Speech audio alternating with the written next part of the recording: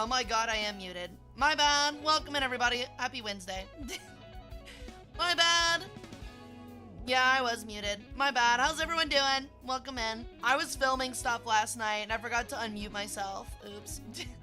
But happy Wednesday! Welcome in for another happy, history stream. Hope you guys are excited. Another general chatting history stream. Happy birthday, Hark. Happy birthday. I will sing happy birthday to you if you'd like. Just let me know. But I hope it's a good one. We've actually got a new segment today. I hope you guys are excited. It'll come towards the end of the regular Just Chatting and just before we do watch our video for this week. But yeah, I hope you guys are excited. It'll actually has to do with your birthday, Hark. So hope you're excited, buddy. But hello, MSG. Hi, Fred. Hey, Rage. Hey, Hark. I think I already said hi, Hark. But hi, Gear. Hope you guys are having a great Wednesday. Week's halfway over, so, you're getting close to finally, getting past the dog shit week. Yo, what's up? Ilo Veadaru? Am I saying that right? I'm sorry. I have small brain. My brain is small and smooth, but welcome in. How you doing? Wait, I know who you are. I see you on Twitter. I know who you are. Yes. No chair, please. Ow, okay. That's toxic. But welcome in. Hi, Thomazar. Celebrating the big 25. Let's go. Small brain like Predator Bird. I am Predator Bird. But I'm doing good, thank you for asking. Getting prepped for Christmas next week. Hope you guys are excited about that. Just kind of vibing. Let's go. Crimmy time? What is a crimmy? But Hark, I don't know if you heard me, but I'll sing happy birthday for you today if you'd like. Just let me know, okay? But yeah, we got a lot to talk about today. Ow. What is Lay Burp doing now? Hey, BF110, welcome back. We're doing our weekly history stream today. It's Christmas. I'm so excited about this information. True, I'm totally not upset with the fact that this year's almost over and it feels like it just started yesterday. You can if you want. I don't mind. Well, I'm not going to do it if you don't want it. I'm offering it to you. Take your gift or leave it. Christmas time without S or T's. Crimis? Crimis? Oh, crimmy. Wait, no, it'd be crima. You forgot about the A. It'd be crima. Give it to me then. Alright. Happy birthday to you.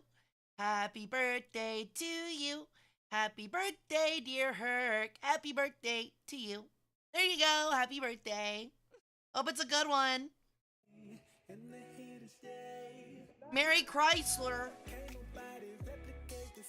Are you I feel like you're close. You're welcome.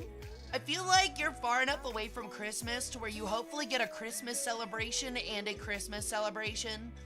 Because I used to have a friend whose birthday was New Year's Day.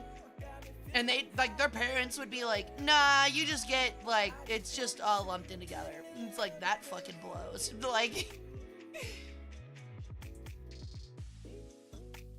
You don't get to double up on presents.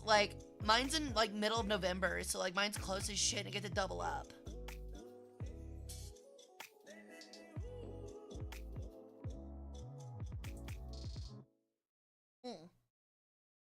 Cute. I think I am cute. Thank you.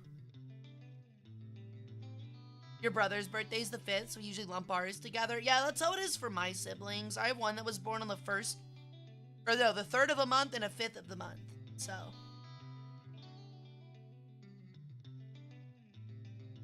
Since I'm a November baby, it really is the best time to be a child. Is November. That is the peak time to get born. She's a cute dumpling. Don't call me that. But thank you for the pets.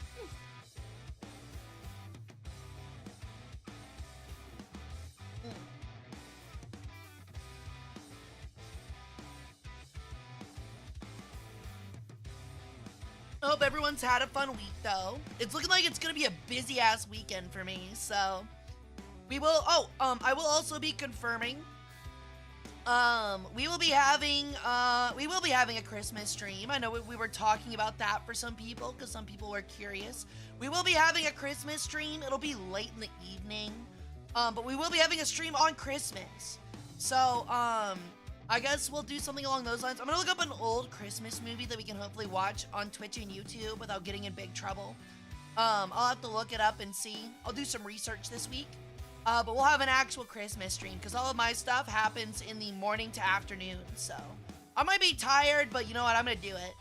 I know some people don't have, like, people to celebrate Christmas with, so I'll celebrate it with you guys. All of my siblings were born in September and February, but I was born in July, so I'm the odd one out. There you go. Oh, Tinks, you're welcome. I think we're gonna have fun, though. I don't know. Hold on. I'm actually gonna look that up real quick. I wonder what copyright-free Christmas movies.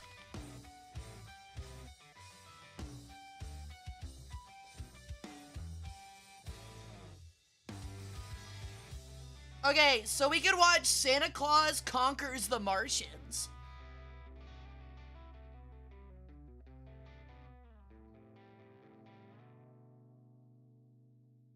Wow, that is a crazy name for a movie. A US film that is widely considered to be one of the worst movies ever made. Alright, I know what we're watching on Christmas. We will be watching that on Christmas, so get excited for Santa Claus Conquers the Martians. It looks like it's from, like, the 50s, and it's apparently one of the worst films ever put to cinema, so I'm really excited now.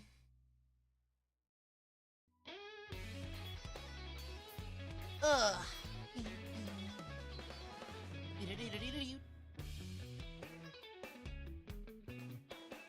Along with Christmas gifts, I get to see chat's brains melt. Let's go. It's gonna be so much fun.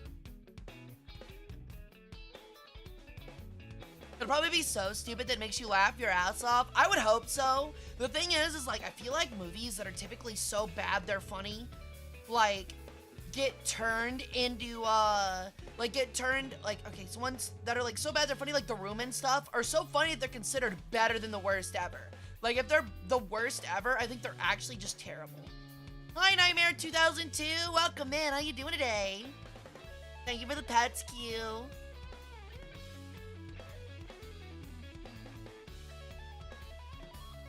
But yeah, we'll be doing our regular history stream today, so if you guys are excited. I want to talk, though.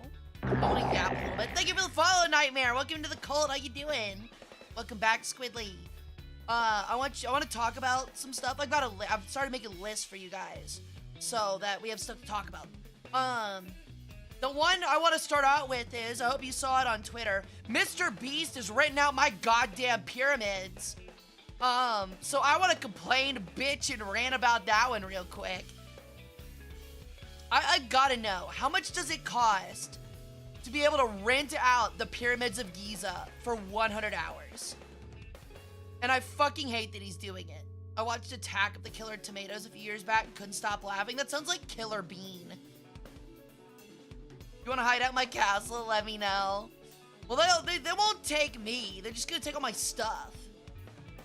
How much did he pay off Cairo to use it? Like, actually, there's gotta be protections. Like, there's no way you can climb on the actual pyramids.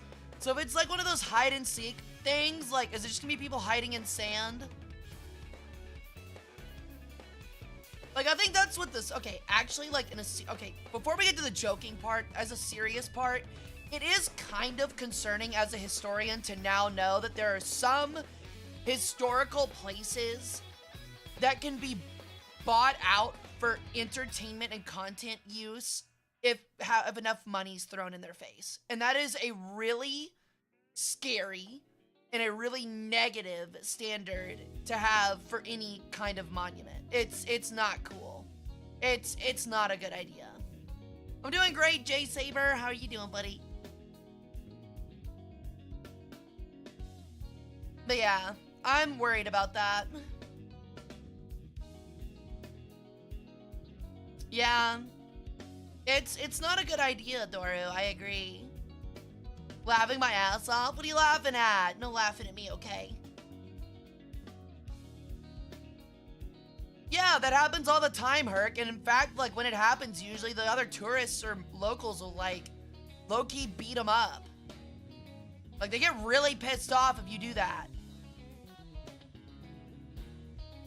Either he did pee off the government, which is insane, or his paperwork's not good, which is extremely bad. His paperwork has to be good. He wouldn't have announced, if he would have announced it like this, he would have already been, like, in trouble for it. Oh, because Fortnite added the skibbity toilet. Yeah, we'll be getting to that later. Don't worry, that's one of my chat topics, too. But I would like to say, real quick, I would like to add to this conversation. Upon my namesake Ra, my namesake Horus, and the god of creation Atum, I curse James Stephen Donaldson with the most powerful spell in my arsenal. That is a little bit of sand in every bite of food he eats from now on. So yeah. Be cursed, Mr. Beast! You got scared for a second, really? Mr. Beast legit pays people to participate in torture. I mean, to be fair, I do the same thing. Based, honestly. Based, I'd do it. Oh, they're gonna say sandpaper for toilet paper? Nah, that's too easy. Let it be so. Let it. Wanna hear it? Yeah, sure, I'll hear a curse. Whoa, bird beat upon ye. True. Whoa, sand be upon your meal. I'm like Salt Bae, but I'm like sprinkling like sand from the dirtiest South Carolinian beach you've ever seen.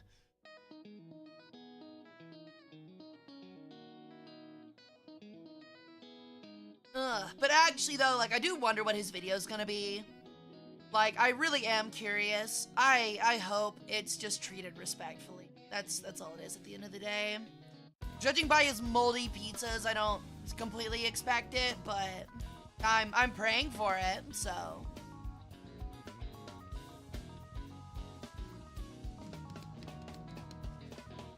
May the fleas of 1,000 camels find his private places, and may his arms be too short to reach. Interesting. May the sand never leave your socks and your pockets always be gritty. I'm always gritty. Gritty in. Sorry. Yeah, it might just be a mock-up, but like, I doubt it's a mock-up, like seriously. North America used to have camels? There's no way North America used to have camels. Like when? Like dinosaur times? There's no way. Because North America had horses. Wait, no, never mind, I got that wrong. That came from the Iberian Plains. But yeah, I'm pretty sure we never had camels. I'm pretty sure the Mojave, like, never still has camels. You can buy them at a gas station. Oh, ha, very funny. Oh, very funny. Cigarettes. That's caribou. In a way, I guess.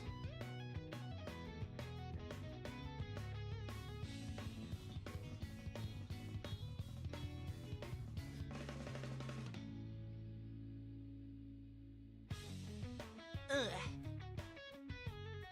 But yeah, I don't know how I feel about it.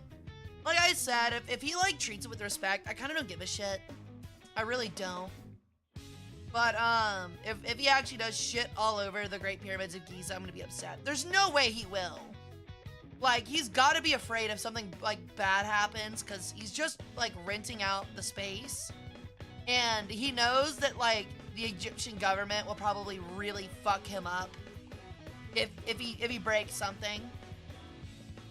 Cigarettes unfiltered. Grandma from SpongeBob voice, true. 500 cigarettes. How large is the space? I need to know. It's a lot of space. Like, I think for all three pyramids, it's gotta be at least like 10, 50. It's gotta be like 50 acres or some shit. Called Camelops? Alright. No, I don't believe it. This is too fantasy. This is too fictional. A dumb name like Camelops? What's next? Cantaloupes? Like what? You can tell me that's a thing? Yeah, no, these are fictional made up names, dude. I don't believe this shit. Camelops. Too close to fucking Camelot, honestly. What do they wear? Little, like, nice, like, night costumes? And eat some mythical melon called a cantaloupe? Oh my god. You guys are nerds. You're goofy. You're all too goofy. Too close to camel toes? Okay, Yariko. Okay, dude. What the fuck? What the fuck, dude? What's next? Babylon? Hey! Babylon was very real and we all hate it. Hello, Mr. Panzerkampfwagen, Mouse Battalion, Africa Corps. How's it in? What's up?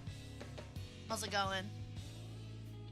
Who's the nerd? Us or the streamer who loves Pokemon cards? Well, Pokemon cards are cool, so it's definitely you. Yo, pizza! What toppings you get? I want pizza. You laughed. Mission accomplished. Shut up.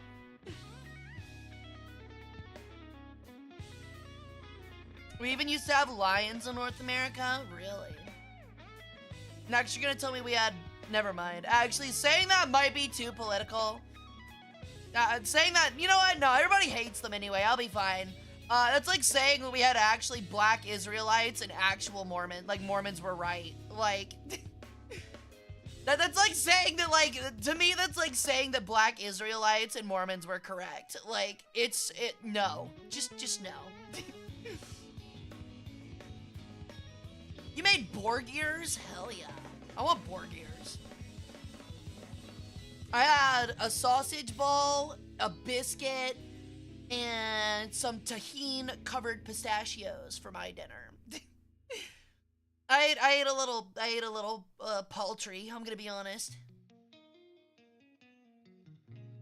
Dude, the tahine, I don't know if you've had the tahine pistachios, Yariko. Those fuck. Hello, Taken Regent. Welcome in. How you doing? What song's playing, by the way? I'm not sure. This is a mix of Chon, the band Chon. If you never checked them out, there's some cool California surfer dudes that, like, are, frankly, way too amazing at guitar for their own good. So check them out on Spotify. This one's called Fluffy. My favorite by them so far has been Ghost, though. I've had tahini in pretty much everything, even in beer. Okay, I mean, who doesn't like a little bit of, like, chili and lime, though? Like, honestly, I should be putting tahini in my Pacificos, frankly. What kind of sauce you got, Gear Graphic? Honestly, whenever I get, like, chicken strips, I go get the, like, B-Dubs buffalo sauce, because it's, like, the only buffalo sauce I've ever had that, like, actually is close to the, like, the real thing. Pretty good. It's hot, too. Michelada? Shit's so good during a hot summer day. Sounds like it, honestly. Ugh. Alright. Now that we're on the topic of Mr. Beast buying out all the pyramids, though, do you think he'll actually try any Egyptian food? And if so, what do you think would be his favorite? I hope he likes hawashi. I don't know. Dude seems like he likes burgers. So. Honey mustard mixed with barbecue sauce. Honestly, that sounds really close, Gear Graphic, to Carolina Gold barbecue sauce. I don't know if you've had that. That stuff's amazing. Michelada. Oh, okay. A&W has underrated chicken strips. I don't think I have an A&W around here. I got a lot of mom and pop wing places, so that's usually where I go for, like, chicken strips and food. It's pita. It's pita gear. They do pita.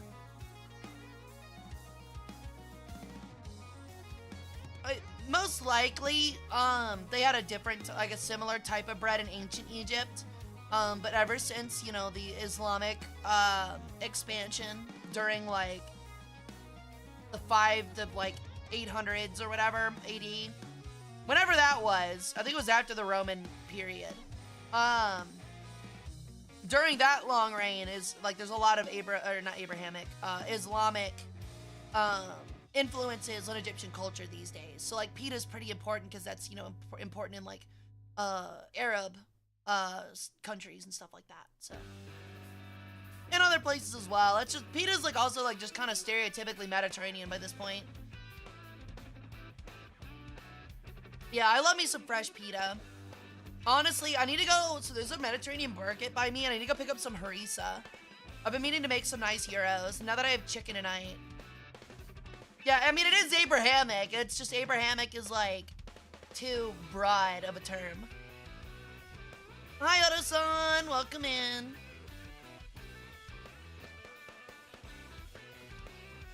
Yeah, I'm not gonna lie. I think we talked about this last time, but in DC for the first time, I had kava. I don't know if you guys have ever had kava, C-A-V-A. It's like a Chipotle, but it's like Mediterranean, like Greek food. Oh my god, it's so fucking good, dude. It's so fucking good. So I gotta try my best to recreate what I had there, which was like a steak gyro with like pickled onions, harissa, a little bit of hummus, and a bunch of other stuff. Like they had like arugula and spinach in it. It was really fucking good. I'm really happy that I didn't ask for the pickles though. They usually put pickles on it, and I was like, I'll have no pickles, please. That sounds gross.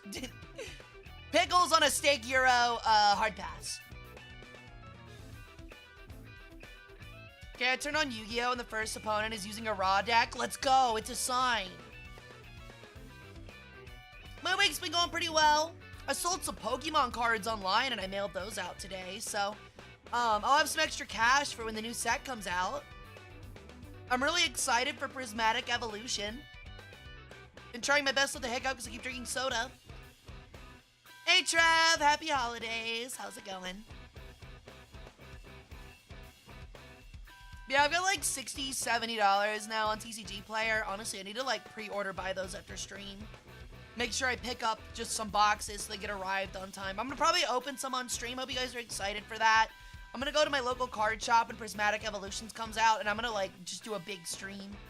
I also was going to start signing the Dakimakras today. I pulled them down and opened them up and everything. But I realized I want to do a stream, like a signing stream. So I'll probably do those when we get closer to actually needing the when the merch starts getting shipped. I've not tried out a Wario. What is it, Q? I've never heard of it.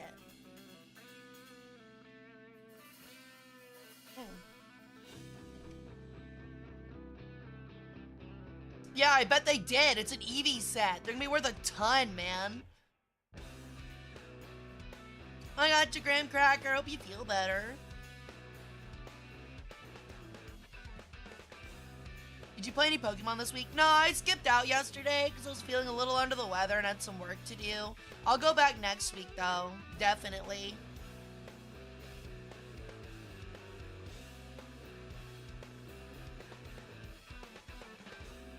But, yeah, I'm really excited for it. I'm hoping I get the special art Ceruledge out of the new set. It's really neat.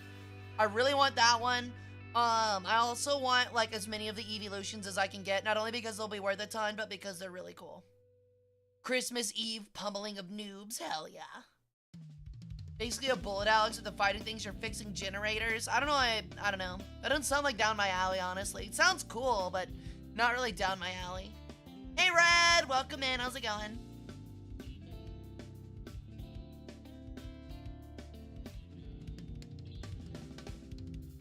Did you officially name the goat plushie from DC? It's a gargoyle! And no, I haven't yet. I think we're gonna go with Gargamella, and I'm just gonna name her Mella for short. I think I like that. I've been cuddling her, though. She's very soft. I love her. I also hope you guys are excited with the new War Thunder update that came out on Monday. If we got any War Thunder lovers in chat today. We're gonna be streaming that on Friday. I'm really excited for it. I went ahead and asked for like my 2 things for this week, and I got us the Japanese Alpha.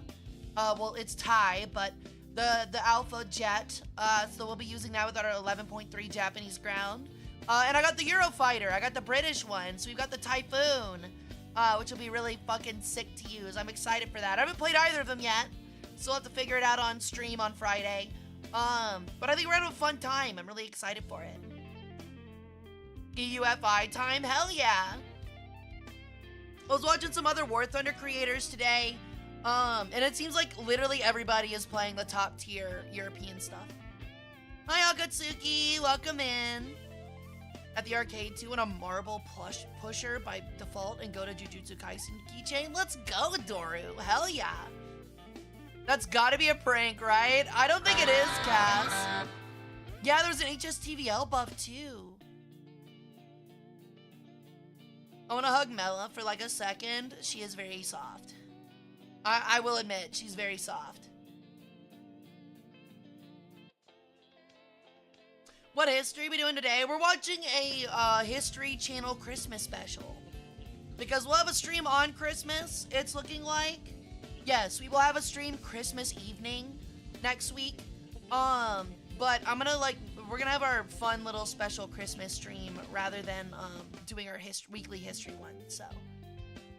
We're gonna do the same thing as we did with Thanksgiving. It's gonna be a really shitty history, Christmas documentary. So, it's gonna be funny. We're gonna be able to make a lot of fun of it. I'm wondering if they're gonna pull out the 4,500 calories a day metric again. The tech didn't even deny that it was a win. Let's go. Honestly, I love that kind of stuff. We've started getting at malls or in my city, we've started getting those cool Japanese crane games with some really cute stuff in them. And I was so pissed off because they accept debit card, but because they're based out of Japan, my card declined it after getting 3 or 4 tokens for $1 a piece. So I couldn't do it again. And I got so close to getting some cute stuff out of the claw machines. I was so upset. It was that thing where it would pick it up, get it to the top, move it an inch, and it would barely fall out.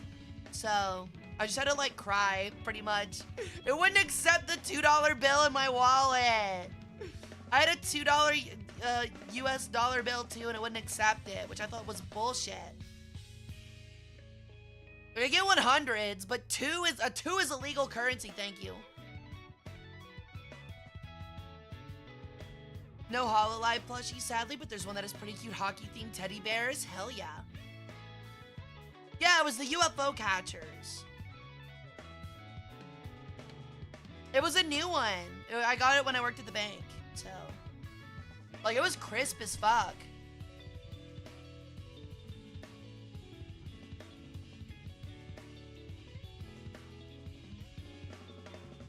Yeah. Teddy bears wearing NHL jerseys. I feel like I see a lot of those with different sports.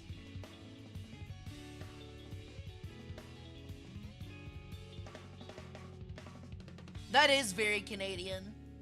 I feel like the only thing you can get more Canadian than that is like Hawaiian pizza, a stuffed Hawaiian pizza or poutine, honestly. Should look up history of the $2 bill. It's interesting. I'll be sure to check it out.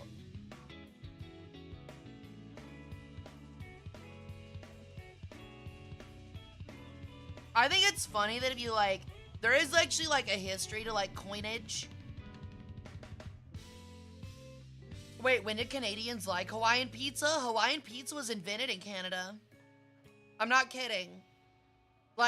Hawaiian pizza has pineapple and Canadian bacon on it, but it is not Hawaiian. It is Canadian. I'm not kidding. That's not a joke. Canada literally invented a pizza with pineapple and Canadian bacon on it and said, oh, look, it's Hawaiian because it's got pineapple on it. Yeah, it was by a Greek man, yeah. Pretty crazy. A bunch of Naruto chibis. That makes sense. It is one of the big 3. I could honestly, okay, hold on. I know we're gonna have this debate again, the time on, the immortal debate, but honestly, pineapple belongs on pizza only if it's Hawaiian pizza. I like Hawaiian pizza. I don't hate it. You gotta have a really savory sauce though for it to work. I also really like Canadian bacon, so. It's only called Hawaiian because that was the name of the can of pineapple? Really? Cod fish on pizza? Like a fish and chips pizza? Okay, I'd try that. I would be degenerate enough to try a fish and chips pizza. Give me some fried cod nuggets and some potato slices on it, like some French fries on it. I'd eat it. I'd eat it. I'd even put some malt vinegar and lemon juice on it. I'd try it. You can hate me for the idea, but I'd try it. How's it going, Tim Allen? Don't call me that. I only like pineapple on pizza because it helps get rid of greasiness. Really?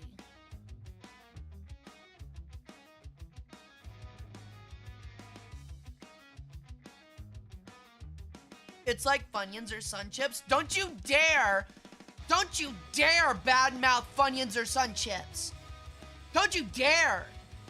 Those things are amazing. I'm not kidding. Funyuns are like my favorite, honestly. And like Sun Chips, the tomato basil, those fuck. Those are so good. Cheese pears with pineapple too. I prefer Korean barbecue with pineapple. I just don't buy them. I do. So like the thing is, like, it's not a road trip for me with my mother unless my mother buys a giant fuck off bag of Funyuns. Or boiled peanuts. And I would much prefer that she buys the Funyuns than the boiled fucking peanuts. You ever seen what boiled peanuts look like? It looks like Sasquatch, like sweaty, like Sasquatch testicles. It's disgusting. It's nasty. It's these little brown orbs covered in like long ass hairs, like in warm water. It's disgusting. Some Hawkins cheesies. You'll be singing "Oh Canada" in a minute. I would never. Okay, the tomato basil Sun Chips are not an acquired taste. I get the regular flavors, but the tomato basil ones are amazing.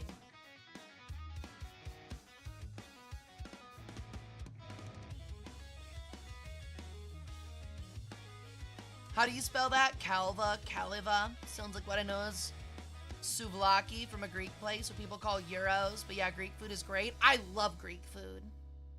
I just wish we had a good Greek restaurant. All the ones here have kind of closed besides a Tzatziki's. And if you've ever been to a Tzatziki's, that's not great Greek food. It's like if a white kid and his like college friend in a food truck made gyros. That's what Tzatziki's is. It's a bunch of people that have never heard of harissa.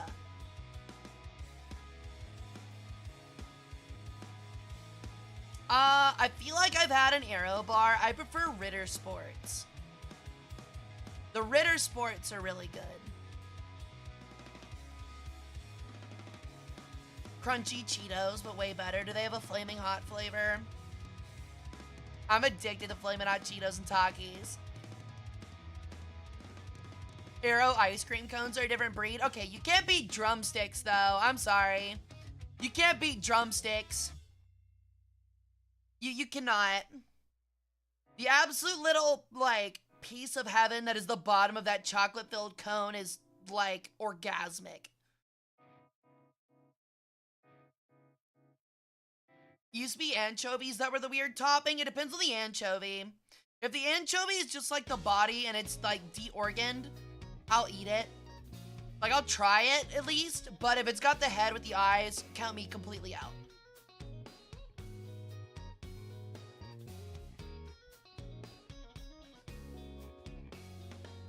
That sounds about right, Trev. Banana on pizza does not belong. Go fuck yourself. I watched the Super Mega, like, the Super Mega cast this week. I know they were talking about making something called a Polynesian sub, which is just a meatball sub with bananas and pickles on it. No. Coffee crisps? I don't think I've ever had coffee crisps, but I have had chocolate espresso beans, which are pretty good. I made the mistake earlier. I actually have some, but I made the mistake of,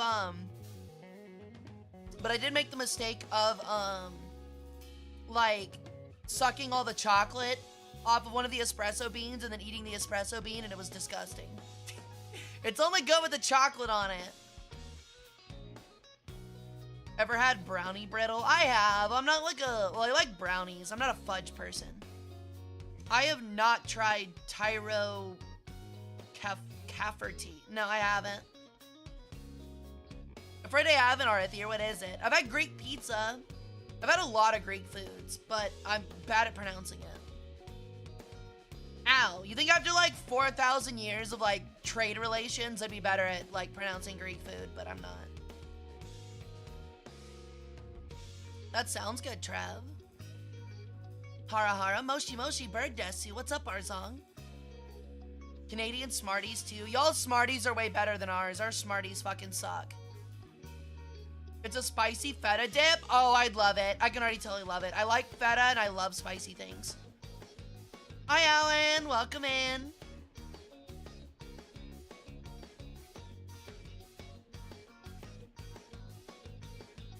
We call your Smarties rockets here. Yeah, they're pretty ass. They're pretty ass. Our sweet tarts are like, I think, what y'all's Smarties are.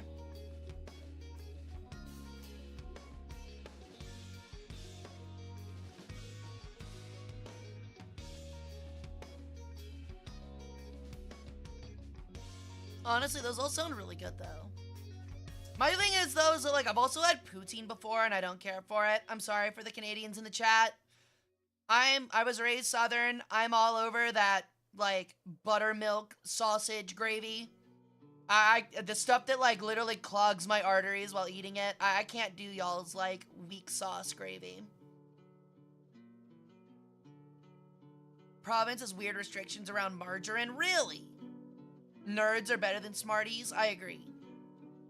Those nerd gummy clusters, fuck. How's it going? It's going good, Thomas. How you doing, buddy?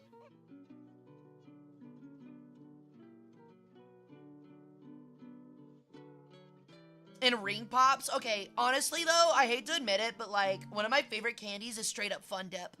I know, I'm a fucking toddler. I'm a fucking toddler that's stuck in the early 2000s. I love Fun Dip and Pop Rocks. But they're just too good, man. You know, it's good when you can feel your blood coagulating. Actually, though. The thing that, like, makes me laugh is that, like, I watched this video on YouTube a couple weeks ago, and it was these little British school children who were, like, fucking, like, 12, like, 8 to 12. And they brought them into their school library and fixed them, like, a home-style, home-cooked Southern breakfast. And we're putting it out on plates in front of them, like this whole full Southern breakfast. I'm talking like sloppy hash browns, biscuits and gravy, breakfast sausage patties, bacon, like fried eggs, like Southern fried eggs, and like sweet tea, and put it out in front of them. And the kids, like each time, the kids would sit down and go, "Oh my God, this looks disgusting," especially to like the gravy, especially to the biscuits and gravy. And they were like, "This is disgusting. Yeah, this looks gross." And then they'd eat it and they're like, "Can I have more?" Like literally all of them were like, can I please have more? This is incredible. Like all of the little British kids were like, "Oh good heavens. Oh good heavens. Oh my stars and garters. I do say this is quite scrumptious." Like that's how they spoke too. It was kind of crazy. But I was like, yeah. Have a breakfast that's nothing but a salt bomb and like that's nothing but a salt bomb, carbohydrates and fats. That's the life I live every day. That is true, Suki. But for real, biscuits and gravy can sometimes be a bit bland. If you're having dog shit gravy, if you're actually having homemade actual sausage white gravy, it is the opposite of bland.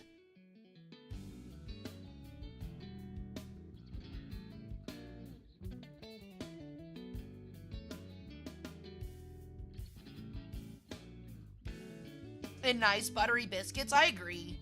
Like, I hate to admit it, but like Popeyes actually has some of the best biscuits I've ever had. They're they're literally, like, I kid you not, at the back of that Popeyes, they like microwave the biscuit or whatever, and then they undoubtedly have like a bowl of melted butter, and they drop those bitches in the melted butter and probably like let them marinate, pull them out, put them under a heat lamp for like 3 hours, and they're amazing. It's incredible that a biscuit inlaid with so much fucking dried butter is so fucking dry. Like, it's kind of incredible. Should Kashmir separate from India or not? I don't know, and I kind of don't give a shit. I'm gonna be honest. No clue, don't care. Why are you asking me, bro? I mean, I could squirt it in my mouth for $20. Yeah, I could. So what? Oh, the chicken from there. They've got an amazing chicken sandwich. I haven't been in forever. Eversweet brand margarine is overrated. Really? I don't really eat margarine, if I'm being honest. British people can't say nothing when they have beans on toast for breakfast. I agree. I will admit, though, the American equivalent is just a like, Southern equivalent is just, like, a fried egg on toast, and that shit fucks. Like, with a little bit of a runny yolk. Ugh. So good. A dash of salt, dash of pepper, dash of paprika. Is cashmere not just a type of cloth or whatever? No, cashmere is indeed like a type of fabric, but it is from the Kashmir region in India. You're a historian, VTuber? Not on fucking India. That's also, like, not history. That's geopolitics.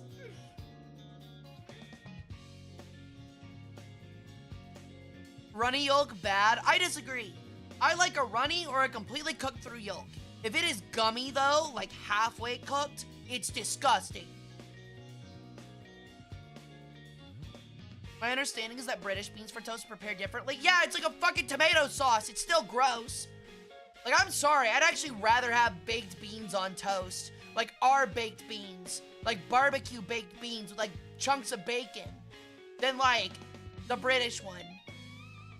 Also, I'm sorry, who just eats halves of, like, straight up, like, grilled tomato? Like, that is the blandest thing I've ever heard of.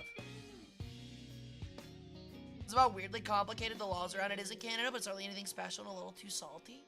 Yo, thank you for the follow, Sailor Man. Welcome to the cult. How you doing? Now I want baked beans on Texas toast. Exactly. Like a thick cut of actual Texas toast with some butter, with some baked beans and chunks of bacon, that's not bad. There's no way that's bad. At that point, what's the point of cooking the egg if you're just gonna have a runny middle egg? Miss me with that, but fried egg flats hit me. Because, Dazed, it's the same way you make a carbonara. The reason you want the yolks to be runny is because it mixes with whatever you're mixing it with, which adds flavor and a texture. So, like, in this sense, you want a runny yolk because it mixes in with the bread and the bread soaks it up and it makes a unique flavor and consistency. That's why. If you're just having, like, normal eggs, though, like a fried egg, I don't get the runny yolk either. Ow.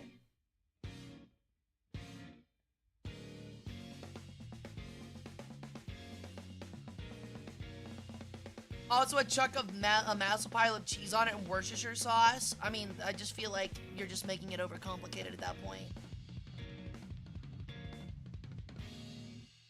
So, like, essentially, you're just telling me you have a grilled cheese with beans, is like what you're telling me. Like, that just sounds like a grilled cheese with beans at that point. It could be made bad, but I refuse to believe that Hormel makes food. I wouldn't know. I dip my toast in the egg yolk? Exactly. I usually, like, actually have my egg over the toast, and then when I cut it, the yolk spills out onto the toast, and I just eat it in the same bite. Like, I cut them both at the same time and pick them up with the fork at the same time. You run risk of getting sick of that when you're doing your American eggs, don't you? No, because the thing is like, as long as the whites, so, like, you have to get it to a certain heat, Dazed, and as long as the whites are completely cooked through, you're fine. Your yolks do not have to be completely cooked through. Have you ever had a bacon grilled cheese? I have not, but what I did have is I made a shredded beer cheese grilled cheese mixed with Lao Ma, like fried chili crisp. Oh my god, it was so good. Hi, Heller. I kind of want to get some actual Texas toast, though. Texas toast just hits different.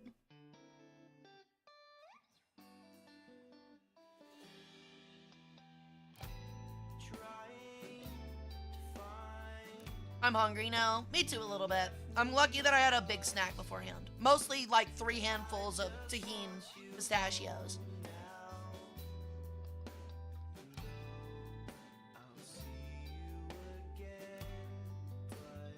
Worshipper cookout win. That would be a lot of fun. I was actually thinking about it, like, what if we had like a VTuber like cook-off contest? Obviously people can't taste it, but it's like kind of based on presentation. 160-degree internal temperatures. What do you think of, Hara? Thank you, Arathier. I don't know how you test that though. One thing you can try cooking are bear rocks, basically like a dumpling, but the filling is hamburger, fried almost burped in the mic. Cabbage and carrots and sauce and dough. That sounds amazing. It kind of reminds me of like a beef Wellington, but instead of it being in like bread, it's in a dumpling, like a bao bun. That sounds really good. Like, one of the things I really want actually to try is a chopped cheese, which like is not hard to make. I just haven't really gotten around to it. If you don't know what it is, it's like a fuck ton of cheddar and American cheese mixed in with like just like ground up regular hamburgers, seasoned like how you would a hamburger. And you just throw that shit in like a toasted Italian loaf. Ugh. Or French bread. Ugh. Sounds amazing. Constipation in a sandwich? Maybe so, but it sounds good. I'd eat it. I put some onions on it too, maybe a little bit of mustard. Has to be Neuro. Does Neuro make really bad food? But the dough's a bitch and time intensive? Yeah, I bet, Dazed. I used to make homemade Detroit-style pizzas all the time, and it was the same problem. I just don't have, like, the ability to, like forecast 6 hours ahead of the time of wanting pizza to make a pizza. Even though it's only, like, 3 ingredients. Like, honestly, I should do that. I've been missing homemade pizzas. Hey, Lorelai, how you doing? And it's been horrible. Yeah, I know who Neuro is. I just didn't realize she did cooking stuff. Sounds funny.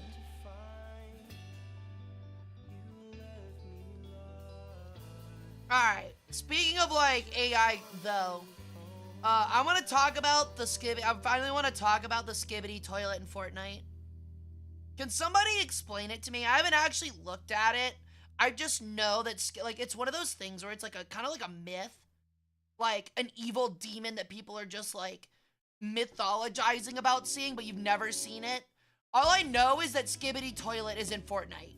That's all I know. I haven't actually seen it. Neuro is funny, I agree.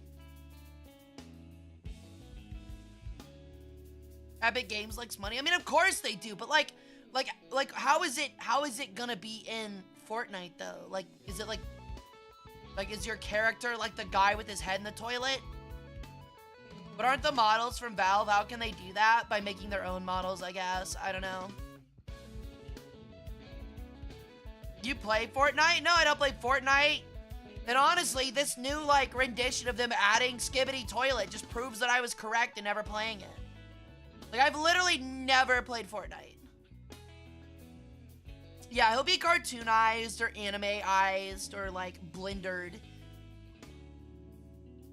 The character head is your character? Oh, okay. Except instead of chemistry, it's AI tech? Pretty much.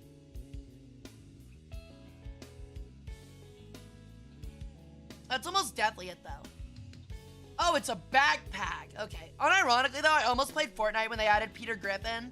Just because it was so fucking stupid, and I just wanted to make Peter Griffin Family Guy jokes while I killed people. I do want to get back into Tarkov, though. I watched Windigoon play Tarkov. Ugh. I miss it. I miss it. I'm not gonna lie. I miss the depression. I miss the pain. I miss the frustration. But I also miss the rubles. I miss my rubles, chat. I miss my rubles. I miss my rubles. I miss my millions of rubles in my gas station.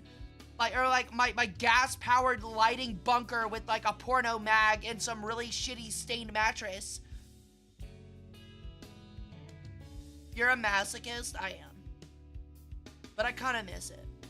I need to try Tarkov. Ow! Eventually. You don't need to try it, Sylvie. No trying it. It's actually kind of like, it's kind of like War Thunder League of Legends, honestly. It's like, I love it, but I fucking hate it. Tarkov is like, unironically, the most unforgiving, brutal game I think I've ever played in my entire life. It's literally like, oh, I got a screen tear. I just lost 1,000,000 rubles. No playing LOL. Not allowed. It is the season of ices, though.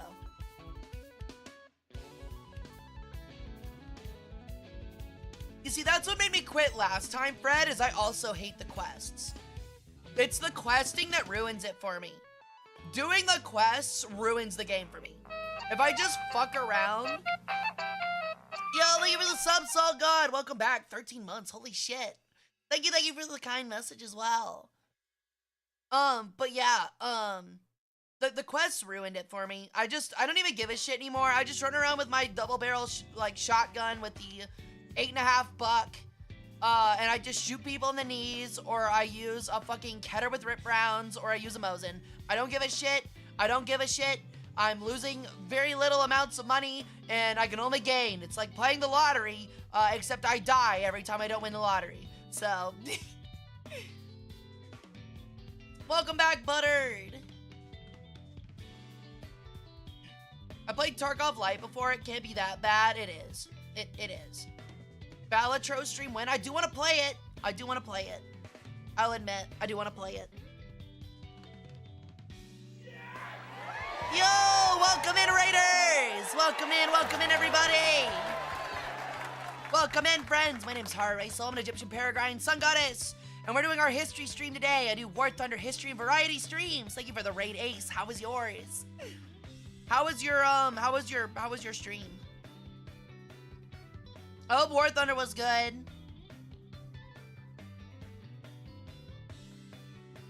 I'm now watching myself. Great.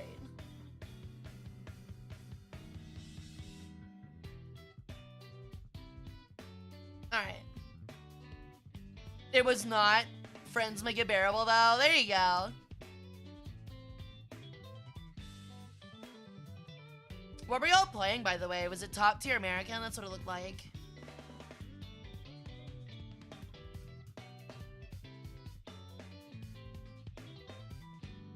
US and France, I gotcha.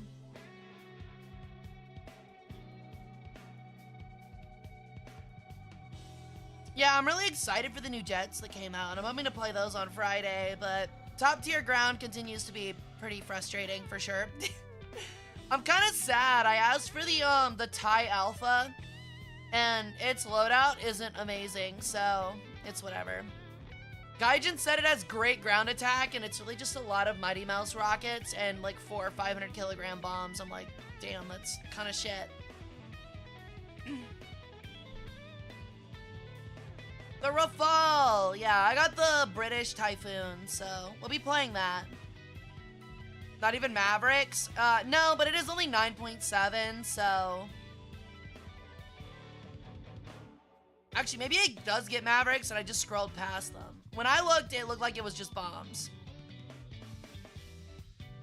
At least you get like AIM 9Ps or something, though, so there's that at least. No. Not the F5, the Alpha. Like the German Alpha. Yeah, the Alpha. Yeah. They fixed the flying under terrain bug. Yeah, they definitely did. Nah, it's good, Ace. I get it. I get the same way after playing War Thunder. Turned on the heater. Apparently I was cold. There you go. Being cold will do that.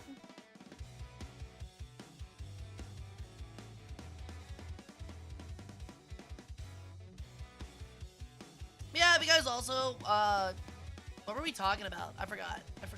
Before War Thunder, what were we talking about? Oh, we were talking about the skibbity toilet Fortnite crap. Alright, moving on from that, you guys see the funny, like, Zenless Zone Zero, like, stuff that was also going around, the controversy around that, too? That was making me laugh my ass off, I'm gonna be honest. Why moving was getting hard? Yeah, that'll probably do it, Lorelai. You get a little stiff. Yeah, Zenless Zone Zero, they came out with a patch to where, like, it's like Genshin now. No, not with the Game Awards. It's like the actual game. They came out with like a patch to where like you can no longer like upskirt characters and like zoom in on their asses.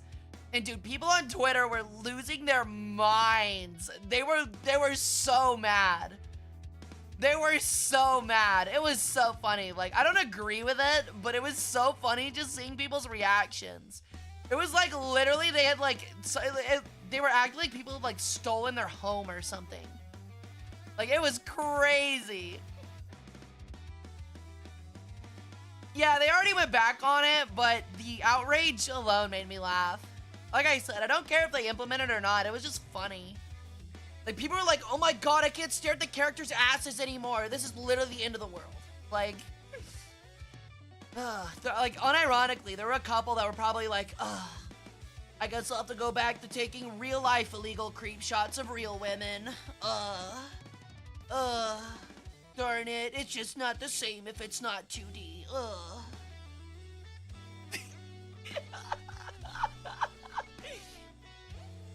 You got Miyabi first try today? Let's go! Nice! Miyabi does look really cool. I'm completely out of stuff since grinding for Caesar though, and I don't know if I'll be back on anytime soon.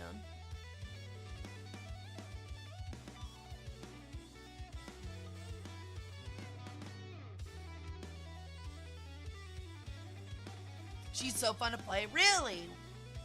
Is there someone she's like similar to?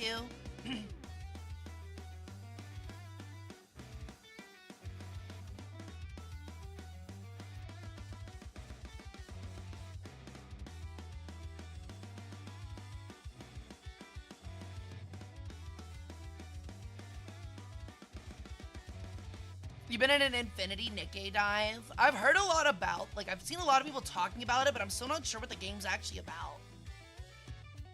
I'm very curious.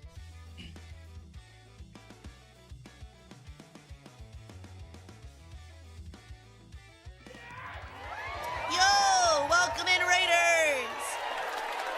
Welcome in, everybody. My name's Hara Rae Sol. I'm an Egyptian Paragrind sun goddess. I do history, variety, and War Thunder streams. Thank you for the raid, Imi Kakira. Welcome in. How was yours? Thank you. Welcome in, friends. Book club raid. Let's go. That is a new character? Oh, no. Not Miyabi. I meant Infinity Nikki. Hi, Kira. Oh, you love my model? Thank you. We worked really hard on it. I'm glad you like it. Stream was fun. Let's go. What were you doing?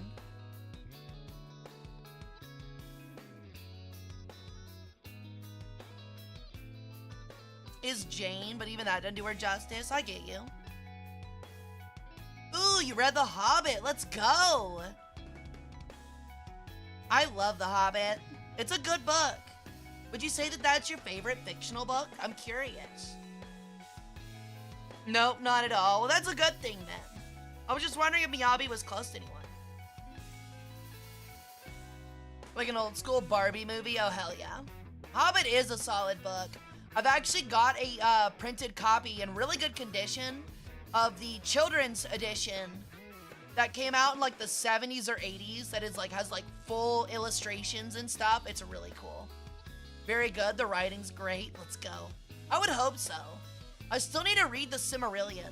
I think that's the only one I haven't read. Your parents have the same edition. It's really cool. Yeah, it's very cute, Kira. It's kind of in that, like, I don't know if you guys have ever seen the old, I think it was the Hobbit movie, or, yeah, it was like the old Hobbit movie from like the 60s or 70s. It's like a similar art style to that one.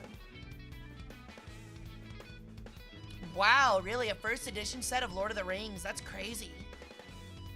Hey, Paranoid Man. It has been a while. Welcome back, buddy. I've been good. How have you been? You love the old Hobbit movie? It's kind of wacky. It's kind of wacky. No, thank you for the follow, Kira. Welcome into the cult. Hell yeah, I'm bad to the bone.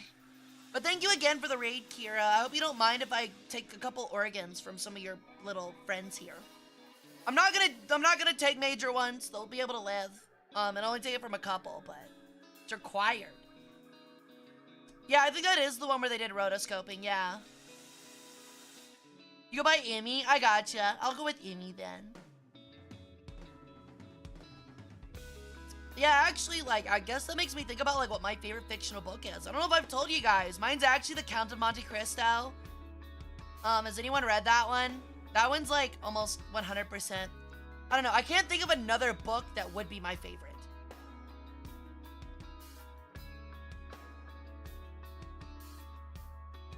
By Alexander Dumas. It's my favorite. It's like, okay, so like, the first time I ever read it was in like 7th grade.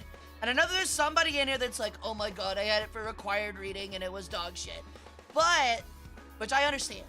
It's very hard to get through the first half because it's very slow. It's got a lot of setup. But the back half of that book is one of the most incredible reads I've ever read in my life.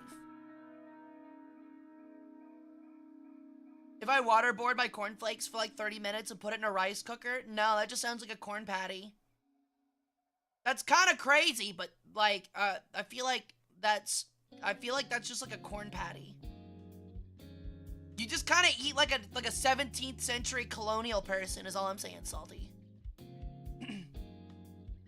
A murder mystery while catching bugs, fishing, playing with animals, and dressing up in cute stuff? That sounds adorable. That does sound like a Barbie game. That chat just flashbanged me. If rice got better with rice cookers, surely it worked on cornflakes. Hey, I can see it. That really just sounds like a cornflake patty, though. I feel like that's stuff I've heard before. I mean, like, okay, it's gotta kind of be like making oatmeal. It's kind of gotta like making oatmeal in a rice cooker. The animals are all cute. Oh, great. But yeah, essentially, Howler, the story of the Count of Monte Cristo, the whole idea is like essentially this rich, well, not rich, this regular seaman, I'm saying it weird, but a guy that works on a boat, is coming home after a long voyage at sea, and he's like on a merchant ship, and like he's with a bunch of his, you know, guy buddies, except for the first mate, who has like a really bitter rivalry with. They get into town, and things happen, and he essentially gets framed for a murder, that he does not commit, right? And he's put in jail, and he's never heard from again. Then, like, 10 years later, this rich guy moves into the same city, and he's this grand, like nobleman, pretty much. He's a lord. He's pretty much. He's very wealthy. And he's like very eloquent and like handsome and suave. And gets the companionship of all of Dante's, who's the main character's name, old friends. He becomes friends with all of them because of his status and wealth and stuff like that.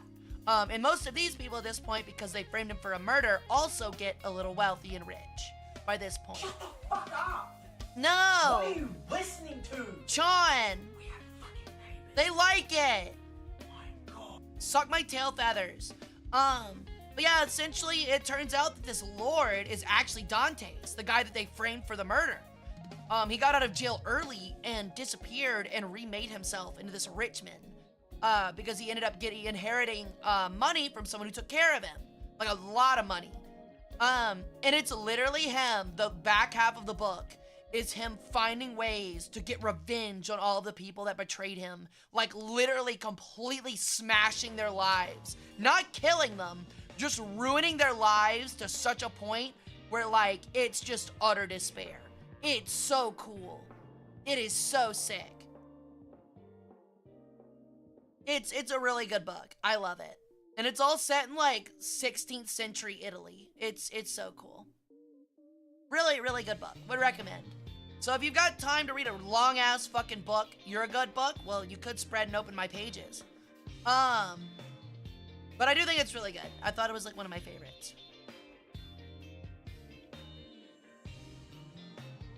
Ugh. But is anybody excited for Witcher 4? I kind of like look at the trailers at it, and I'll admit, I've never played Witcher 3.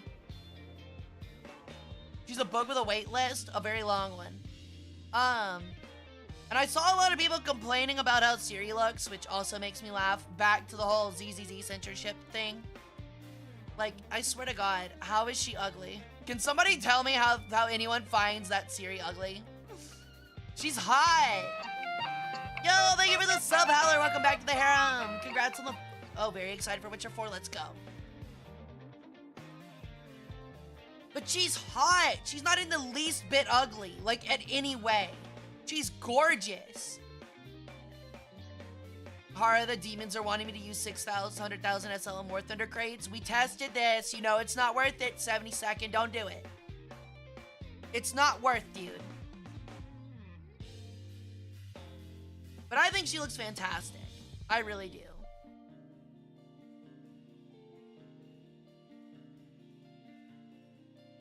Like, she's older, Oda-san. Like, she looks like she's, like, late 30s, maybe.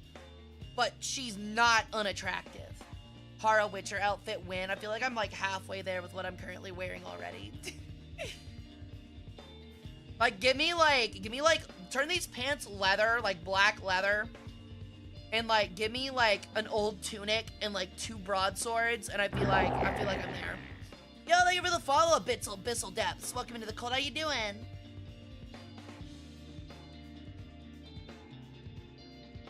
Akami 2 does sound neat.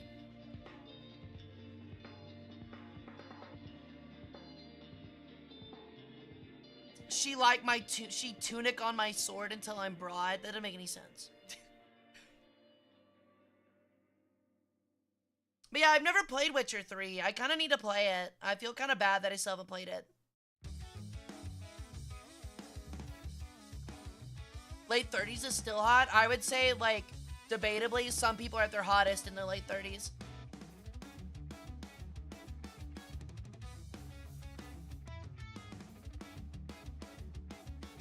Oh, okay, back. I was like, what? Yeah, I do gonna play 4. I know the story of the games and stuff. Especially, I watched the horrible TV show. The first season wasn't bad, but... Hey, Luck, you're at your 3,000s, you're hottest. I'm at my 5,000s.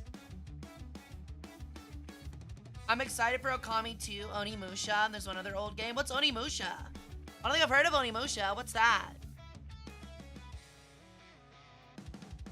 You don't look a day over 3,000? Well, thank you. Back Artie getting the age wrong. SMH my head. High Priest my ass.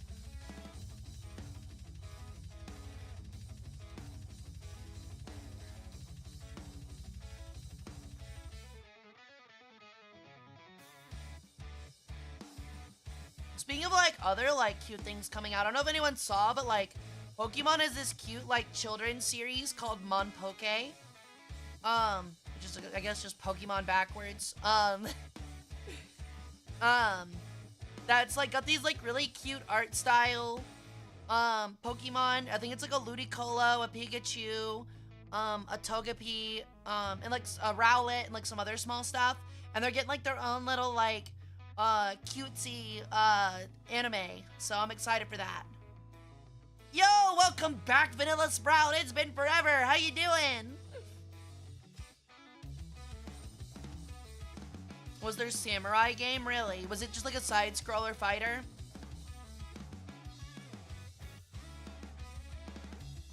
There was a shitty Netflix adaptation a bit ago. That sounds about right. Speaking of adaptations, except this one's not shitty. I think I've been telling you guys, I've been watching the new Ranma 1/2 season. Loving it. I'm in love with it. I think it's still one of my favorites. Is it cookie cutter? Yes. Is it really repetitive? Yes, but I like the dynamic. I've said it before, but Hara's beautiful with an amazing voice, laugh, and personality. Well, thank you. I am a little perfect. No chair, please! No! Ow, fuck you, Brendan.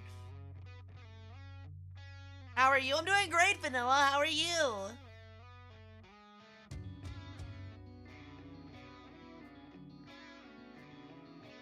Hey, the chair was quick this time. I got it fixed.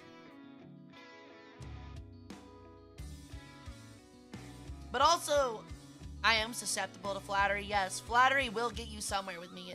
It's true. I'll also add, I don't know if you guys saw, but there was also a funny thing I saw online where, like, apparently Pokemon cards are now being used for money laundering. So I would like to congratulate the Pokemon Company for finally achieving high art with their Pokemon cards, because we all know one requirement to being considered high art is being used for money laundering. Been studying my ass off to pass my senior year with honors. Well, I hope you did good on your exams. Yo, thank you for the sub, Death Heart. Welcome back to the harem. How you doing? Welcome in. You look like Salt because you're so DM fine. I hate it. Thank you, but I hate it. Wait, only recently? Yeah, I guess only recently. But apparently, like, what they're doing is like, they're literally doing what, like, all those jerks do in Yu-Gi-Oh! That aren't money laundering. They're just, like, greedy. Like, they're stock bros. They're buying, like, tons of packs and weighing them for holographics, ripping them open, and then selling them online to get their money back. And apparently it's, like, becoming increasingly common in Japan. And they apparently did it with V-Bucks at some point. I don't know how you do it with V-Bucks, but they did it with V-Bucks. Flork beat them with drug dealers using... Yo! Holy shit! Holy shit! Thank you so much, Death Art, for the 5 gifted! Welcome in, everybody! Thank you so much, Death Heart. Thank you for bringing 5 new people into the harem. I would also like to let people on YouTube know we finally hit a YouTube partner. I don't think we really properly celebrated it on stream, but I'm so happy we did it. I think we hit it on Tuesday, yesterday actually. So we're officially a YouTube partner, which means you can now get memberships. You can also do super chats if you want. It's not really required. Super chats. I like it when chat runs a train on me. I hate you. But yeah, so if you're on YouTube and you want to do that, you're more than welcome to. I still have not fixed the Discord membership thing, giving you access to the harem chat, but I will get it fixed. So if you're interested in that, that is now an option. Scalping's common for TCGs. It is common, but it's not usually used for money laundering, Vanilla. Waifu milk is a great name. What the fuck are you talking about? I don't make milk. I'm a bird. These are useless. They're just for attracting mates.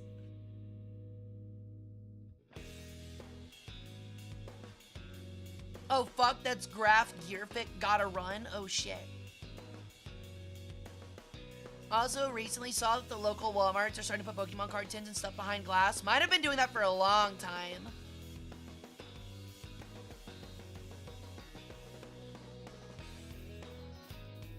Lies, very useful. Don't let her fool you. I'm not fooling. I'm a bird. Birds don't make milk. It's true. It's basic biology. I'm not a mammal. Besides, you really shouldn't want milk from me. There's a bad case of bird flu going around, and let's be honest, I could transmit it.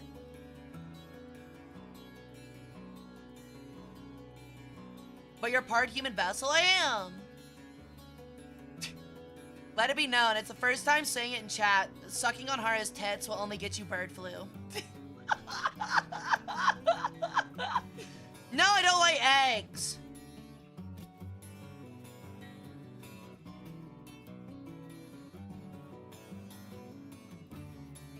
You say that it's stuff like what Yu-Gi-Oh's been going on, but let's be real, not even Kaiba's that greedy. Yes, he is.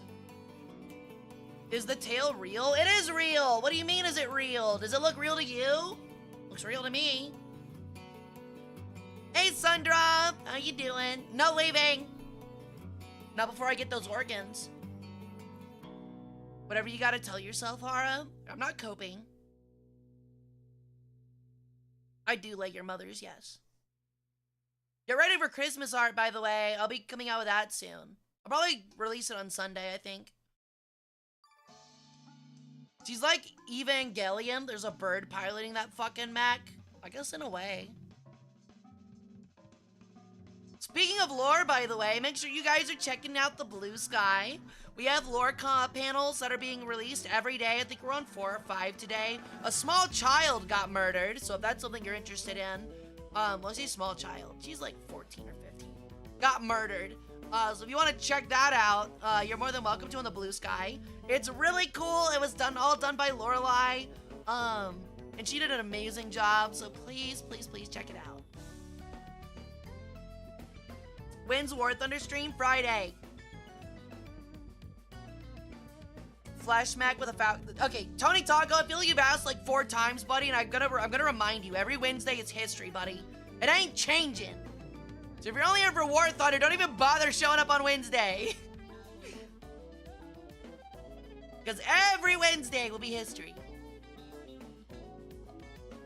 A small child that apparently looks like me, according to Oda-san, in a way. Oh, my bad. I thought you that's my bad. I was just messing around with you, but I thought you asked last stream. I've had somebody ask, like, once in the past, like, 3 streams, I swear to God, and I thought it was you, so my bad. I'm just like, yes! It's on Friday! They're always on Fridays and Saturdays. I've asked for teammates. Oh.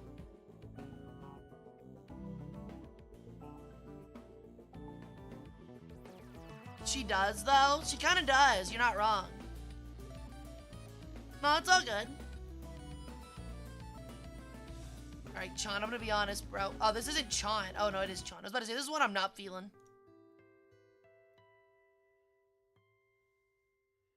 But honestly, though, I am a little bit scared about the bird flu stuff. I know we're joking about it, but this eerily... Yo, thank you for the sub! I'm sorry, what?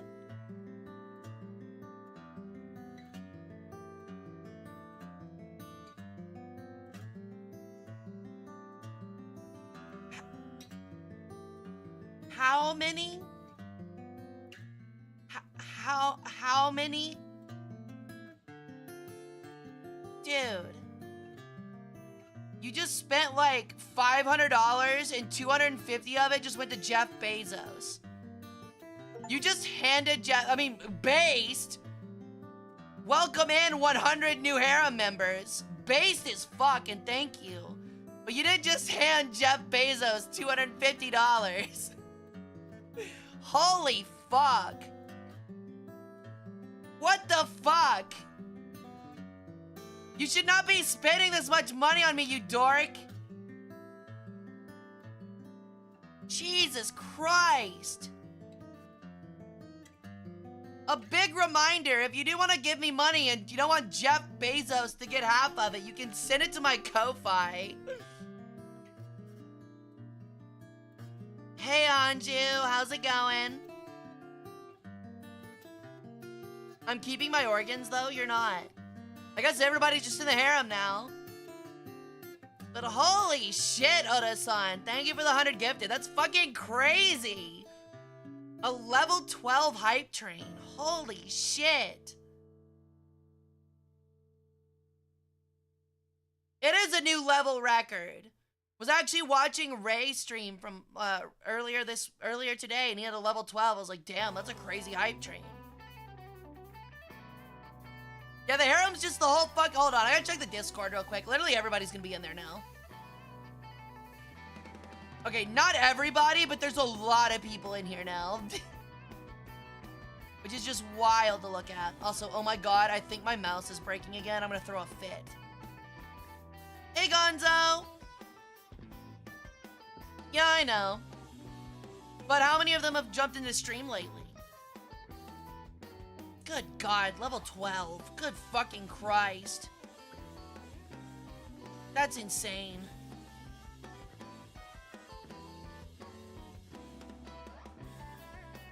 Just, my god.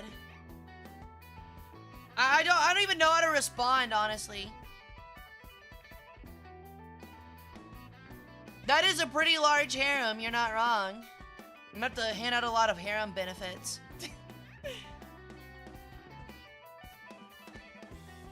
I left for 5 minutes. Odo-san gifted 100 subs, because they're psycho.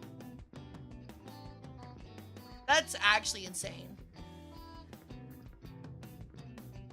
Like, that's the most amount of subs I've ever been gifted ever. I don't know why you do that, but truly, thank you, Oda-san. That's fucking insane. They are indeed Mansa Musa.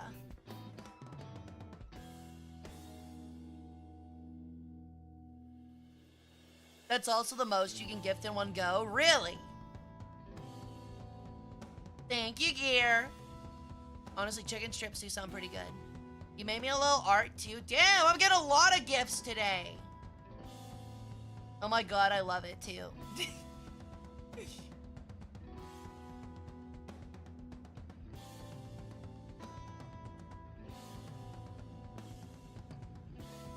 Ko-Fi doesn't even drop an alert. Well, it does. I just turned it off because it was in the way. But I can redo it if you want me to. If you're doing it because you want an alert, or you're not doing it because you want an alert, I will put it up if you want me to. It also drops it in chat, so. Hara, if that Zoid was on your throne from the other day, I would have gotten you that Zoid. Oh. Please don't buy me a $300 Zoid. Just get the cheaper ones. There's like 6 on there for like $30. Get those. Good lord. What do you mean I didn't sin anything?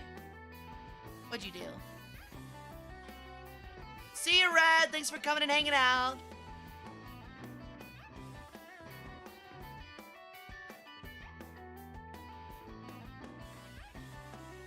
Alright.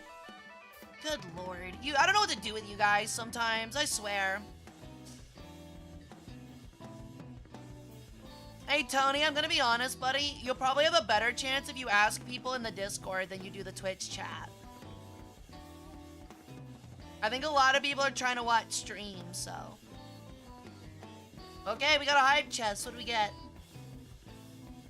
Oh, cool. We got a burning reindeer emote. Let's go. That fits.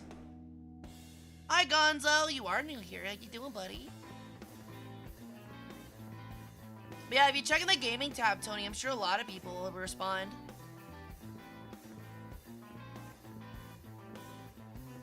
That one is a mood. It really is. This honestly feels very applicable to chat. Thank you for the pets, Gear.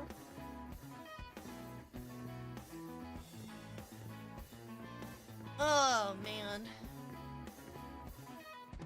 But yeah, we'll be starting in a couple minutes. I hope you guys, we'll probably wait like another 15 minutes. But I have a new segment for you guys we're gonna do every Wednesday that I think would be a fun time to do, fun thing to do. So if you guys are excited for it, I worked kind of hard on it. I didn't work a long time on it, but I did work kind of hard on it. Not sure what I'm doing at the moment, staring at a really pretty sun goddess. Pretty burb is pretty and deserves all the love. Thank you. I do deserve it. Give me all of it, including your heart. Your actual heart. Yo, Gritty Goose! I love it. You have it already? Take it. I want another! Grow another one. Need the heart for Anubis? I'll give it to him when you pass. Just let me hold on to it.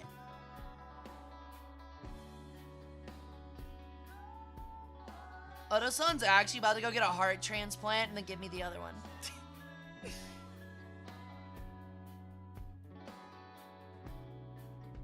Hara would definitely give you a hug while ripping your heart out at the same time. Only if it seems like you're gonna die soon. Hiya, Jidoru. Thank you for the lurk. Thank you for coming and hanging out. You want it in a jar or dirt or in a chest like Pirate's Dead Man's chest? No, I don't want any dirt on it. Yeah, Ko-Fi takes 0% off one-off donations. That's what's nice about it.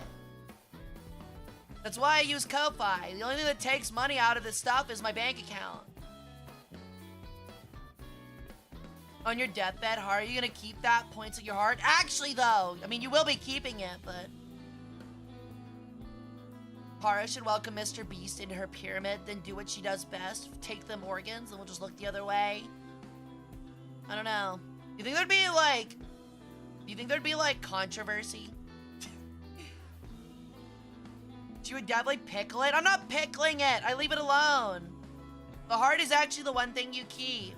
Well, no, you don't keep your brain. I blend that. I shove your brain in a food processor, essentially. Imagine, like, being my controversy actually being that I'm stealing organs from other creators.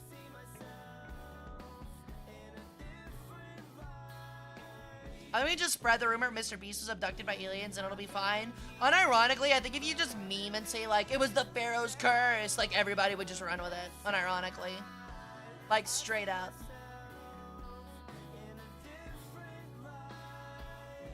Like, anyone here has a brain to begin with? Look, you all have one. It's just not used often.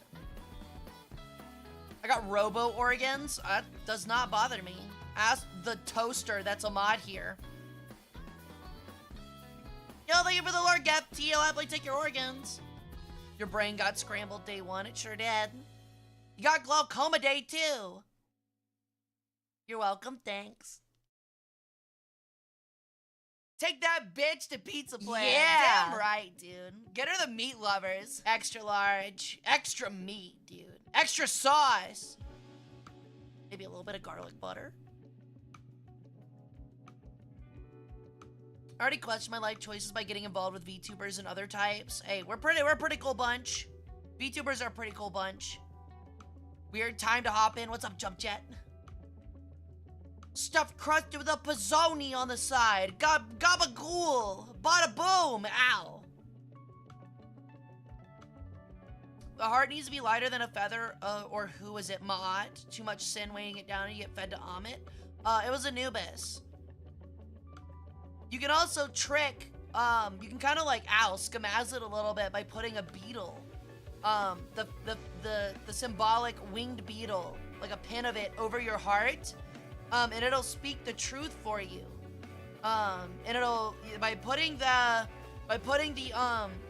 little scarab symbol over your heart when you're mummified, it makes sure that your heart does not say any bad things against you. It only says the good things. VTubers are mostly chill. I don't know. It depends on what you mean by chill. Like, chill as in, like, they're welcoming and fun to hang out with, I would say so. If you mean chill as in, like, not the probably second horniest community on the internet, I would disagree. They have no chill in that field. Like, thank you. Like, VTubers could turn, like, getting your driver's license at the TSA or whatever, like, sexual. But if I have a pin of Hara instead of the beetle, Anubis will just think you're really cool. Pizza Planet has the worst pizza ever. Oh yeah, have you eaten there? The DMV, I don't know why I said TSA. Yeah, DMV. The Tennessee Valley Authority, the TVA. Yeah, TSA is the airport people, right? So I'm sitting there, Lunchable's pizza sauce on my titties. Yeah, so what? Can I have hobbies? Though, if you need your heart with you, does that mean you go to the afterlife with no brain? You don't need it. You don't need the brain.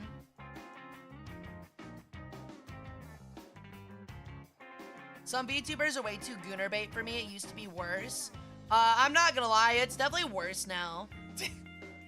But yeah, there are a lot of gooner bait VTubers. I say gooner shit because it's funny and it's completely off the wall and it makes me giggle. But there are a lot of gooner bait ones, that's for sure.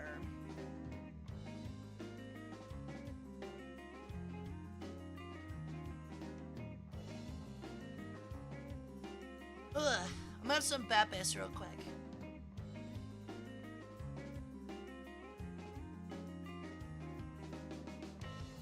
Saying gooner stuff is peak entertainment. I'd rather say controversial things.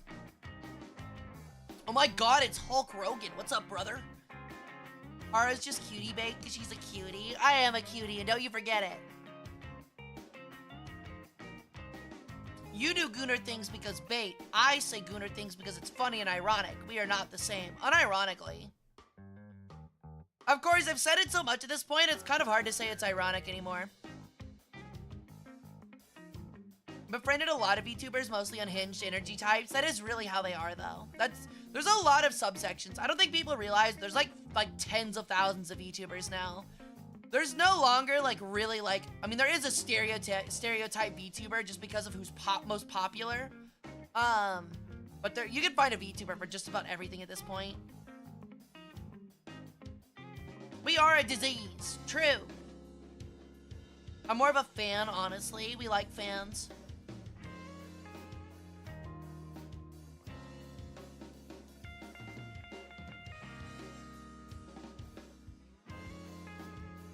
You had an orangutan? That sounds sick. I was a chicken nugget.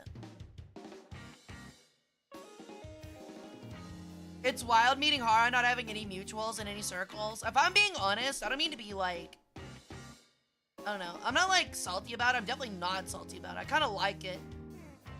In a way. I'll get to your question in a minute, Deathheart. But like, I feel like I'm relatively unknown for actually like my size on Twitch. I'm gonna be completely honest. And that's because like, I don't really have like a big Twitter presence. Yo, thank you for the sub, Tiebreaker! Welcome in! We're talking about Christmas history. We'll get to it later. But like, I don't really have like a significant Twitter following in the sense of like a lot of like dedicated Twitter people. So I feel like I'm not really known because like you get known to other VTubers through Twitter essentially. So I'm like one of those like sleepers where like, there's a lot of them where like you don't have a lot of followers on Twitter, but you actually have like a larger like viewer base on Twitch than most other people, so. And that's just because like Twitter following ultimately doesn't like translate over. Like for example, there are some like VTubers that are really well known. And thank you for the follow, Elsa4455. Welcome into the cult. How you doing? But there's a lot of VTubers on Twitter that have like 20,000 followers and are known by like really big VTubers and are followed by them on Twitch, but they only average like 20 people. Like Twitter following does not like rarely translates all the way over. You're primed to explode is what I'm hearing? Probably not. I put in a hard grind for a year and a half. I expect it to always be a hard grind. I'm just unconventional for like the VTubing sphere. Not to like sit here and act like I'm some like other girl kind of thing, you know what I mean? Like, but it's like War Thunder and history. Like, it's not the usual niche of like cutesy anime girl kind of thing, you know?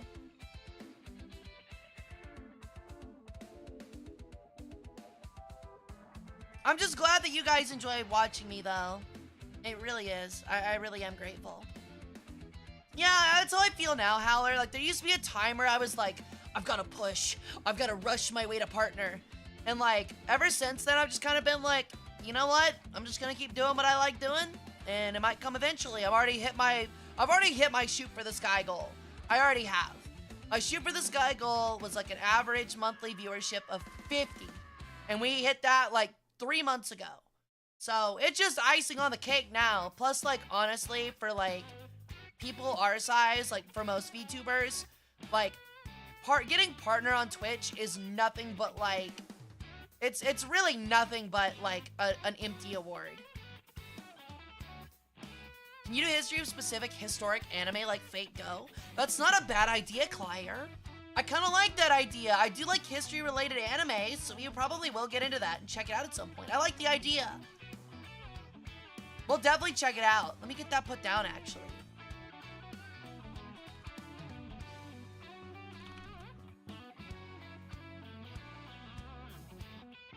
Like, we could do, like, a Vinland Saga, or, like, a Fate Go, or something like that. That'd be interesting. Oh my god, somebody's making food and I can smell it. Ugh, it smells good. As long as you're having fun, I'm having fun. And as long as you guys are having fun, I'm having fun. That's all that matters. It really is. At the end of the day, I'm here to just have fun and hang out with you guys, so. And I'm happy that you guys come and watch me rant and say dumb shit. It makes me, and be horrible at War Thunder. It makes me laugh. How are yours doing? Pretty good. Unironically, I don't know if you guys saw this on Twitter, but yesterday, one of my roommates got headbutted by one of our dogs and bit through their lip. So I got woken up at 8:30 in the morning and I had to apply first aid. So that was fun. They're fine. They didn't have to go to the doctor or the hospital or anything. Only one tooth went through, and it was their incisor. It didn't go all the way through. But I had to apply first aid because they were both panicking. My other 2 roommates that were home were fucking panicking. So the one that did the bite, and the other one that was freaking out because she's squeamish. First aid goddess? Yeah, well, like, the thing is like, I've had to deal with blood before. Like, I don't even mean that in just, like, a, like, embalming worshippers bit. I mean, unironically, in real life, I've had to deal with some pretty bloody accidents. So, I'm just used to it. Yo! Is that a Strider? You almost made my voice crack. Holy shit, is that a Strider? I've missed you so much. Holy shit, welcome back. It's been literally forever. I have 3, 4, depending on if they're moved away for college or not. But holy shit, Strider, I missed you so much. Welcome back. How you doing? How you been? I missed you too. I'm glad you missed me. Rating on YouTube? I actually haven't, Pico. I've been meaning to. Quite a few YouTubers came to my attention through their rating a stream I was watching. I've been meaning to, for sure. I'm not really sure how to do it because I only got membership on Tuesday. And you can only do it when you have membership. But I'll probably do it out sometime this week. Yeah, I didn't tear anything off, luckily. Oh, I'm happy for you, Elsa. I wish you good luck, friend. Speaking of college, I finally saved up some money to go back to college and pursue my dream career. Let's go! I wish you the best, Buttered. I know you'll do great. Oh, you lost your old Discord. That explains a lot.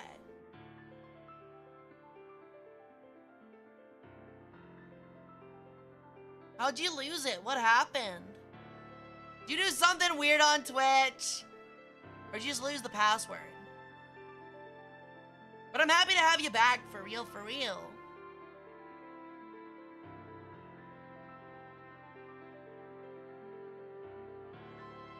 Alright, friends. So, you lost the password. Hey, that's a mood, honestly. That's such a mood. That is such a mood, honestly. I don't blame you at all. Alright. So, we're gonna go ahead and get started with our new segment. Hope you guys are excited. I worked semi-hard on this, but I thought it'd be fun for our Just Chatting streams for history stuff, and I hope you guys really enjoy it. So let me get it together real quick. Okay, I gotta put it on slideshow. Gotta pause it. Okay. I think we're good. Let me double check. I think we're good to go. We are! Okay, cool. And wham! Hooray! Oh, I gotta turn the fog off. There we go! I hope you guys are excited. This is our new little segment. So I thought we'd do like a fun today in history kind of thing every week. Where we look at the day, like, so it'll be every Wednesday when we do our history streams. And whenever we do a stream on a Wednesday, we'll have a fun little PowerPoint I'll prepare for you guys. To explain, like, just kind of some cool events that happened on this day, you know? So, like, we can have some fun talks about that. Why are you wearing my glasses? You're kidding, right? Those aren't actually your glasses, right? Those are like, oh no. Lorelai. Please don't tell me you wear like mega super nerd virgin glasses. With like the double rings and like the thick lenses. Oh god. I'm so sorry. I am so sorry for you. Yeah, they are spectacles. They're not even glasses. They're spectacles. And I like my bow tie, too. I got a cute bow tie. Oh, no. It's tragic. Those are they're a turn on? Really? My bow tie and the nerd glasses are a turn on? That's crazy. That's actually crazy to me. I'm so surprised. I'm unironically surprised. Like, actually. Bow ties are always cool. They are cool. I agree. Alright, so we're gonna look at our first one today. I tried to put them, I put them in order. I made sure to put them in order. Now they are pretty bare bones. I'll probably go a little bit more in depth next time to give myself a little bit more information. But it's just stuff if we want to talk about.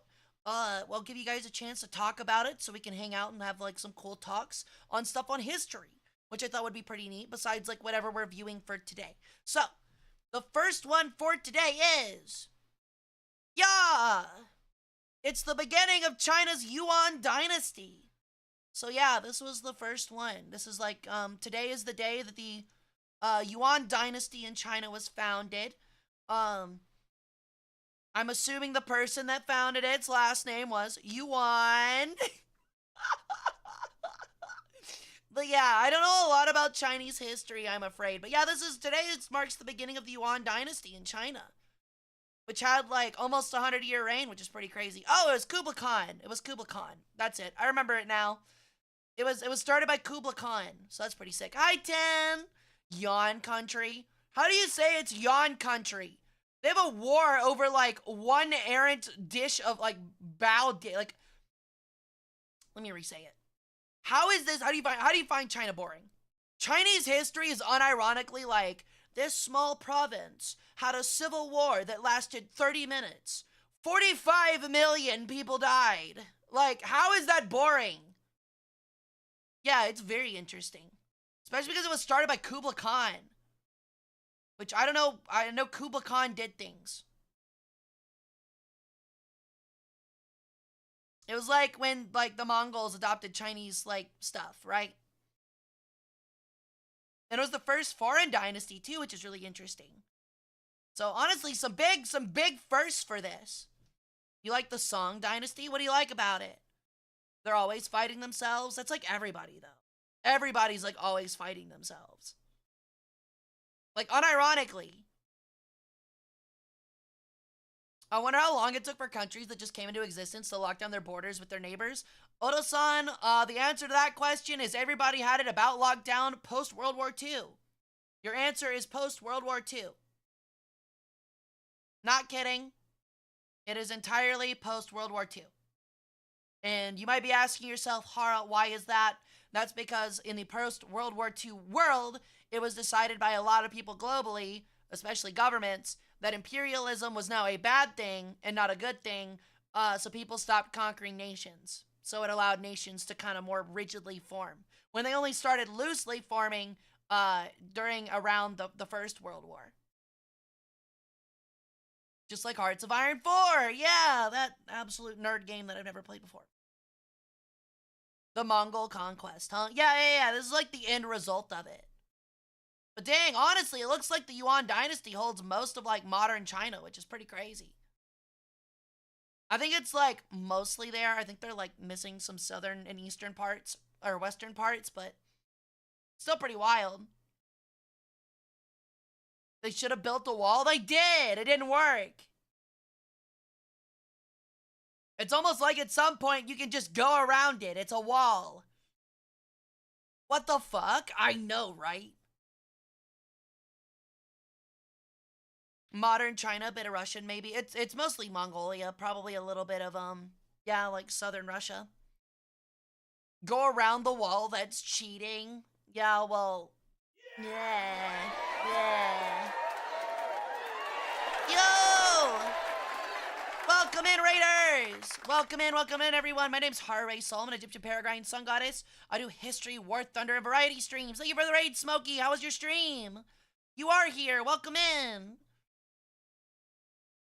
Nobody gives the Mongols a hard time about their imperialism. They conquered or fought probably half the world's population. I don't know where you're reading. Like literally every account of the Mongols is like these like evil villains scourged across the land and literally murdered fucking everybody because they did. They were horrible. Like there's some people that unironically like at that time attributed the bubonic plague to the Mongols, which like isn't exactly wrong. It is believed that it actually began somewhere in Mongolian territory and then spread throughout Europe during a siege where Mongolians would take corpses, like dead bodies from not only their side but like their enemy's side as well, and fling them using catapults into the cities they were like sieging. So, like, that's where they believe, like, the bubonic plague was, like, first, like, started. At least in Europe, like, Eastern Europe. Yeah, it's fucking disgusting. It's rancid. We should cancel Genghis Khan, dude, is problematic. Well, you'd be canceling, like, half of the world's, like, great-granddads. Thank you for the lurk, Smokey. I mean, these days, I mean, it's the same these days. It's still, like, academically believed that that is, one of the beginnings of the bubonic plague.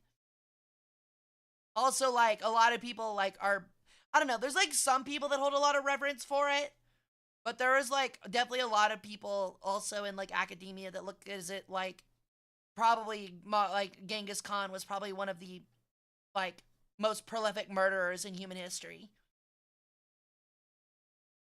It's the same thing as, like, Alexander the Great, though. I mean, it's one of those things where, like, they're admired because of how much they were just able to accomplish, even if it's not always a positive thing.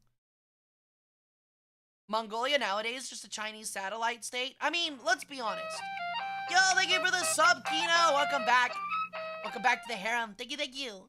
I mean, like, honestly, we can complain about them being a Chinese or Russia satellite state, but can you really blame them? You're stuck between, oh my god, another one. Yo, thank you for the sub, Tarn. Welcome back to the harem as well. But, like, when you're stuck between, like, two, like, pretty authoritarian governments that have really large militaries between Russia and China, I wouldn't want to piss them off either when they're literally my only neighbors. I wouldn't do shit there either, and they hate one another too. Just not a great idea. Yeah, geographically they're fucked. That get you jump. Like, they're just kind of geographically fucked. Straight up. 23 months, Jesus. Almost 2 years. In January, it'll be 2 years. That's fucking crazy. It's insane. You missed out, Tarn. Fucking Oto-san gifted 100 subs. Speaking of, there is a leaderboard. I don't know if you guys know about it. There's a leaderboard for subs. If anybody wants to try to get to 100 subs with 2 weeks left in the month, have at it. Did we get a clip of that, I wonder? I mean, somebody will. Truly a dedicated worshiper? Truly. Truly. And I'm not talking about those shitty half-alcoholic drinks. Alright. So, yeah. One of the things that happened today on this date was the Yuan dynasty began. Next one! In the timeline, at least the ones that were important. The state of New Jersey became a state, much to our collective chagrin as being a part of the contiguous United States. So yeah. Also known for its, seas of concrete buildings that are ugly as shit. Its name, the Garden State, being ironic, and the creation of the MTV hit, show of a bunch of male and female prostitutes known as Jersey Shore. Pretty incredible. Incredible state. Great history from New Jersey. Let's hear it up for New Jersey. They're literally run down Manhattan. Wasn't always like it is today. True. From Yuan to New Jersey. True. That's human history. That is human history. There was an empire, a Mongolian empire in China. And it was the Yuan dynasty. And then the next thing that happened in world history after that was the creation of New Jersey. But no, on this date, New Jersey became a state. New Jersey isn't that bad. It's why we have Megas XLR. I mean, okay, that does redeem it a little bit. It's a Jersey thing now, it is. New Jersey has to be important because all the UFOs are there. No, they're not. There's no way those are UFOs. I'm sorry, I don't believe it. I don't believe it for a minute. It's like a bunch of jackasses that are taking the piss out of everybody. Yo, you rejoined the Discord. Let's go. Welcome back. Got a lot to catch up on, Strider. Yay. Jersey. The Florida before Florida. Actually, that'd be Georgia, but we don't talk about Georgia. A lot of people don't know that, but Georgia actually, much like Australia, started out as a penal colony. So they literally said that Georgia is so dog shit to live in, we're sending all of our prisoners there. Didn't Jersey used to allow duels after the creation of the US of A? Song, I'm gonna be real with you, buddy. Literally all of the United States allowed duels, like, during the creation of the USA. Like, duels were also banned in, like, by the early 1800s, I think. But people still did them anyway. Hey, Anubis! The state of Georgia? Yes, the state of Georgia. Was that under the British or Spanish? I think it was under the British, I believe. I think it was, like, when it was part of the 13 colonies. Wait, was it? I can't remember if it was part of the original 13 colonies. It might have been, like, the 14th or 15th state. But it was a penal colony. So I don't know if I ever learned about Georgia being a penal colony. Yeah, it is. But where are there shadow games? I think that's just called slavery or indentured servitude, which is very common during. You lost a children's card game, and that just means, like, your bloodline is now meant to, like, clean toilets for the rest of their lives.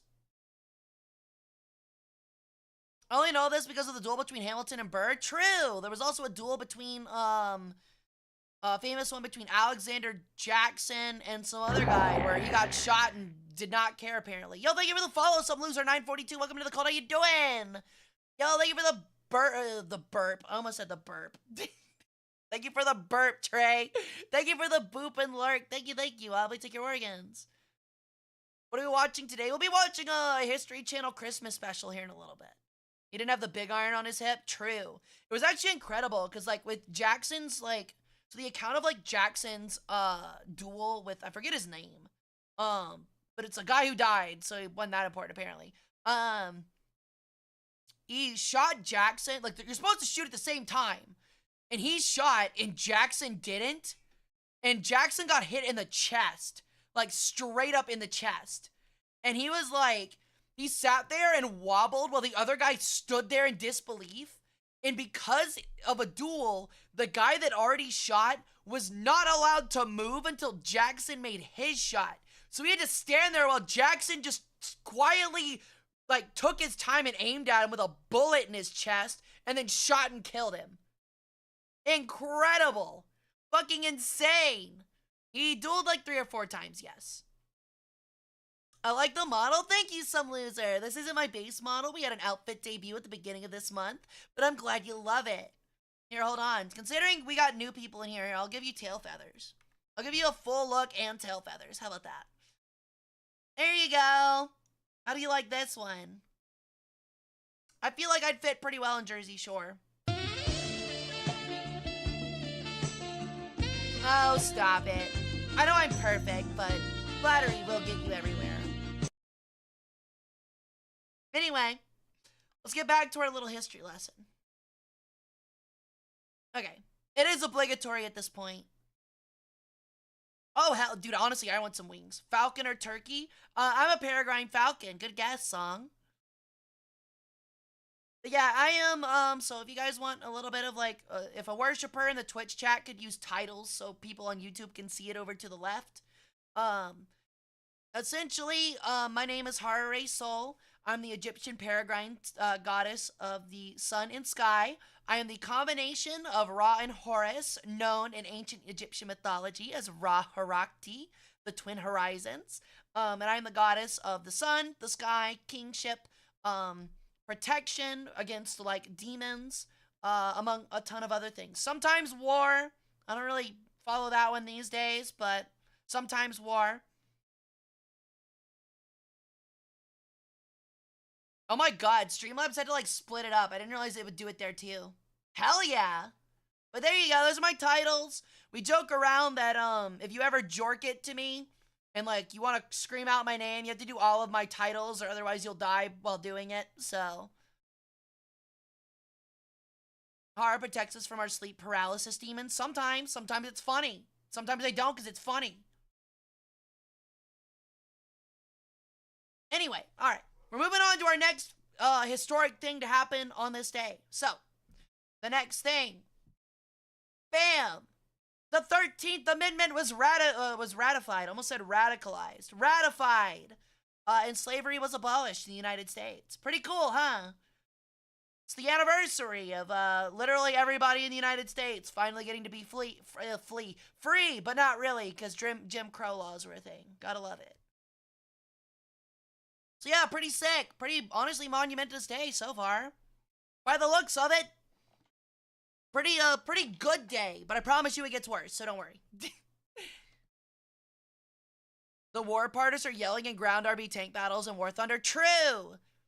2 dudes became a girl. The way of the gods are mysterious indeed. Actually, Piku. Okay, you're actually about to get actually'd. So, with the way it was in ancient Egypt, their concept of sex and gender were completely different than ours today. It was very different in the ancient world, not only in Egypt, but just about everywhere. And one of the things that was attributed in ancient Egyptian mythology is actually that you were not female or male, depending by what you presented as. It was what you had. However, it was way more complex than that. That's an extremely base level thing. But essentially, you have parts of your body that are male or female. On everybody. On everybody. This does not mean like you were decided like you were a guy because you have a wee-wee. Although male genitalia was obviously seen as male. For example, everyone has a mouth. So everyone was seen to have feminine qualities in ancient Egypt because you have a mouth. And a mouth kind of looks like a hoo-ha. That is, like, literally their logic. Not kidding. That is literally their logic. That's why in the creator story, a tomb jorks into his own mouth and spits out the first 2 gods after him. That's how it works. Because it's seen as a mouth could also be a woman's parts. Not kidding. Not kidding. That's one of the creation myths. So yeah, everybody's got a little bit of everything. But what decided if you were male or female would also be decided upon your role in society as a dominant or sub-dominant, or I guess subordinate. I don't know how to say it. A dom or a sub in bed, unironically. Like if you were conquered by a man, you were seen as a woman. So like you could be a guy, you could have guy parts because you have feminine qualities being ancient Egyptian. If you were dominated by a dude in bed, you were seen as feminine. It's just how it worked. So actually, as long as I don't have my wing on, I am a girl, all means by Egyptian society. I will also say, just because of that fun lore, I do have to reiterate, I am not trans. Just because I don't want to bait anybody and make anyone uncomfortable, thinking that I am. Not in the sense of like, you're uncomfortable because you're like ill trans people. If you think trans people are gross, leave. I don't like you. Because we are a cool space here. We are comfortable for everybody. But I mean in the sense of like, oh, ew, she's like baiting me. You know what I mean? So yeah, I gotta be clear about that. So I wanna make sure and just like completely square away those corners with the way that people can be sometimes. That's how it is now. I mean, yeah, but also like I'm saying that like essentially I can be a gender. Like I can swap between genders at will. It's not like a you're permanently one thing. You know what I mean? Hey, Brown Dwarf, welcome in. Worked in Roman culture. I mean, it was somewhat similar, I believe. It's just that, like, the difference between ancient Egypt and others is that, essentially, like, different body parts were prescribed genders. Neat ephemera. I'm not sure what ephemera is, Brown Dwarf, but sure thing. What we're looking at today, so Brown Dwarf, I do a history stream every Wednesday, and that's currently what we're doing today. I have a new segment where we talk about important things that happened on the day of these history streams. And today, this is the signing paper for abolishing slavery by ratifying the 13th Amendment. The 13th Amendment was passed today. So that's one of them. To my little slideshow. Are any other facts for New Jersey as well? They have Newark. Not really, honestly. I don't know a whole lot about New Jersey, I'm gonna be honest. I'm not really a New Jersey historian. Was you being submissive equals feminine? Kind of, yeah. Like I said, like, their roles on gender were not really rigid. It was pretty open. Like, they kind of didn't care that much, I feel like. They did only in the sense of, like, you have to be male to be pharaoh. Like, that was their, like, big thing. And if you were pharaoh and you weren't male, you were to depict yourself as male. Like, for example, like Hatshepsut, for example, even though she was struck from the record by a very bitter pharaoh that followed her, she was a woman and she was pharaoh, but in all of her statues, in all of her monuments, in the way that she like referred to herself in name in a written text, she used like male nomenclatures and like adjectives and nouns and shit. Because it, like, when you're seen as male, it just seems like a different way of commanding power, for one. And for two, every pharaoh is seen as, like, a mortal, each pharaoh that arises to the throne is seen as another form of me. So, like, I am the first pharaoh. After I left the mortal plane and went back up to the realm of the gods, an earthly pharaoh was set after me, was chosen after me. However, he is just a reincarnation of one of my forms. You see what I mean? It's mythology's complicated because it's a 3,000, 4,000-year-old religion. A lot of things change over time, but that is truly how they saw it. It's not like medieval Christian kings where it was like, I am divinely inspired, like I am ordained by God to be your king. It was, I'm literally a reincarnation of God. Like, of like the God of kingship. Because technically I was the second pharaoh. I was the first pharaoh of united Egypt. Osiris was the first pharaoh of split Egypt. That pharaoh sounds very petty to strike the one from the records. It is, but it was very common. It's essentially the same idea as, it's where Rome got the idea of damnatio memoriae. That is exactly where it came from, was ancient Egypt. Because ancient Egypt also believed that, like, your memory kept you in the afterlife. And if your entire memory was struck from a record and you were not remembered, you would no longer be in heaven. So, you look thirsty? Thank you for the cola, but yeah, I am kind of. You couldn't be a bottom and be pharaoh? Well, as you all know, I am a switch, and in mythology, I was dominated by Set. But through my quick wit, I was able to look like I won instead, so I became pharaoh. So technically, you can be. You just gotta be smart. You gotta be a smart bottom. You gotta be a power bottom. There you go. You gotta be a power bottom. And fix your posture. Thank you. I do have shrimp back. Okay, well, I hope you liked that little, like, ancient Egyptian mythology lesson. We're gonna get back to this. So yeah, the 13th Amendment was abolished, officially on December 18th. Pretty cool, pretty positive thing. I promise it starts going downhill after the next one. But yeah, some pretty cool things have happened on December 18th so far. Is Dom versus sub, not top versus bottom? True. Even pettier? Absolutely. In ancient Egypt, it was also seen, like, if you struck a nose off of somebody's monument, like their statue, it was seen as striking their nose in the afterlife as well. Dwarf keeps some pharaonic ushabti, 1 dozen in beeswax and 1 in Tijianit glaze. Oh, that's really cool, actually. Holy shit. That's really sick. Gods and other primordial beings are often more flexible than mortals to becoming one, producing offspring asexually, gods becoming demons, demons becoming gods, or changing what you're the god of. Exactly.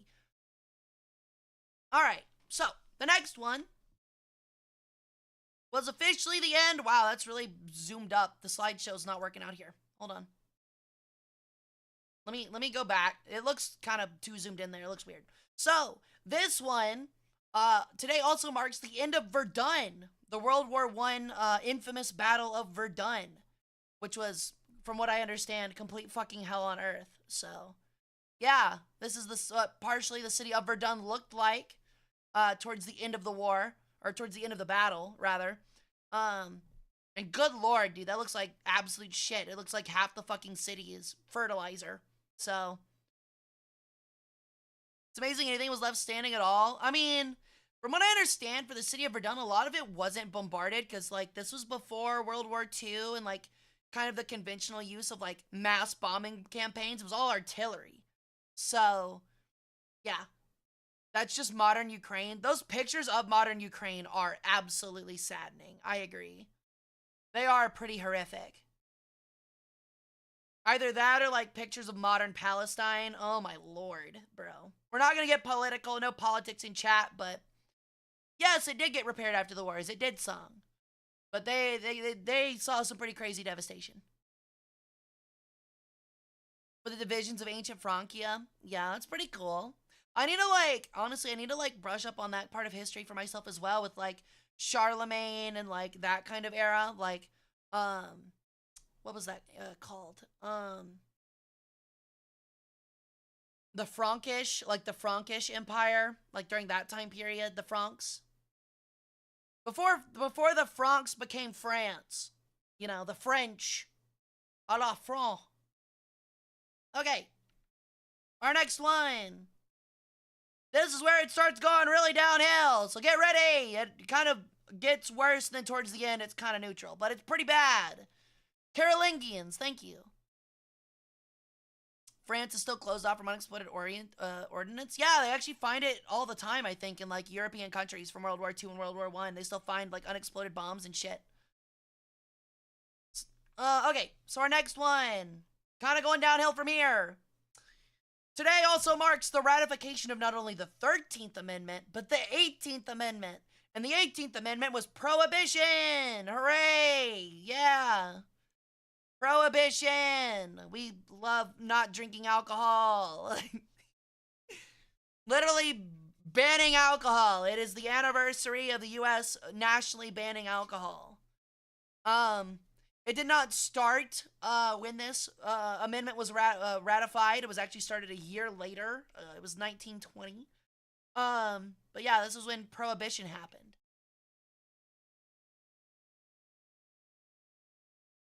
It was a sad day in history for sure. I don't know if you've ever read like the history of Prohibition, but it's actually really interesting. It actually started out of a women's suffrage movement. Which I know some people will take it and run with it and be like, ugh, of course you have to blame women for ruining the fun and getting rid of alcohol. See, women's suffrage is blah, blah, blah. Which is not really where it came from. The issue was that, like, unironically, like, before Prohibition, Americans were unironically drinking, like, a handle of whiskey a day, on average. Like, unironically, not kidding. It was some shit like that. Americans were pissed drunk every single fucking day. And it was very common during that time period for those husbands to be extremely abusive to their wives, obviously, because, you know, it's like pre-1960s.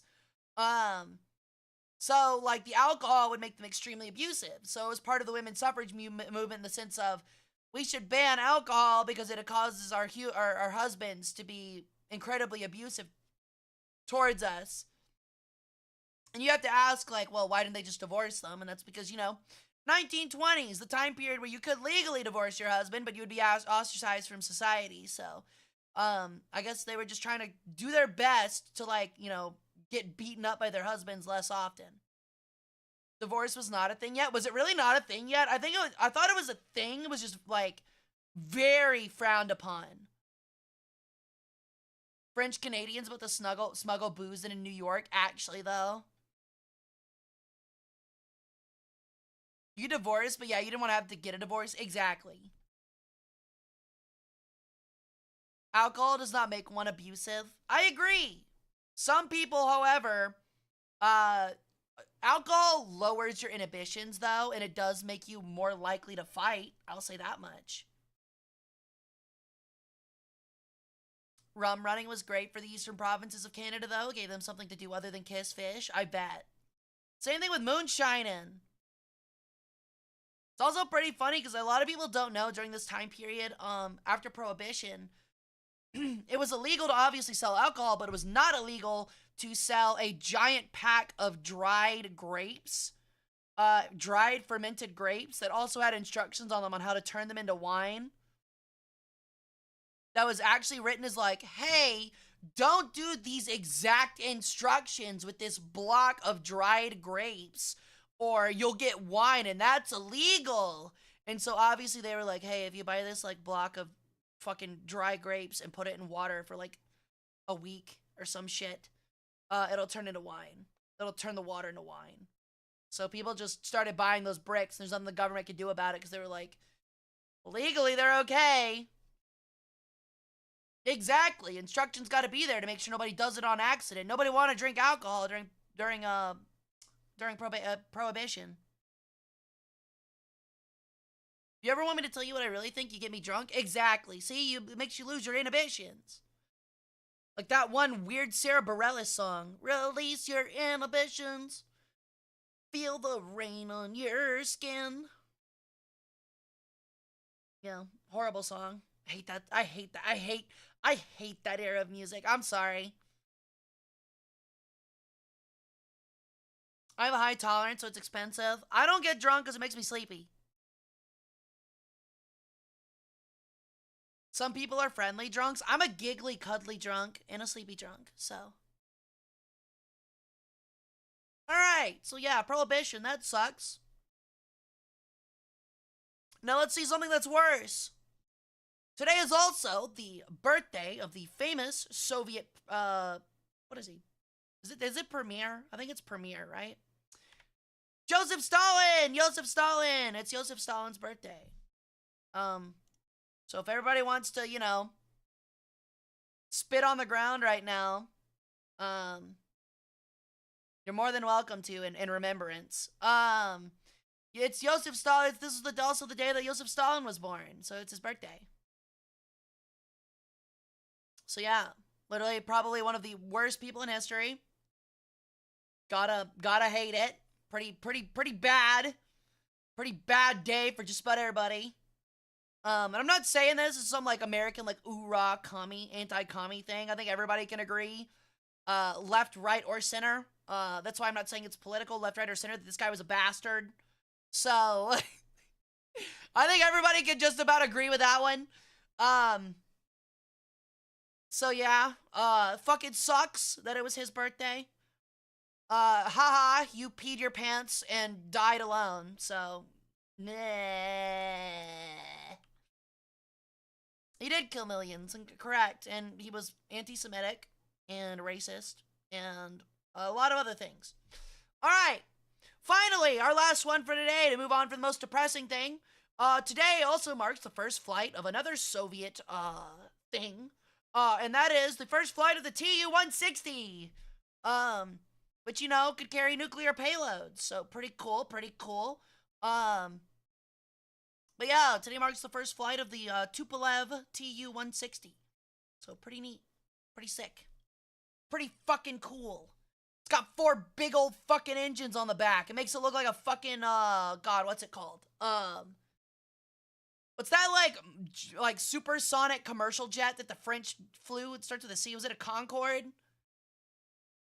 Mark's like, it looks like a Concorde, but like off-brand. From the back, it looks like a Concorde. There, apparently, I didn't realize either, but like America also apparently had like their own supersonic passenger jet that was made by Boeing and was just never used.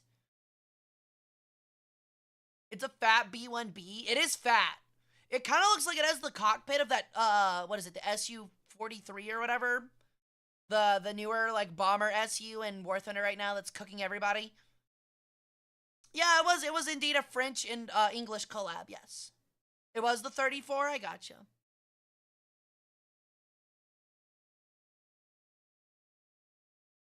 It was theorized, they never built it. Oh, okay, they had, like, at least a model of it.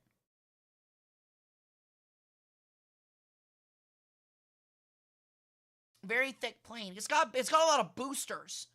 It's got some big-ass boosters on the back. Yeah, actually, I don't really know a lot about the history of the Tu-160. It seems pretty, obsolete, frankly. Especially for even its day. Isn't it the plane that dropped the Tsar Bomba or something? I believe the Tsar Bomba was actually, dropped, I think it was underground, if I'm not mistaken. It definitely wasn't dropped by plane.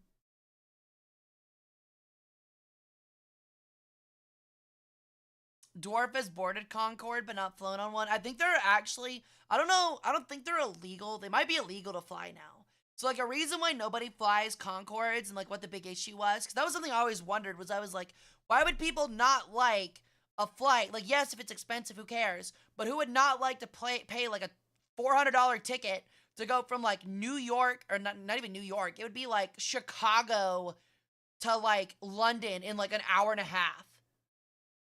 And the reason that's because is like what I didn't realize is that when you're flying at Mach speeds, it's not like you break the sound barrier and there's a noise, right? Like obviously there's a noise when you break the sound barrier, but it's not like a one-time thing. You're constantly breaking it. So it's like every few feet, another massive fucking sound explosion happens whenever you're flying over stuff. So what would happen is these Concords would take off and fly over cities, and it would just be like massive fucking explosion sounds in people's houses, across the cities that they were taking off in, for hours. For hours. And eventually, like, governments were like, alright, we can't fucking do this. This is really bad. They're like, we can't be doing this shit. For obvious reasons. So yeah, that's why they don't work. There's apparently a company talking about bringing them back, but I don't know how they'd get around that tidbit. Hi, Mop Kingdom. Yeah, Sonic Boom. Yeah, the fuel for the Concorde was not cheap either. I think they actually operated at a loss sometimes. After like 3,000 hours of use. That makes sense. I feel like they could do it again, like sometime in the modern day. They just have to figure out that issue. It'd probably be like more like you'd have to spend like, I don't know. You'd probably have to spend like an hour getting to the right height, like altitude, and then go Mach. So like, that would be the issue. Yes, they would shatter windows, correct. Sometimes they would indeed shatter windows.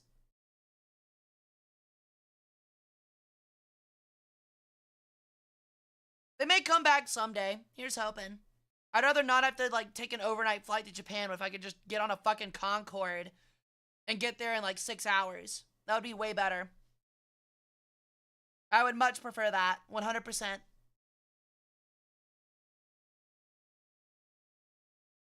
Hearing the double sonic boom from the space shuttle came back to land. That sounds about right.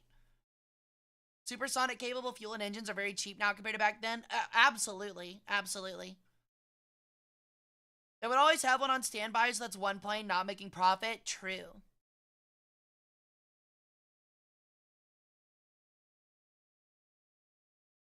A New York businessman flew to SG by Concorde for Singapore sling at Raffles Hotel for lunchtime, then back home. That's crazy. That's some Taylor Swift shit. Like flying from like Seattle to LA for like Starbucks and then flying back.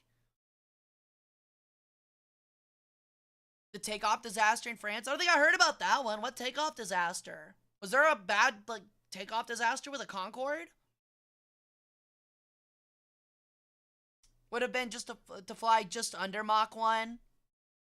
It's possible. Oh, there was a famous crash. Really? Surprised I didn't know about that. Crazy.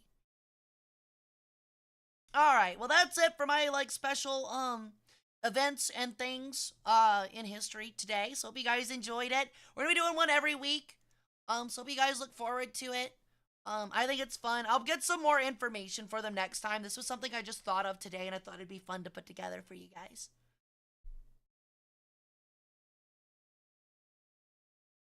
The Russians also had their own Concorde. It was a dick swinging contest. Was it made out of wrought iron? Or was it just like was it like an air, like, was it like, it was like a commercial air company just using fox bats? Dwarf, enjoy history. Me too, Dwarf. I got to, we're not done yet, loser. We still have a video to watch, but it is 2:30. Or not 2:30. It's been 2.5 hours. So I'm going to take a quick 5-minute break. And then when I get back, we're going to watch our little history video for the day. It's on the origins of Christmas by the History Channel. It's one of the old ones, so it'll probably be horrible and very funny. And we'll chat some more after that, alright? So I'll see you guys in about 5 minutes. I'm going to run a 3-minute ad on Twitch. And probably a short ad on YouTube, so you guys don't get any, like, stinky ads while I'm streaming. And we'll be back. Don't go anywhere. If you do, I will fulfill all of your holes with sand. Like, literally all of them. You will be coughing sand. Really? There was debris? Holy shit. That's crazy. Did they all die? Holy shit, that's horrid. All right, well, on that fantastic note, I'll see you guys in about 5 minutes. I'm gonna get some liquid and I'm gonna go to the little bird's room.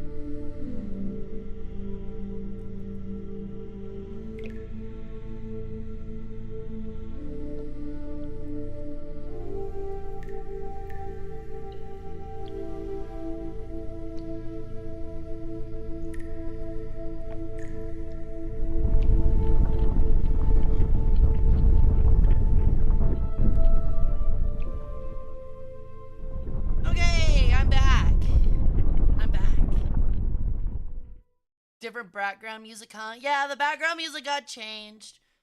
Because we became a partner on YouTube. I gotta be more, like, careful about copyright. So Citrus was kind enough to make us some new, background music. He did an amazing job. So honestly, if you guys are wanting to check that out, maybe talk to Citrus about that. Because he did a great job on it.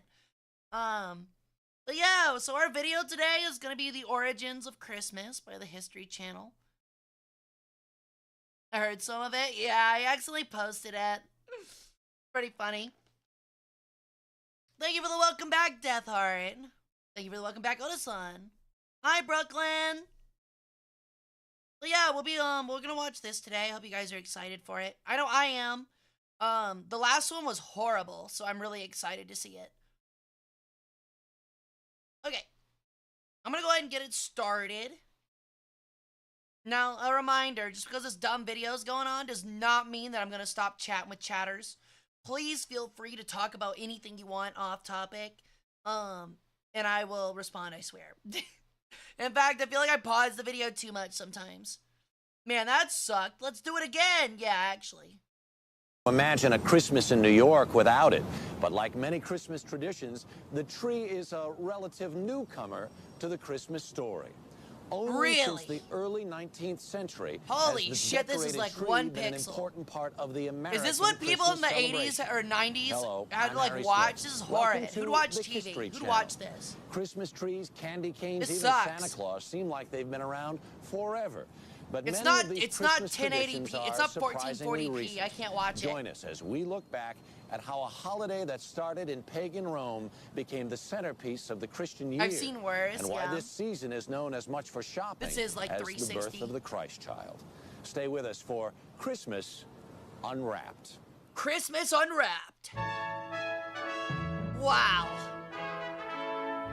Gen Z kids. Remember your TV back then was like 480 on a 20-inch screen?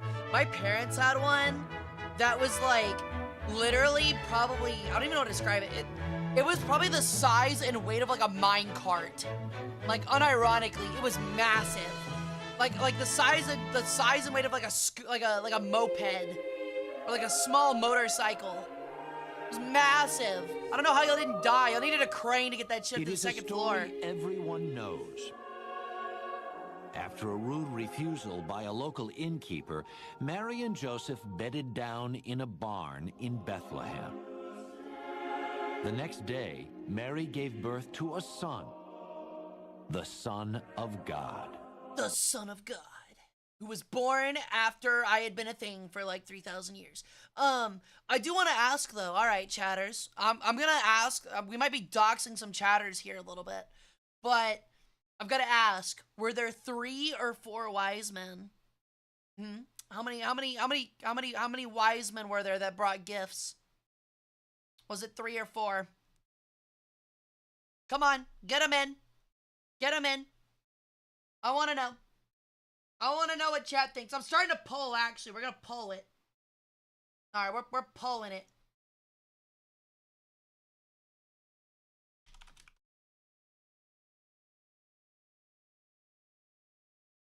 All right, you got a minute. Get your vote up. With Easy J, there was enough for a B-ball lineup. There was. Balthazar, Jasper, and Melchior. Was that actually their names? Melchior is a fucking sick name. That's actually a sick fucking name. Oh, I see we have 2 votes for 4. I see we have 2 votes for 4.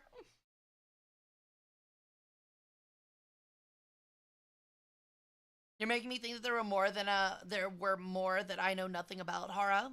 True, possibly. Make me think it's a trick question. Was one of them you? Yeah, sure. Sure thing. Okay, I think it's pretty safe to say that everybody's picking 3. Now, what if I told you we don't actually know? It's never explicitly stated in the actual Bible how many wise men there are. Now, in Western In Western interpretations, usually European and North American, there's 3. But in South American interpretations, typically there's 4. So it's both. But yeah, we don't actually know. The only reason we make the guess that it's 3 is because of the gifts that are presented, which is frankincense, I think it was gold, frankincense, and myrrh, if I'm not mistaken. So we just take it as like the 3 gifts, meaning it was from one king apiece, when possibly it was a group of kings, could have been, or wise men or whatever, that could have been like fucking 50 strong, that just handed over 3 gifts. So, like, all chipped in for 3 gifts. So, yeah, North American and European interpretation is 3, South American is 4. Pretty cool, huh? I actually learned that at the National Cathedral when I was touring it 2 weeks ago. Was it 2 weeks ago? God, it was already 2 weeks ago. No, it was a week ago. When I was touring it a week ago, because they had nativity scenes from around the world, and all the South American ones had 4 wise men instead of 3. It's pretty cool. Those are the biblical origins of Christmas.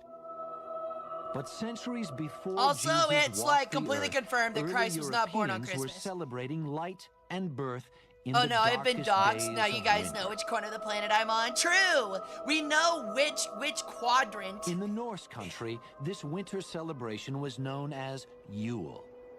Yule. Around December 21st, the winter solstice, fathers and sons Is that where would drag Yule home logs the come from? biggest Okay, log actually, they though, could I'm sorry, I'm pausing it again. What the fuck is a Yule log? I've got to ask. Does anyone know what a Yule log is? Like, what it actually is? Is it just a Christmas log? Like, is it just like a log that you burn? Hara's got my address down. True. I mean, I had your address before that, but... Yule log, like Y-U-L-E, a Yule log. I think I went to the wrong church. What do you mean back? Type of... Is it really a cake? Wait, is it actually a cake? Is that where Soldier Boy Yeah, actually. Traditional log burned on the hearth during winter celebrations, particularly around Christmas and the winter solstice. Oh, interesting. What if I told you that was a complete setup just to say that I Yule logged your mother? I Yuled your mom with my log. Oh, I played the long game again. Are you my dad? Maybe. I've always lived in the EST time zone and never left, but learned for interesting. That's cool. All right. find and set it on fire. The Yule log warmed, but it also looked ahead. Each spark was said to Boom! represent a Got pig him. or calf to be born in the spring. Also dragged inside Those are were some evergreens, burlesque, the man. one plant that could make That it is how you through a say that, Norse right? winter. Like burly. Evergreens Well, I guess burly would proved be the that word. They're life not burlesque. persisted My bad, in they're this dark burly. time. There's a natural attraction to that which lives through the winter when one is struggling to survive through the winter. The evergreen is that part of nature. Oh, there is a cake? that Oh, seems shit. impervious It was a to, literal the log. It's coming okay, of loser. I didn't know either, winter dude. and the, At least you knew one and of the them. diminishing I knew of the neither. sun. And so it's an absolutely natural symbol. Not a very good One which tasting I one, think though. Oh, we so like react to fruitcake. almost without thinking about. For as long as the Yule log burned, about 12 days, feasting and revelry reigned What? supreme. What? You're kidding. What kind of fucking size logs were these motherfuckers getting? 12 days? How? 12 fucking days. Is that why there's like the 12 Days of Christmas song or whatever? That's actually crazy. They are literally tree trunks? Okay, that makes more sense. Like, cause like, I'm just imagining like a normal furnace log burning for like 12 days. Like, that's insane. Imagine them dancing like showgirls. That would be pretty sick. Was hard to burn, but not hard to light. Oh, interesting. so good for prolonged burning over building. I gotcha. The trunk upwards. I mean, yeah, but like, there's like, log is vague, man. Like, you have like a log from a tree that's been like 200 years old and is like the size of a car. And then you also have logs that are like on the ground from a long dead tree that's like the size of your arm. So prime them with oil or early alcohol. Yeah, oil would help for sure. Because the oil would take a while to burn off. Coal wood for weeks? Yeah, but like that's like charcoal. Like that's different. Like don't you have to burn it a specific way to make it into charcoal? I don't know. I'm kind of stupid about burning. I just burn things, okay? Like I might be a pyromaniac, but I don't really put science into my crimes, okay? That's not how this works. I walk up to buildings that I don't like, I set them on fire, and that's it. I don't know the physics behind burning. I just burn them. Burning is burning. You have to cook wood in a box to make charcoal in a box? Maybe an erected log, like an Urnensol. I've got an erected log.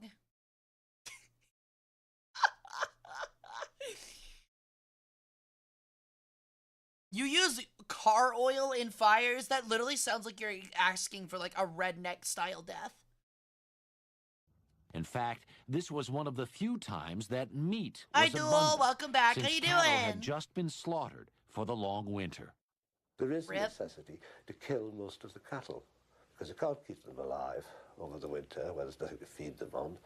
You keep a few alive for breeding. Why does he look like Jeremy but there Clarkson? is an opportunity for a great blow. Walk into buildings and burning them down with their literal heat. I'm too hot to handle.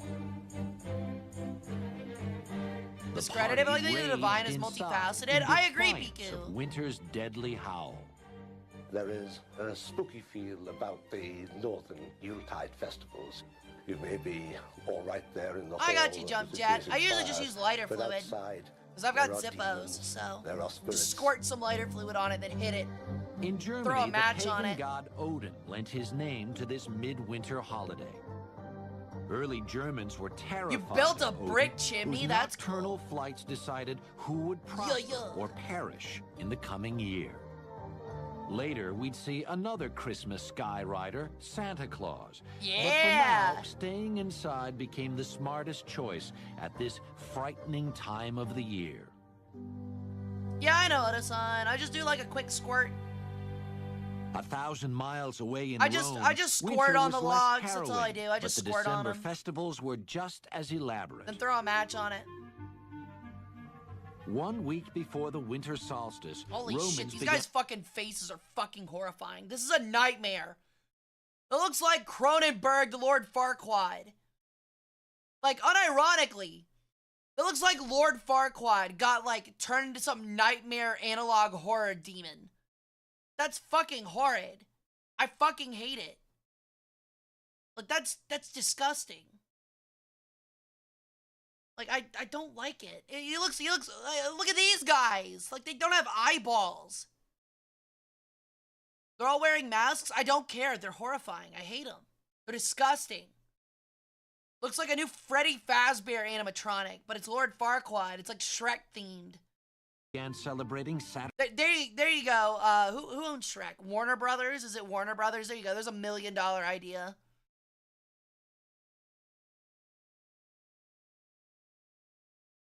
They focused a specific type of tree, and that's the sap or other natural components made it hard to burn. Oh, okay, that makes sense. Saturnalia. We got month-long wood orgy lore. of We got food and drink. wood lore chat. There's wood lore. Named for the Oops. god Saturn, which meant plenty, Rome's established order was turned on its head during this wild, delirious time. The Saturnalia celebrations were certainly times of revelry, of turning the social order upside down. And of pour out 3 having fingers. the Thanks, master Duel. pretend to be the slave and the slave pretend to be the master. Sort of a time out of time in which one could celebrate a kind of disorder in the universe. One of the holiday's important feasts I don't like was disorder. Juvenalia, which celebrated the children of Rome. Although these early festivals are not necessarily about children particularly, though they are about fertility, children did have their particular place. The indulgence of children, of course, is very much a part of our modern Christmas. They do And look they like a did have mob, place but that even feels in like, I these mean, look, that feels like any history prior to like 1920. That's pretty much what it is anyway. A party pretty much is just a mob. Like, let's be honest. Like, that is actually, like, unironically, that feels completely true. Like, if there was ever a party prior to, like, the 1920s, it was likely just a mob. Like, a drunk mob. Roman influence never dies, only evolves. I mean, Rome was influenced by somebody for Saturnalia, so it's not like it's Roman, you know what I mean, Jump Jet? Because I'd imagine that something like Saturnalia or like other festivals were likely inspired by earlier Mediterranean cultures, Egyptians, for example. Rome invented the mosh pie. I always found that the bring the grotesque and bizarre into the sacred interesting, like masquerade festivals, gargoyles, Krampus, and other creatures. Is Krampus technically sacred? I didn't think he was sacred. I thought he was just like a creature.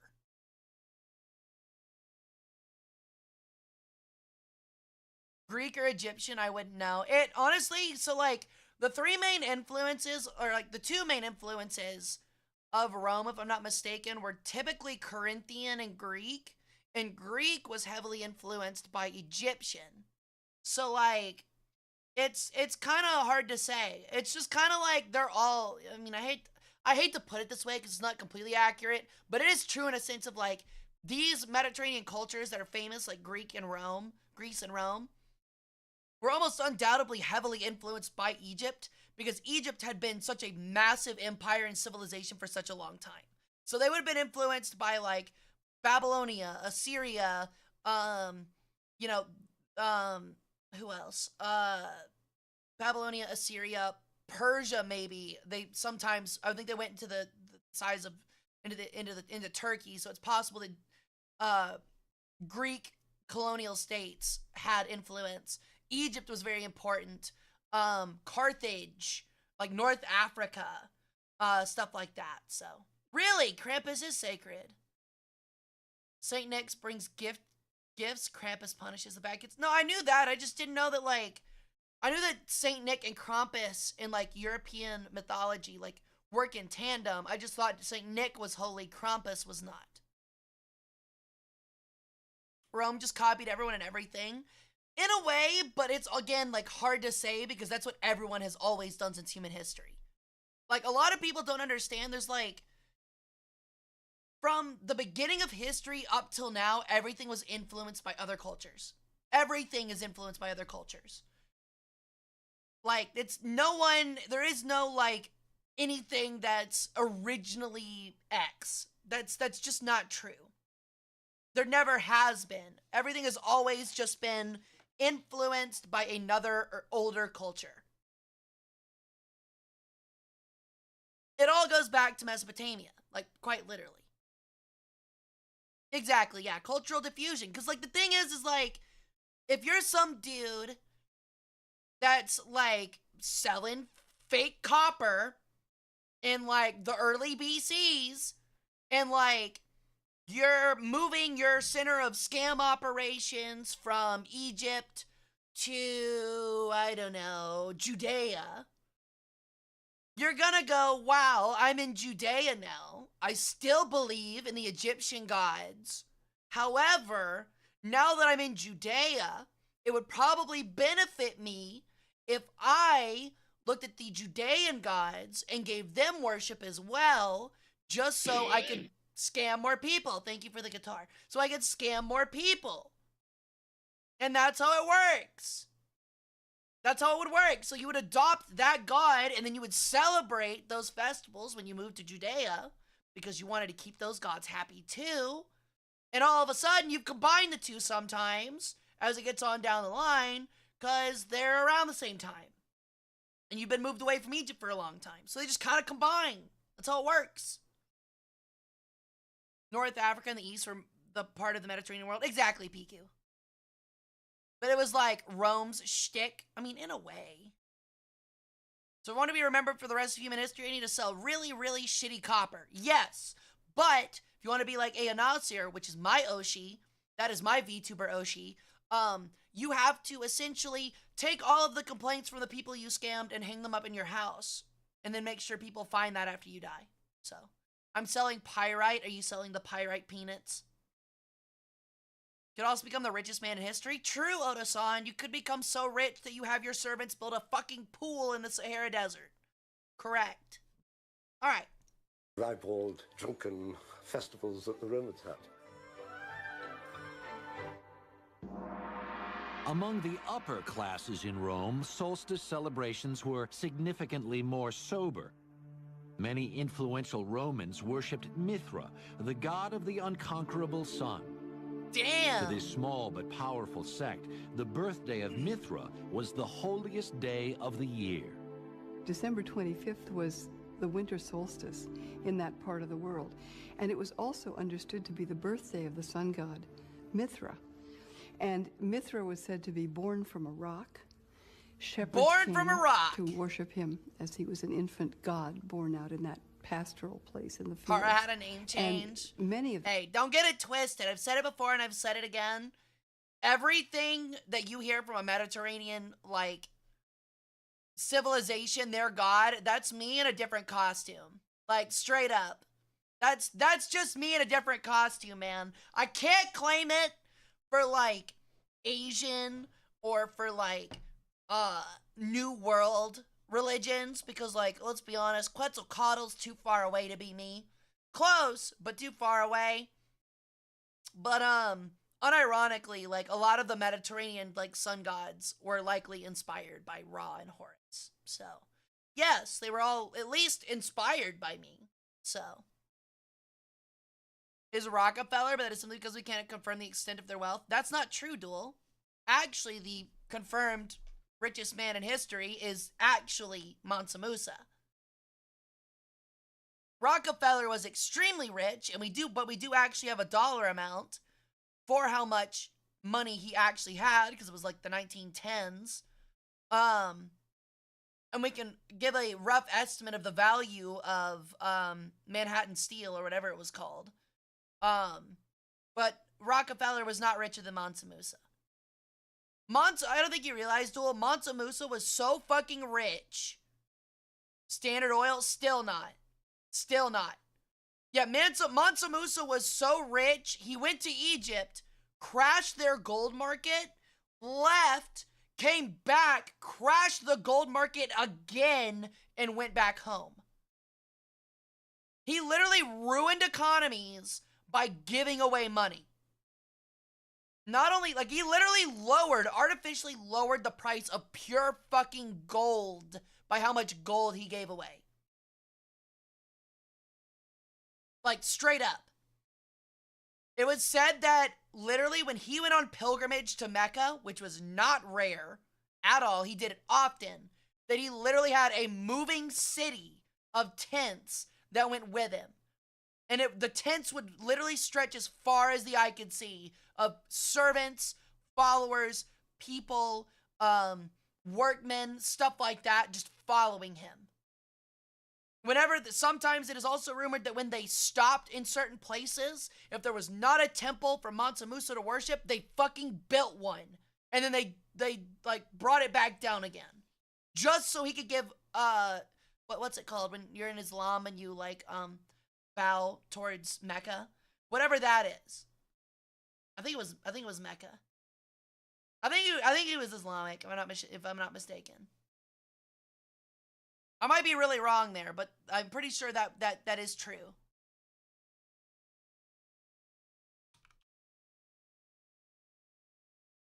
Okay, yeah, he was a devout Muslim. I was correct. That's what I thought.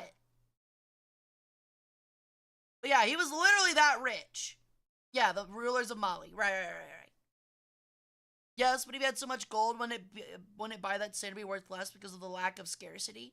Well, it wasn't all just gold. That's why Dual Wielder. He owned, like, you know the gem mines that are extremely valuable today? Like emeralds, diamonds, rubies, that kind of shit?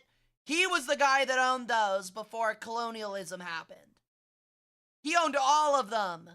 Like, practically all of them, before a lot of them were mined out. Hey, Emperor, welcome in. So it's not like his wealth was in just gold. It was in, like, literally every precious metal in gemstone. Like, we're literally talking, like Scrooge McDuck, like, is a fucking, like, poverty-ridden African child compared to Mansa Musa. How come nobody robbed him? Because how the fuck are you gonna rob the guy that could pay off literally everybody around you? You know what I mean? Well, if he went to Mecca, you would think so. I couldn't remember if he went to Mecca. I know that he went to Egypt, but I couldn't remember if he went all the way to Mecca. Just finished World War II with Indian Adele like 30 minutes ago. Nice! Yeah, it's our history day. Non-Muslims aren't allowed. Non-Muslims are allowed at Mecca. What do you mean? You don't want to go because it's so jam-fucking packed with people, but if you aren't Muslim, you are allowed to go to Mecca and make a pilgrimage, if you wish. Hey, dead man! How are you going to take all the gold as well? It's not like his riches were light. He had that many people with him. Oil was the gold of its time, and Rockefeller still did not have enough oil as much as Mansa Musa had gold. Look, you can argue with me, but I promise you, Duel. It is one. You can just straight up Google it. It is Mansa Musa.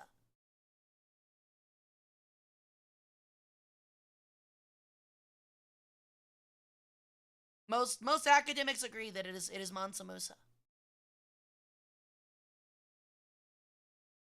So, like, let me see here. Yo, thank you for the follow, I dirt myself. Welcome to the cult. How you doing? So, John D. Rockefeller is the most richest person in the history of the United States. I think that's where you're getting confused. Rockefeller was the most expensive in the United States history, not world history. So, let me see here. For example, economic blogger Scott Sumner noted in 2018 that Rockefeller was worth $1.4 billion when he died in 1937, equivalent to about $24 billion in 2018 when adjusting for inflation. Actually, he's not even the richest then. That's not even real anymore. Actually, it's actually Bill Gates. it's actually Bill Gates. Bill Gates. Yeah. So, John D. Rockefeller, accounting for inflation in 2018, had $24 billion. Bill Gates had $150 billion. So, like, not even close.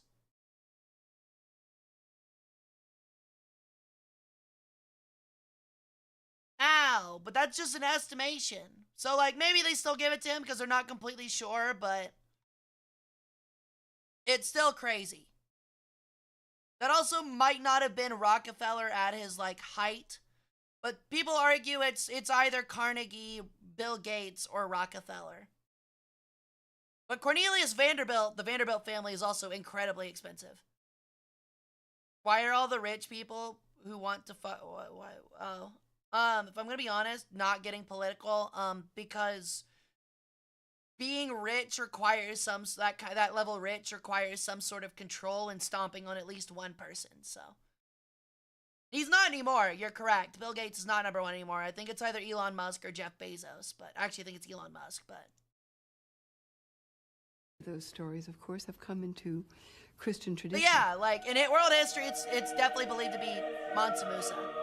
It also doesn't help because, like, we're not counting physical assets when we speak like this. So, like, for Elon Musk, Jeff Bezos, and not Rockefeller. Rockefeller is the richest with physical assets, like physical assets, in terms of like liquid wealth.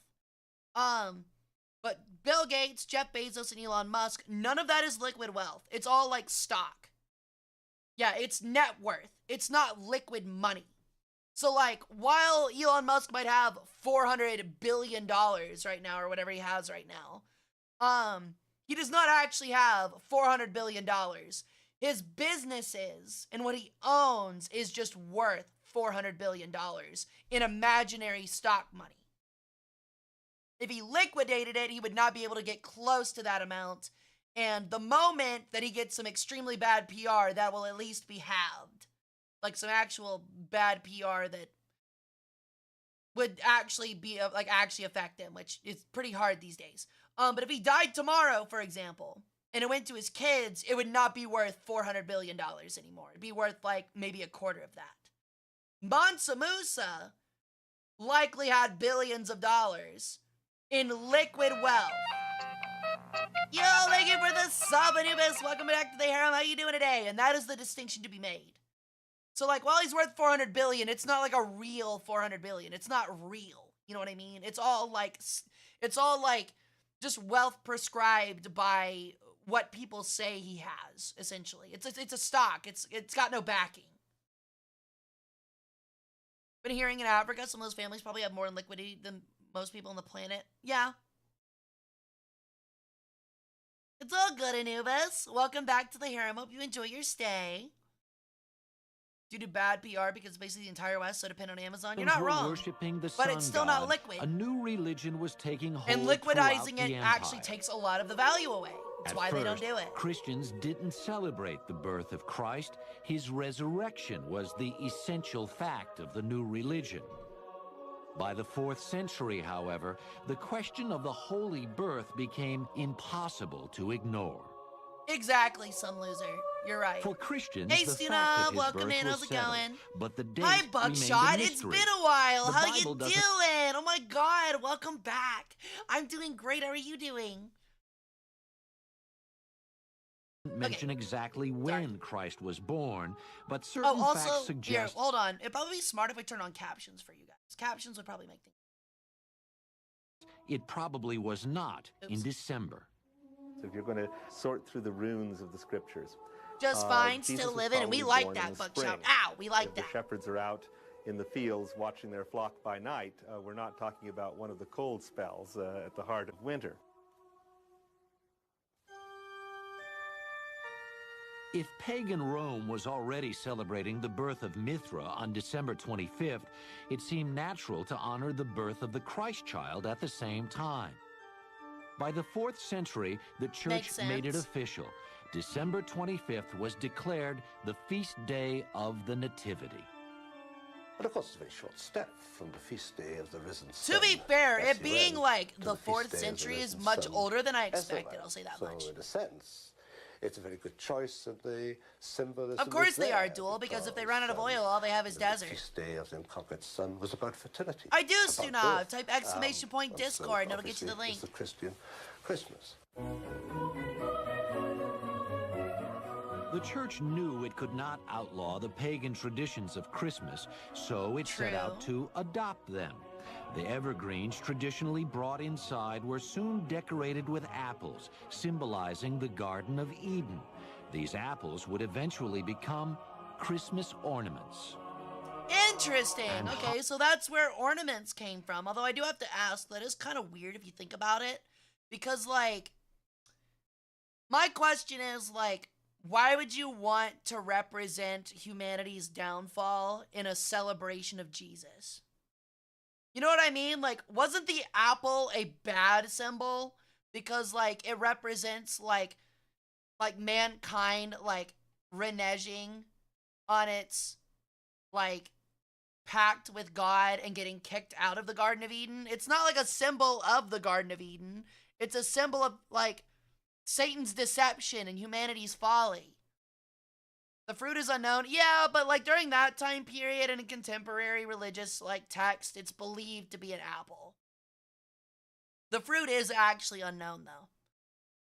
No, you don't eat the ornaments. I could try. Blondish. Holly, a traditional midwinter decoration, was recast to represent Christ's crown of thorns. Really? Interesting. People already had Yeah, I don't their think we're own too out of agenda sun. for this season.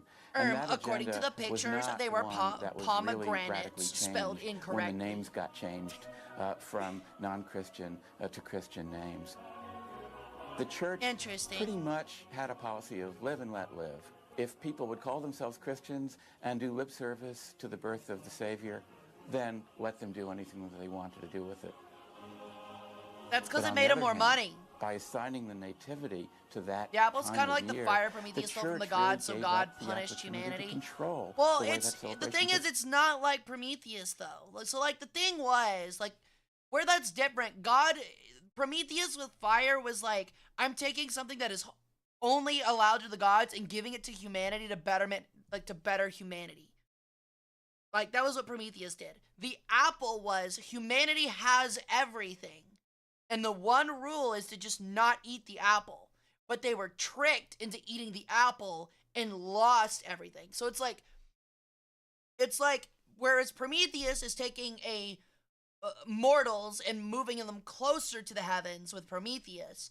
In Christianity, it was humans were close to the heavenly body, but took a bite of the apple and were reduced to the mortal state.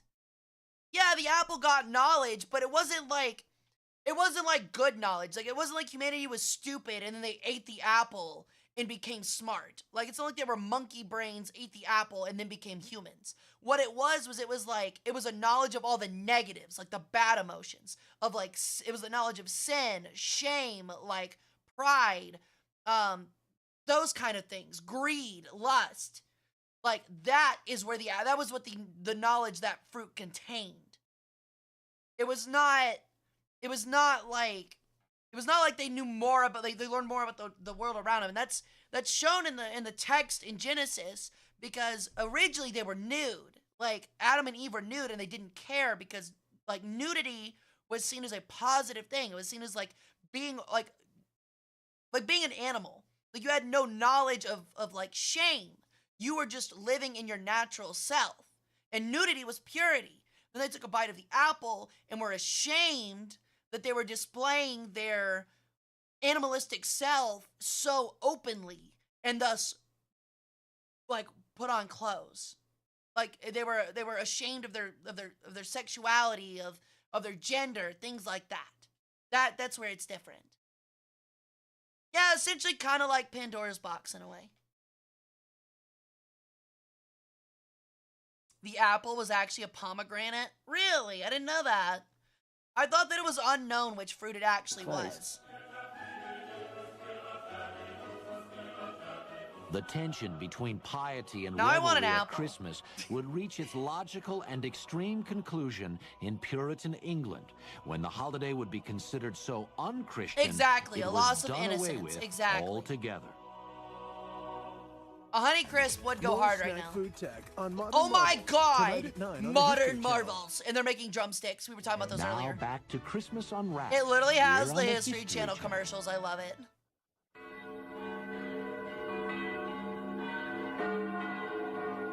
Modern Marvels was a banger. By the Middle Hey, that Ages, looks like the National Christianity Cathedral. had largely replaced the old pagan religions of Europe. On December 25th, You think the hope is the faithful were ultimate form called of to evil? Gothic I don't think so. cathedrals like Notre Dame and Salisbury Cathedral in England for Christ's Mass. Yeah, I'm soon aware to it be didn't have called apples, but they Christmas. don't know what it was my point. But out in the streets, It was the likely holiday was probably still more pomegranate, raucous but- than religious. Bro, If that you guy's went just to having a good little England ditty. around Christmas time, anytime You before, look, you know this guy likes himself some berries and cream. Am I right? This guy likes himself some berries and fucking cream. He jumps up, clicks his heels together, does a little ditty and claps his hands and has himself a lot of berries and cream. say 1800, you'd probably feel pretty ill at ease. You wouldn't. And think it was makes Christmas modern at all. children What would you uncomfortable. think it was? Maybe Mardi Gras, maybe New Year's Really? Eve. Wheat? But they said it was on a maybe tree. Halloween, Ow. Because Christmas in old-time England was really a carnival. I'm not sure, The houses Dwarf. of London were littered with brawling, drunken villagers. And I told you. couples engaged I told you. I told you. Did he say London? Yeah, England. London was filled with drunken. Hold The on. houses of London were littered with brawling, drunken villagers. And Oh, so it's couples like modern London. Okay, I got it. So it's just like modern London. It's good to know that London hasn't changed in a long time. But What did I tell you? Every fucking party prior to like 1920s just a riot. It's just a riot in disguise. People get drunk, people have a lot of good food, and they all organize and go, let's go burn shit down in the city because we got nothing fucking better to do.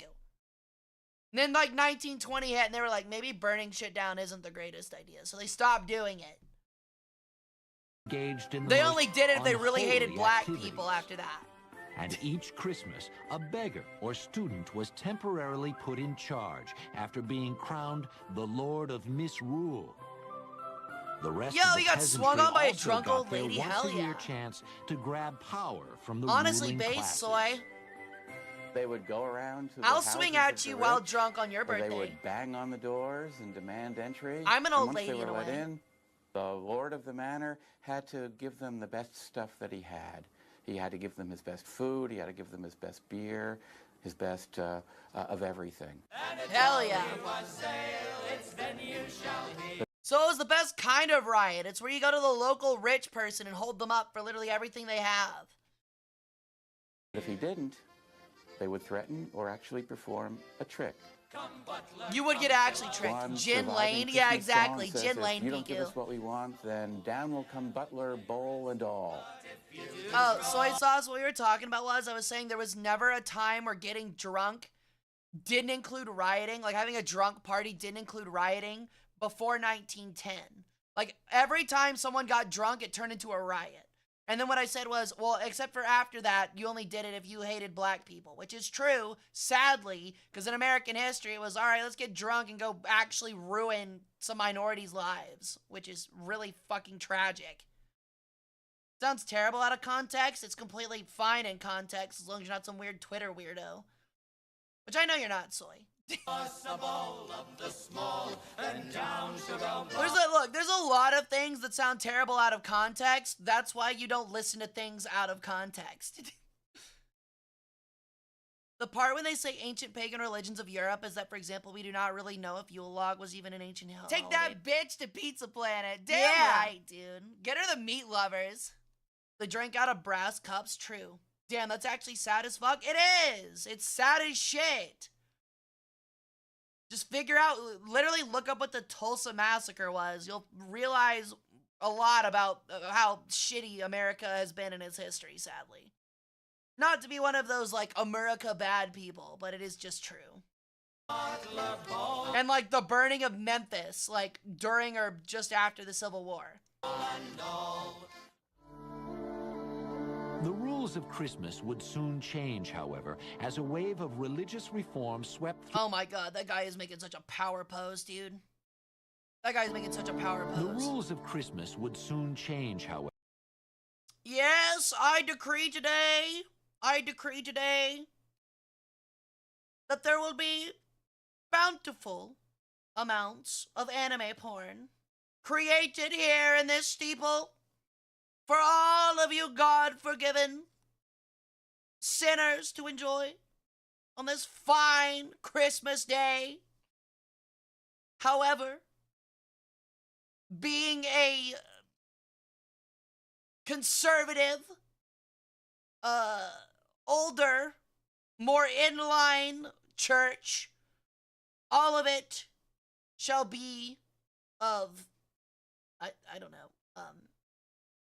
Sonic the Hedgehog. There we go. Ow. However, as a wave of religious reform swept through England Really, in the early Junk Jet, 17th damn. century. That's crazy. Led by Oliver Cromwell, the Puritans Boo! overthrew the king's forces in 1645 and vowed to rid. I don't even know if he's a bad guy, but he's got a bad guy named Boo. Oliver Cromwell, more like Oliver Cromwell, because his brain was the size of a crumb. Boo. England of And his all, name was Puritan. Boo. He was a Puritan. Boo. all that was decadent. He's got a High bad on guy their list hat. was English Christmas, and in 1652 they outlawed it Boo altogether. this man. Shops were ordered to Oliver stay open. Coomwell. Churches Yeah, were that's a forced good to one. That's a stay good one. closed. The Puritans were always, I think, deeply attracted to those things that they were most opposed to. They had a fear that they... Oh, so like modern. I don't want to get political, actually. They were most opposed to things that they feared the most. Oh, you mean like modern weirdos on the internet? Might have too good of a time. I don't mean to trivialize them, but there was a deep fear that if these things were legalized, they themselves might enjoy them. Then I might be Puritan then. I have a deep fear of goth women with massive boobs and big asses. And wide hips. So, I'm very fearful of women, for example. I'm very afraid of women, and yet I am inextricably attracted to them often. I know, I guess that makes me a Puritan. I guess we're all Puritans.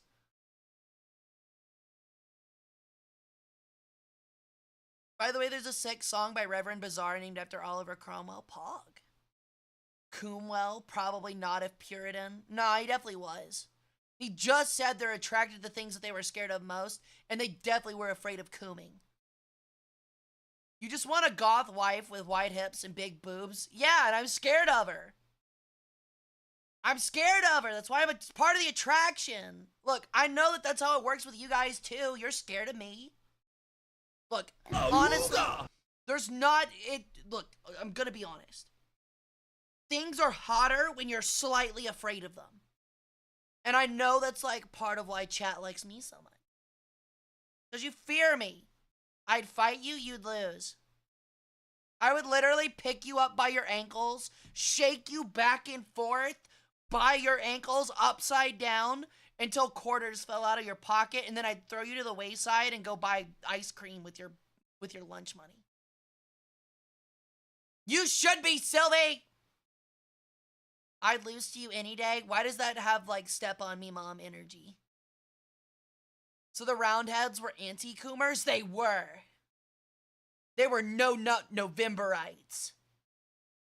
I'm hitting your ass with a fucking car, I would melt through it. Deflex. When you're fighting me, it's like fighting an 8-year-old. It's like fighting an 8-year-old. I go, no, didn't hit me. I just got here. What's going on? Hi, Bunky. Talking about bullying chat because they're attracted to me and they like it. No need to shake me upside down. I'm not interested if I can't shake you upside down or bully you first. Violence is kind of hot, chat. I know, right? It so is. And I'm violent as fuck. I literally had some guy in YouTube, on the YouTube chat, literally threaten to dox me my first stream on YouTube. And I was like, bet, bro, come find me. I'll beat your ass in my front yard. Those talons, though, they're great at gripping. I'd rather see Rasputin. You think that fucking 2-pixel wee-wee rat ain't freakier than I am? You are sorely mistaken. You are sorely mistaken, sir. Or madam.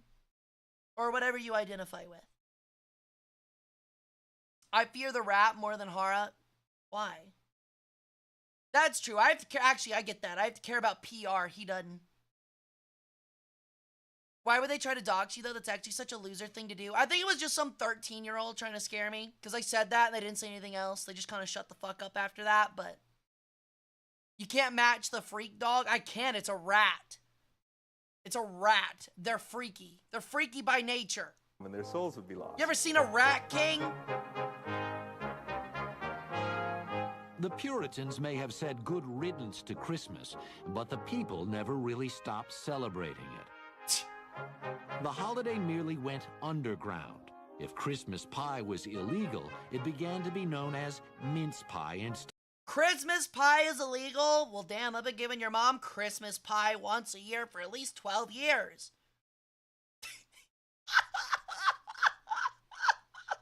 Are you guys sick of these your mom jokes yet? Are they just getting better?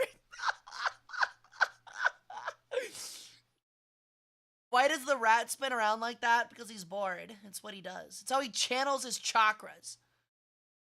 No, actually, they're getting better? Hell yeah. Chat, does that mean I'll get a sibling? Yes. At least with Hara, I can see the punch and bite coming. Exactly. Never sick of your jokes. I'm glad you guys like them. Yes, but also get better material. I refuse. Yes, stop talking about her. I can't get her out of my mind. I'm sorry, dude. Instead, which was Ow. just as delicious. The deeper need for Christmas in the human heart, the need for celebration at a time of darkness, those needs made the battle against. But I don't want Hara to be my Christmas, dad. She's too gave hot. it a Well, it will be few, your stepdad. Temporary So, wins, but it's not couldn't weird. I mean, it's possibly definitely secure weird, final but victory. it's not as weird. It's still definitely really weird. In 1656, the men of Kent and Canterbury passed a resolution saying that if they could not have their Christmas day, they would have the king back on his throne. They soon got their wish. The monarchy was restored with Charles II. Look, depending on if you have a single dad or a single mom, I'll be your stepdad or your stepmother, so. No, give me a piggyback ride? No. I am a strict and scornful father. I am not a loving one. They just get better with age, like your mom. Wait, do you have a mother? I do! She lives with my dad in the other underworld, so. That was the most, well, yes, but actually no response I've ever heard. It sure is. And Christmas was restored with him. It seemed the English could live without Bro, a king. holy shit. Okay, what is this haircut? What is this haircut, bro? Does he have Moses standing in between his two sides of hair, parting the white sea that is his shitty wig? Like, what the fuck? This man said, get the shears and put it down the middle. What the fuck, man?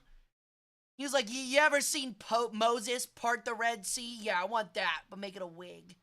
And I want to have a 6 head, so you can land a plane on my oh, my bad, they didn't have planes. So you can land a fucking chariot on my fucking forehead, and then it could drive through the part in the middle.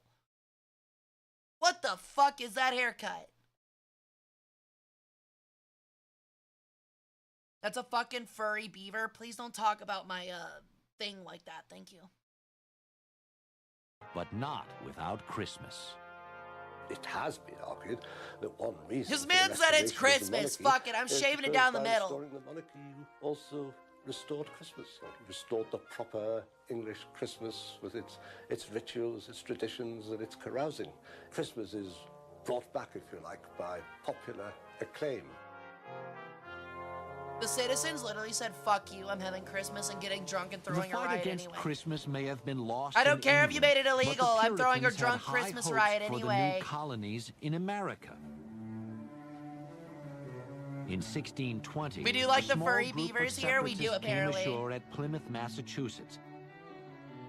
Even more orthodox Look, than all their I'll say English is a cousins, beaver looks better with a these bit men of and fur women on it rather hoped than to rid skin. That's themselves all I'm gonna once say. and for all of the Christmas scourge. In 1659, Puritans in Boston followed their English brethren in outlawing Christmas. Actually, Anyone those do caught not. exhibiting the Christmas That's actually spirit what a lot of people don't realize is like, yes, kings during this time period had a lot of power and control, mainly over physical items. However, they did have a responsibility and were held to that responsibility typically by the people that lived on their land. So the way it worked was, I work for shit wage, I work for shit meals, I work for a shit life, and in return, you keep me from getting my head cut off by the guy next door, right? Or raided by the guy next door, to make my life even worse. If you do not fulfill that, me and my 15 fucking neighbors can put your head on a fucking pike and find somebody else that will. And that's usually how it went. You had a responsibility to do that, to like protect the people that were living on your land. And if you didn't, they would fucking riot, and they typically did it successfully, so it was actually a fucking scary notion to a lot of kings. That's what kept some of them in line. Always join back at the wildest times. You're welcome, Hark. But that's every time in a Hara stream. It's always wild, let's be honest. Wet and wild. It's like a fucking Six Flags water park over here. Wet, wild, plenty of pink eye. Yep. See ya, Butter. Thanks for coming and hanging out. And they were not omnipresent, so like, not only can stop the serfs from being mischievous from time to time. Exactly. was fined 5 shillings. Can I Like skip in that England, last one? however, No. Christmas remained impossible to contain. The 1719 Boston Almanac doesn't list a Christmas holiday, but it does recommend that in late December, you not let your children and servants run too much abroad at Hey, night. who you calling a wench? Not all the colonies I'll had churn such your trouble dad's with butter if Christmas. you keep it up. Captain John Smith, leader of the Jamestown settlement in Virginia, wrote that their first New World Christmas was kept with plenty Crashed of out good yet oysters, again. They're talking about kings wild and shit. fowl, Hell yeah, and we're talking about the good history of bread. Christmas. Jamestown settlers Yo, were also fucking the first to oysters? drink Do they that have in late oysters? December you not A let lot of your people don't know children this, and but like a servants lot run of too popular much foods these abroad days, at oysters night. were considered poor people food. Not Pretty all wild. the colonies had such trouble with Christmas. Captain John Smith, leader of the Jamestown settlement I am in witchy. Virginia, wrote that their first New World Christmas was kept with plenty of good oysters, wild fowl, and good bread. Sounds like a good fucking party. Jamestown settlers were also the first to drink eggnog as a Christmas drink. True, Oda-san. The nog coming from the word grog, which means any drink made with rum. Yo, hold on. So you're telling me, hold on, pause. Not only did we just get eggnog lore, poggers, fucking, somebody play the alarm, please, with a big red flashing text that says eggnog lore, in red over everything right now, please. Not only did we not just get eggnog lore, but it came from the most based historical drink in history, grog. So you're telling me that during Christmas, I can get a little piratey with my celebrations and it would be accurate? I mean, I could squirt it in my mouth for $20. I could, especially if it's eggnog. I've never had it, but I'll try it now because it's named after grog, and only cool people drink grog. Shit, rum and eggs. Hell yeah, egg whites. But yes. I wonder what we do on holidays dedicated to Hara. Let's check. Hell yeah. Hold on, let's check. Let's take a look. Hold on. Sun celebrations, festivals, ancient Egypt. Let's take a look. It's been a while since I've had any help for me. Alright, so of course it takes place at Abu Simbel, which makes sense. That is the main temple dedicated to me. Let's see here. In which it celebrates the sun's alignment with the temple. Sick. Love it.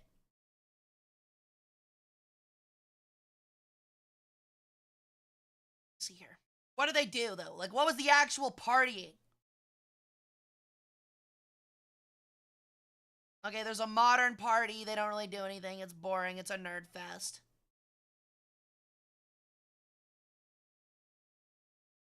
Hold on. Ancient Egyptian parties. I mean, it's like gonna be like everything else. You probably just get fucking drunk, but like, there was juggling. Gotta love juggling. Juggling's cool.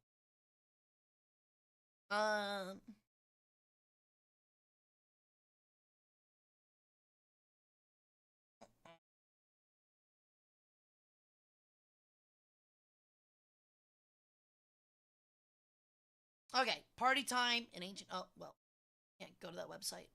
Shit. Let's just check this. Let's just check this. Christmas pirate Hara with eggnog. I would love that.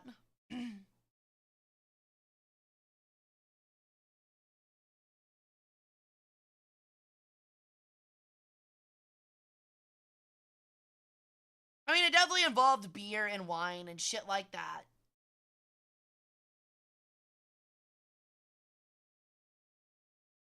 Okay, so there were multiple festivals, obviously. Ancient Egyptians were not strangers to partying.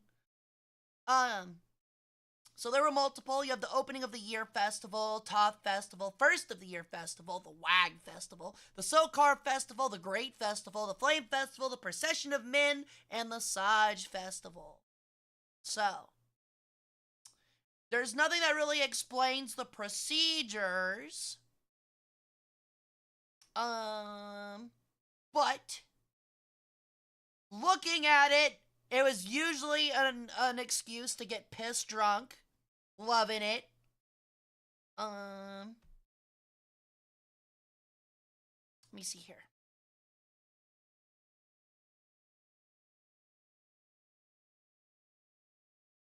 Names of months. God damn, they had like they literally had a party per month. That's crazy. Day 10 on the 9th month of the year is the adoration of Anubis. So every August 10th you adore Anubis. Reminder. Put that down on your calendars. I know you guys like him a lot. Days 361 to 365 of the year. The first day is the birthday of Osiris. The second day is the birthday of Horus. So when we get to December 28th, it is officially my holy birthday. Hell yeah. But yeah, there's no, like, there seems to be not really any, like, text on what actually consisted of. The only one I know of is the Harvest Festival. Or rather, one of the spring festivals where the pharaoh would jerk off into the Nile to give it virility. I'm not really sure of other ones. I mean, obviously, it's going to be stereotypical of anything else. There's going to be street foods, drinking, dancing, partying. It's that. But there's nothing, like, special, I guess. So, yeah. What happened? Yeah. So, like, it was believed in ancient Egypt that if the pharaoh, like, masturbated into the river Nile during the spring, it would lead to a good harvest because his seed, which is obviously virile because he's the pharaoh, would help induce the seeds of plants and shit along the river. I'm not kidding. That's a thing. You can look it up. I did not start it. Mortals did. But I guess I've got to start doing that now. So cool. Independence, however, all things English fell out of favor in America. Christmas And they smoked included. hashish. In fact, on December 25th, 1789, And busted down sexual style whenever they had a single chance to not do heavy labor. True. Because your life sucked. That's all you really had to do. Day for most of the next 67 years. At the same time, there are people who are writing in their Rah, diaries America that, starting "Isn't it too bad Christmas." We don't have any holidays. No, I just So wanted an after the excuse to jerk revolution, out in public. here is an Yeah, entire probably. nation The first one, that, at least. works hard, has forsaken many holidays, has given up many holidays because they were holidays that were mandated by the crown. And it is time to start thinking about how to populate the calendar. Hell yeah. As the 19th century dawned, Christmas would be one holiday that would pull the new nation together. But it wouldn't be the carnival Christmas of old England, nor would it be particularly religious. America would invent its very own Christmas, and in the process, reinvent it for the whole world. We invented our own Christmas, where it's all about buying things. Remind me not to drink any Nile water. I'm sure it'll be fine a few days later. New York City, 1820. Within the space of a generation, I'm dumb as a New rock, York but that's had okay gone because from I a got muscle. backwater I'm dumb as a port rock, town but it's okay to the because I'm center gorgeous. of American commerce. Great wealth came to a few during these years, and moderate livings to the burgeoning middle class. Sounds like but right the now. Industrial Revolution had also created a class of the unemployed and unconnected, whose very existence threatened the cozy world of New York's middle rung. This was never my God, more Sunday, clear that emote is than fucking at Christmas adorable. time. Class conflict was emerging with the earliest stages of industrial capitalism. I mean, honestly, it's and possible, so what Stunov. had previously just had an edge of menace, Wouldn't do you a really little any bit good, of trick, but much more goodwill, much more treat, now changed, and the menace became increasingly obvious and increasingly serious. the menace. So that by the 1820s, the Christmas season in cities like New York was really a time of gang rioting. A really very, very nasty scene. So nasty. What did I say? I continue to be proven correct. Any holiday or party prior to 1910 is just an excuse to riot. Love it. Fantastic. When are we bringing that back? When are we bringing back the yearly Christmas riots? I want them back. They sound fun. I want to get a free TV. Let's get on it as a society. Bring it back. That in the year 1828, the New York City Council, for the first time, instituted a professional police force for the city as a direct result of a particularly anti-fun savage riot, people. Christmas season riot the year before. Bros literally just rioted for the sheer fun of causing a ruckus, and not gonna lie, that's fun as fuck. Yeah, right? Change the way the holiday was celebrated. Next year, Hara, I hope so. Washington we do Irving have them was Black America's Friday. In a way, best-selling you're not novelist. wrong. And in 1819, he used his expertise to write Bracebridge Hall, an enormously popular series of stories about Christmas at an imaginary English manor house. Here, the classes mingled Portland, effortlessly in a as way. squires welcomed friendly and grateful peasants into their homes. And in 1843, England's most popular writer, Charles Dickens, I love tackled the that. Christmas. I love that Christmas at some point went from being like, yeah, let's get drunk and riot, to let's invite the homeless into our home and give them a nice meal and nice presents. And then immediately went back to, yeah, let's riot in the streets like while drunk and make it about buying things. Problem with A Christmas Carol. It was a bestseller in London and America, and the lessons of the story struck I a too would like to powerful tip the chord King's on carriage both over while in a sides drunken of the stupor. Atlantic. Actually, though. Christmas Carol, I think, showed the Victorians what could be the use and the meaning of Christmas in a society which was quite pleased with itself in a way, but which nevertheless had fears about inequality, about too much materialism, about perhaps just too rapid change. There have been countless treatments of this Christmas classic, some in print and some on screen. This It is a television banger. version is from 1958, but the themes Damn, are straight that's old. out of the 19th century. You want all day tomorrow, I suppose, Crescent. Quite convenient, sir. It's not convenient. But it's only one day in the year, sir. A poor excuse to pick the pocket of your employer every 25th of December. I think the character of Ebenezer Scrooge taught a very important lesson to middle-class people. Christmas. Nonsense. Humbug. What, the rich people hate Because Christmas? the Christmas season presented them with a real problem. What The do Muppets we one owe is to better. the different people in our world? The What Muppets do we one owe is to our great. families? What do we owe to our employees? What do we owe to the anonymous poor? At first, Ebenezer Scrooge refuses to face those problems, but after his visions of Christmas past, present, and future, Scrooge learns that family and charity cannot be ignored at Christmas time. Merry Christmas, Mr. Scrooge and Mrs. Cratchit. So, for you. does that mean he can be a piece of shit 364 days of the year, and then on Christmas he's like, here, everybody have $1 million. All right, we're cool. Is that what that means? That's for you.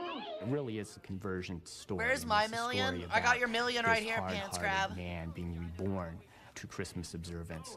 And I'm going to raise your salary and help your large family in every way possible. That conversion story is important for Victorians to be thinking about their own conversion to the holiday, because it If is my very boss much gave that me $1 they are million, being I'd be fine with it. reconverted. I think we So all would be many of fine them with have it. given up on the holiday. So now they have to come to terms with their own reconnection with that, and Scrooge is a way of doing that. There's this lovely story of Dickens going around America on one of his famous reading tours, and this American factory owner going to a reading. So, of like, what the fuck is a reading tour? Is that just where, like, the author, like, rides around your country or whatever and just shows up to a city and reads a book to you? Is that literally all it is? I kind of get it, but why? Yeah, it kind of just also sounds like a book club. Be a big piece of shit all year, then at Christmas, well done, suckers, you got the bonuses, go crazy.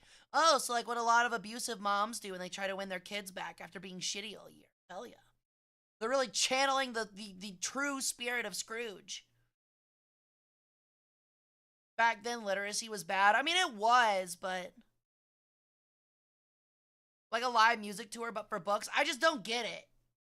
Like, look. Would it be... Okay, actually, I take that back, I guess. It would be kind of cool to hear George R.R. Martin sing... Like, not sing. Yeah, sing parts of Games of Thrones. Like, read Game of Thrones to, like, an audience. That'd be kind of sick. But there's no way he could fucking finish the book in, like, one thing. We'd be there for, like, 8 hours. That's true. I guess it's a good way to also get people to want to buy and finish the book. Yeah, Christmas Carol, and on the way home saying to his wife, "Next year we shall close the factory on Christmas Day." 19th No century movie, no Americans internet, were no discovering VTubers. Christmas Honestly, after a blessed for no 200-year VTubers or drought no of internet. Puritan Let's be honest. disapproval. But the holiday would never have taken hold if society wasn't ready for it. One important shift I thought he was just said occurring fuck right tree inside instead of the family factory. I mean, in a itself. way he did. He's British. Before the 19th century, the family existed as what we might think of as an engine of discipline, designed to train children to work hard. After Yeah! 1830. That's right. That's certainly a way to put it. That is certainly a way to put it. An engine of working hard, or whatever he fucking said. I.e., making sure your 8-year-old is fucking sweeping chimneys and getting black lung at the age of 8. Hell yeah, baby. That's efficiency. That's called working hard, baby. Child labor. Your daughter at the age of 7 getting her fucking finger cut off by a fucking loom. Hell yeah.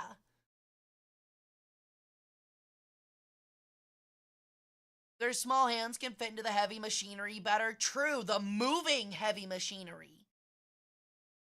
Me and Frostpunk, my first order, child labor. True. Hara has been using that child labor since ancient times. Look at the lore comics she's releasing. Wrong. No, false. Untrue. I mean, granted, like, it probably was like an event for 15 and up, but you weren't strong enough as a child to do labor in my ancient Egypt. You're too fucking weak. I guess there was child labor, though, technically, because the families would have to employ the kids to work on their farm. But that's their thing, not mine. So. The family was very quickly and perceptibly becoming an agency that was designed to provide Children the are a safe emotional investment, nurturing Chat. for Can't be children too hard to so make that another they could grow jet. up being sensitive, Yeah, actually. little people who took a lot of pleasure in the family. Yeah, if you and check in out the world Blue Sky itself. Strider, there's a comic that I'm posting a panel of daily. We're already on number 4. Christmas was It's also in the Discord. tailor-made for this transition. Now there was a holiday where attention could be lavished on children without seeming to spoil them. Really? The moment of Christmas.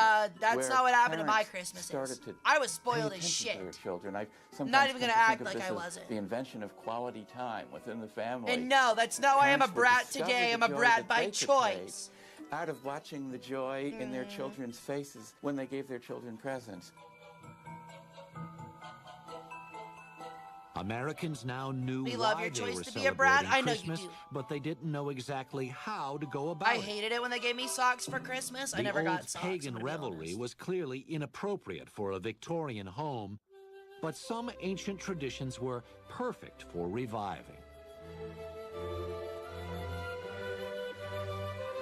Yeah. The Christmas tree has its roots Like in doing Germany, where garum decorated shots, like the ancient Christian, the ancient Christmas tradition of doing shots of fish sauce. Yeah, woo, yeah. Very Victorian. Honestly, it is kind of Victorian. It smells like fish. It's suffering, and it'll probably kill you at some point. So, very Victorian. evergreens had always been a part of the winter celebrations. But the tree might have stayed there if not for Chad, I the think it's a royal good thing marriage that she's in a brat, because 1840 bratty of girls have a charm Victoria, of their own, the Queen especially of when you can throw England, colas to at her her cousin, nonchalantly. I hate Prince that you threw it Albert as of I was Germany. saying that. Albert brought his German ways Oh, to hell Windsor yeah, new Palace, pajamas. That's including cute, Strider. the I like annual that. Christmas tree.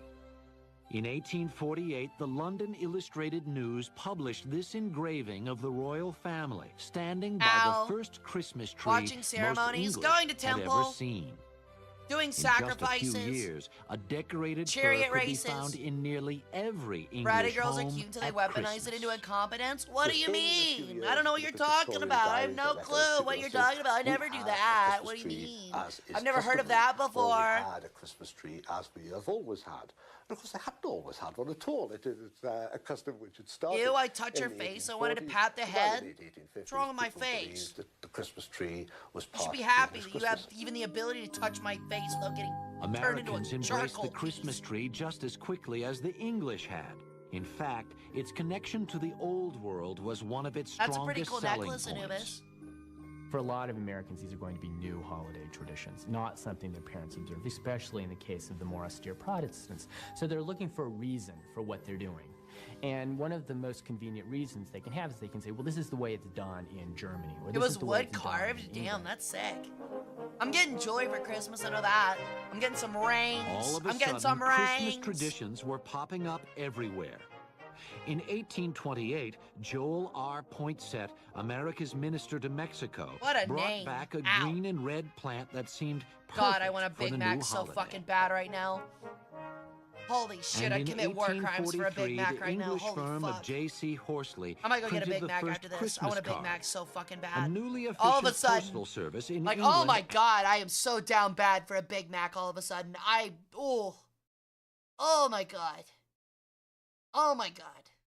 That sounds so fucking good right now. And America helped make Christmas cards an overnight sensation. Like, I would It seemed as though sloppily every fuck up vestige of the old a Big Mac Bacchanalian right Christmas now. was gone. I'd have it all over But my even the all over my Victorians chest, couldn't clean man. up Christmas completely. I would be Victorians gargling were particularly keen on mistletoe secret because sauce. you could Okay, that's all actually I'm saying. kiss a lady or a I lady will kiss a man after that stream. normally, in the normal I'm course of busy. events, I'm would not be entertaining allowed chat. to Take that kiss. bitch to pizza So in plant. this Yeah, society, take that which bitch to was pizza plant. very Get her the meat strict, lovers. one I am of fighting the the. I am licentious fighting the Christmas demons. pizza from sauce on my earlier titties. times Yeah, so is the what? sprig of mistletoe. No Victorian Christmas gathering was without it. Okay, so we just like missed the history of In the case mistletoe. of the Hold more on. austere Protestants. So my thing they're is, I looking never for a had reason mistletoe at my for what house. I they're had doing. mistletoe. And Whoever one of you're the under most it with, you have to convenient reasons fight. They can have is they can say, well, this is the way it's done in Naturally, Germany, I or this win is the every way it's time. done in England. Makes it pretty fun. Eat a burger if you want a French fry. Eat a All French of a sudden, fry. I will. Christmas traditions were popping up everywhere. In Everywhere. 1828, Joel R. Poinsett, America's minister to Mexico, brought back a green and red plant that seemed perfect for the new holiday. Really? And in 1843, God the damn, why English is everybody firm so of J.C. fucking Horsley bald? printed the first Christmas card.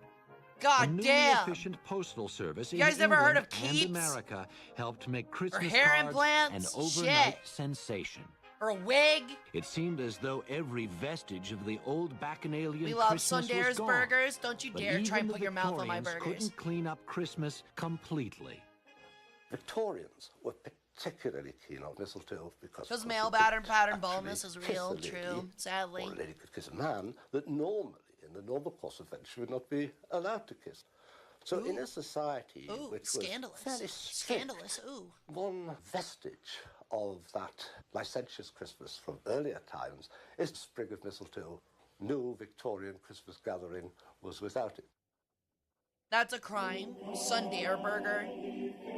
Sundae By burger mid-century, Christmas was everywhere in America, in the streets, in the homes, in the marketplace. They were supposed to be much The better one than place today. you I could mean, there not was more find to them Christmas for was sure, in but church. if you can quantify that as better, Most sure. But like the Americans were flavor's practically Protestant, the same. and the Protestant church had ignored Christmas To answer your for question, years. PQ. But Protestant Victorians longed for official religion With on only this mayo sacred as a day. condiment? What the fuck, What a number Strider? of them do initially is say, well, if we can't find a Christmas service in our Baptist church or our Presbyterian church, let's go see what the Catholics are doing, or let's go see what the Episcopalians are doing.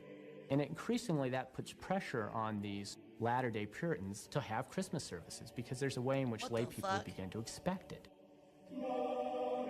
They actually said, God damn it, the Catholics Church down the road services, got a whole mistletoe, fucking and chorus and a Christmas pipe trees. organ. We America's gotta one-up new that holiday shit. now seemed firmly in place.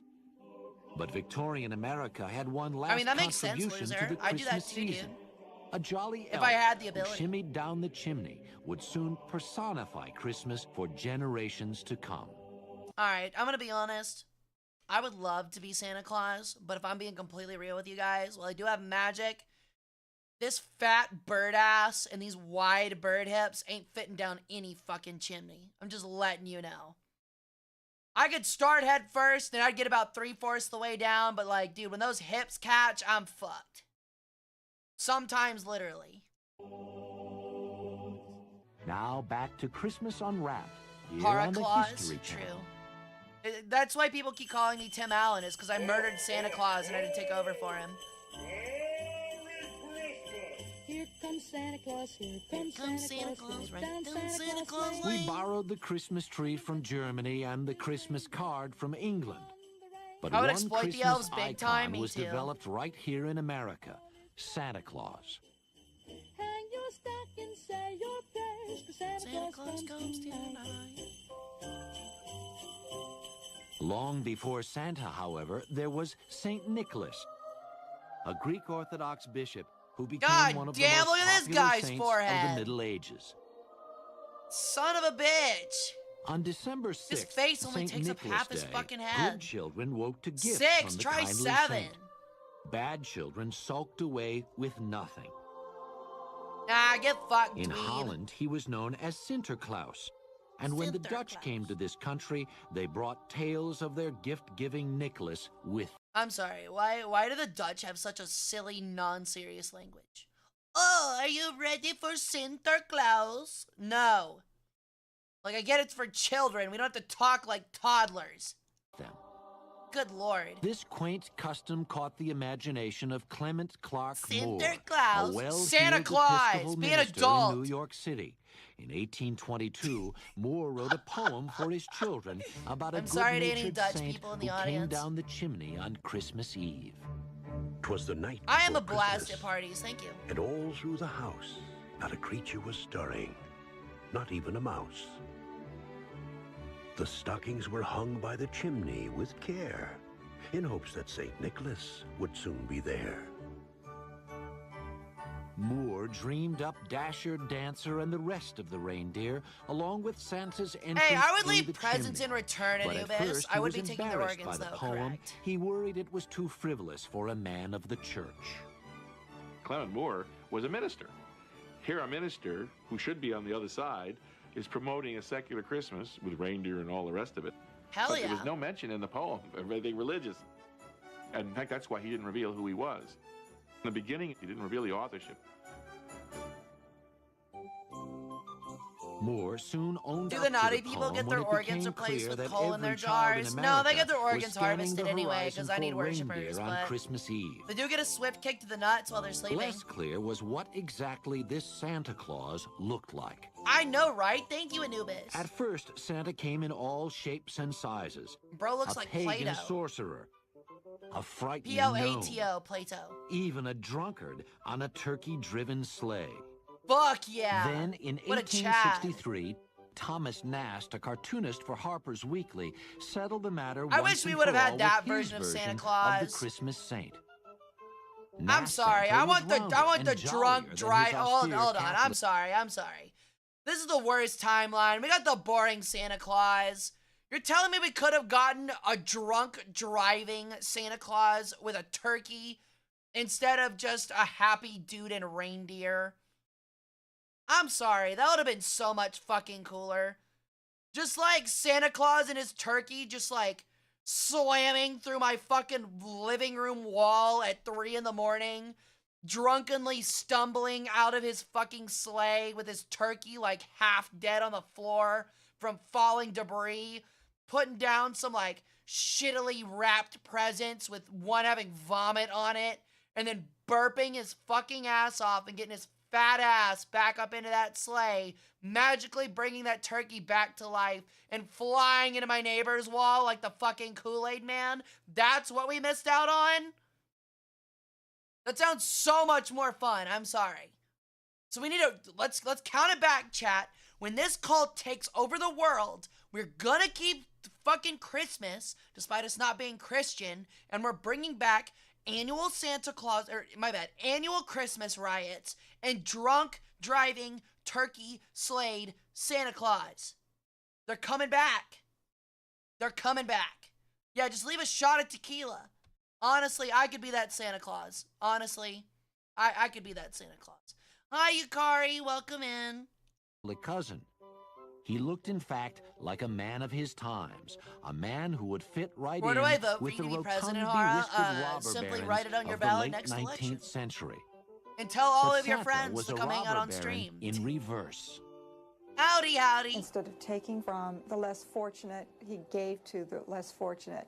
He gave to people regardless of whether they'd done something. I'm sorry, but she says, like, instead of taking from the less fortunate, I get, like, that there's a lot of, like, rich people that would be taking from the less fortunate, but are you, like, implying that there are, like, famous folklore people, like, fantasy heroes that would just be the opposite of Robin Hood, where they just steal from the poor? Like, they were just known for, and they were idolized for stealing from the poor. There's not really, like, a contrast to that. Or not. In other words, he gave to children. Instead of gathering together wealth, he gets They were rid called the of wealth, tax and he man? does it Okay, fair yearly. enough. Tax collector's true. A captain of industry with a heart of gold. It's no wonder that by the 1840s, Santa Claus was an irresistible image to America's retailers. Here was a guy who could I thought sell he was gonna say anything something at else there. Christmas, but make it seem like you were not buying gifts at all. Santa Claus provided a way for both children and parents to pretend that Christmas presents were not in the realm of the commercial marketplace, that Christmas presents existed in the realm Oh, of pure hee-haw. domestic It were affection. just, So it's Santa not Claus played a real very important role capitalism. for both parents It's and not children. real He took consumerism. My bad, presents not out of the capitalism. realm of It's commerce. not real consumerism. You're giving it to a child while masquerading as a If fat, the image jolly of man with a Santa big could sell beard. merchandise, retailers soon figured that a real True, life we're so Santa close, would boost sales Scare. even I'm so further. excited. I actually do love Santa Christmas, has been though. showing up in department stores since the mid-1800s. It makes perfect sense for us to have our national saint in a department store. That's commercial sense for us, dollars and cents. Yes, as you can tell by my quarter four profits jumping up 200%, I think that it is a national obligation, dare I say almost a religious obligation, that Santa Claus be in every Macy's in the contiguous United States. Because if we don't, well then that's just not really American. Honestly, if I'm not making 200% plus on my quarterly profits, how is that possibly American? And I have to thank Santa Claus and our saint of America, our American saint who drinks Miller Lite, owns an AR-15, and fucking loves his Apple iPhone 15, is, dare I say it, one of the core founding principles of America. That is exactly what some guy that makes money off of, like, people buying dumb shit for Christmas would say. Author and humorist Gene Shepard immortalized this rite of passage in A Christmas I Story, love America. an autobiographical account of Honestly, one the boy's drunk driving, Christmas. turkey wielding Santa Claus I've would been be thinking like for weeks what I more wanted accurate for Christmas. America, though. Let's I be figured honest. the best thing to do is to tell Santa Claus about that. And I True. looked up at that Santa Claus, and he had these big, watery blue eyes and a huge beard and all, and he's looking me right in the eye. And he was so impressive that my mind went blank. That's cute. Then what's your name, little boy? Hara. It's like if all of a Wait, sudden he said you're, boy, you're my sitting bad. on the president's Horace. lap. And he says, "What would you like me to pass in legislation, Sonny?" I mean, your mind's going to go blank. You can't remember any of this stuff. You really And can't. so at that point, The Santa pressure's Claus looked on, at me and dude. he says, "All right, how about a football, kid?" How about a nice football? A football. I wanted a BB gun. Oh my God. So he pushed me off his lap, and this elf grabbed me and threw me down a slide that went down into the snow. And I laid there for a minute, and I knew that I was not a fit person to talk to the great. Santa Claus was obviously a star. He actually got starstruck, understandably. A celebrity of this magnitude obviously needed a sidekick. In 1939, Robert May, a copywriter at the Montgomery Ward department store, It is very dashed understandable. off a promotional children's book to lure Christmas shoppers into the store. Oh my May's God, it story all told comes of back an to buying ostracized shit at department reindeer stores. with a big red nose. Poor Rudolph. Where most reindeers' noses are brownish and tiny, Rudolph's was red, very large, and quite shiny. This physical, shall I say, disability turns out to be an asset because it's a foggy. I don't think I've seen this Christmas Christmas Eve. movie. This fog will be hard to get through. That is a scary, And very this pissed light off, on the Yeti-looking nose Santa Claus. enables poor old stumbling Santa Claus to get And he's through. got some leather boots on. As they shouted out with glee, Rudolph the red-nosed reindeer, you'll go down in history. So you have this handicapped sort of child figure helping the benighted parental Okay, figure. okay, hold on. I don't know if we go that far, bro. He is a social outcast. I don't know if I would describe Rudolph for having a red nose as handicapped. He's got a red nose. He's not in a fucking wheelchair. Like, let's chill out on that, dude. I would say an outcast. I would say bullied. I would say, I don't know, ostracized. I wouldn't hit it with that. I feel like that classification's a little too far.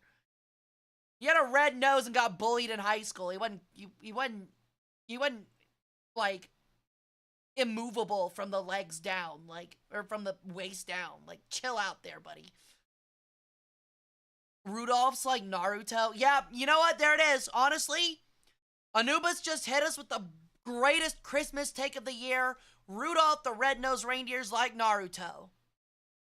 He was fighting that one super mean kid that was getting coal, and the kid screamed with a really wonky face, "My pain is far greater than yours." And then fucking Rudolph just fucking blasted him with a Rasengan. It was fucking crazy. Greatest Christmas ever. Coolest shit I've ever seen. God, I love Christmas. I love that, actually. Can we get that? Can that be a drawing? Can we get that as art? I had a strong aversion to Santa, clowns, actors, celebrities, anyone with an air of unreality to them. Really? Thank you, I try my best. Of course. Actually, Rudolph didn't Rasengan. He just sneezed. Damn.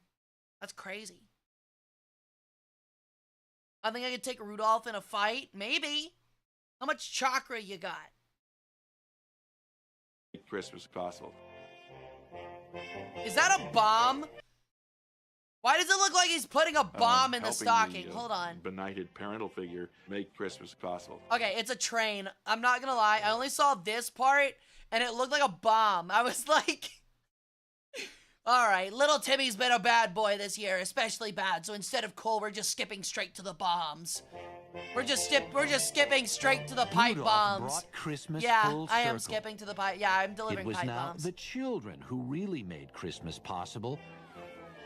Only they understood the meaning of I this don't think enchanted chakra stops day. 9mm. Sometimes it From does. Washington Irving to Montgomery Ward, a battle for Christmas had been fought and won by kids.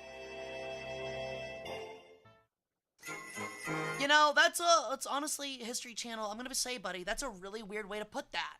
To say that Christmas was won by kids when really it was won by kids wanting to buy things in department stores because adults thought that they could turn it into consumerist garbage, which is exactly what happened.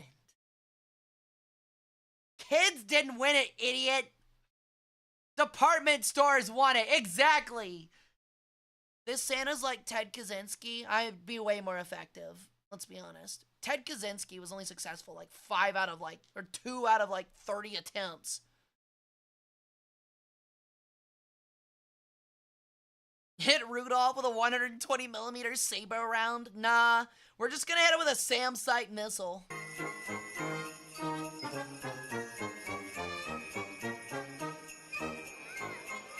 By the 1920s, few vestiges of the carnival Christmas were left. Oh my in God, that America. outfit's horrifying. One exception was This is Christmas nightmare parade fuel. in No New wonder York kids City, got scared all where the a fucking glimpse of time. Santa Claus was worth the all-day wait.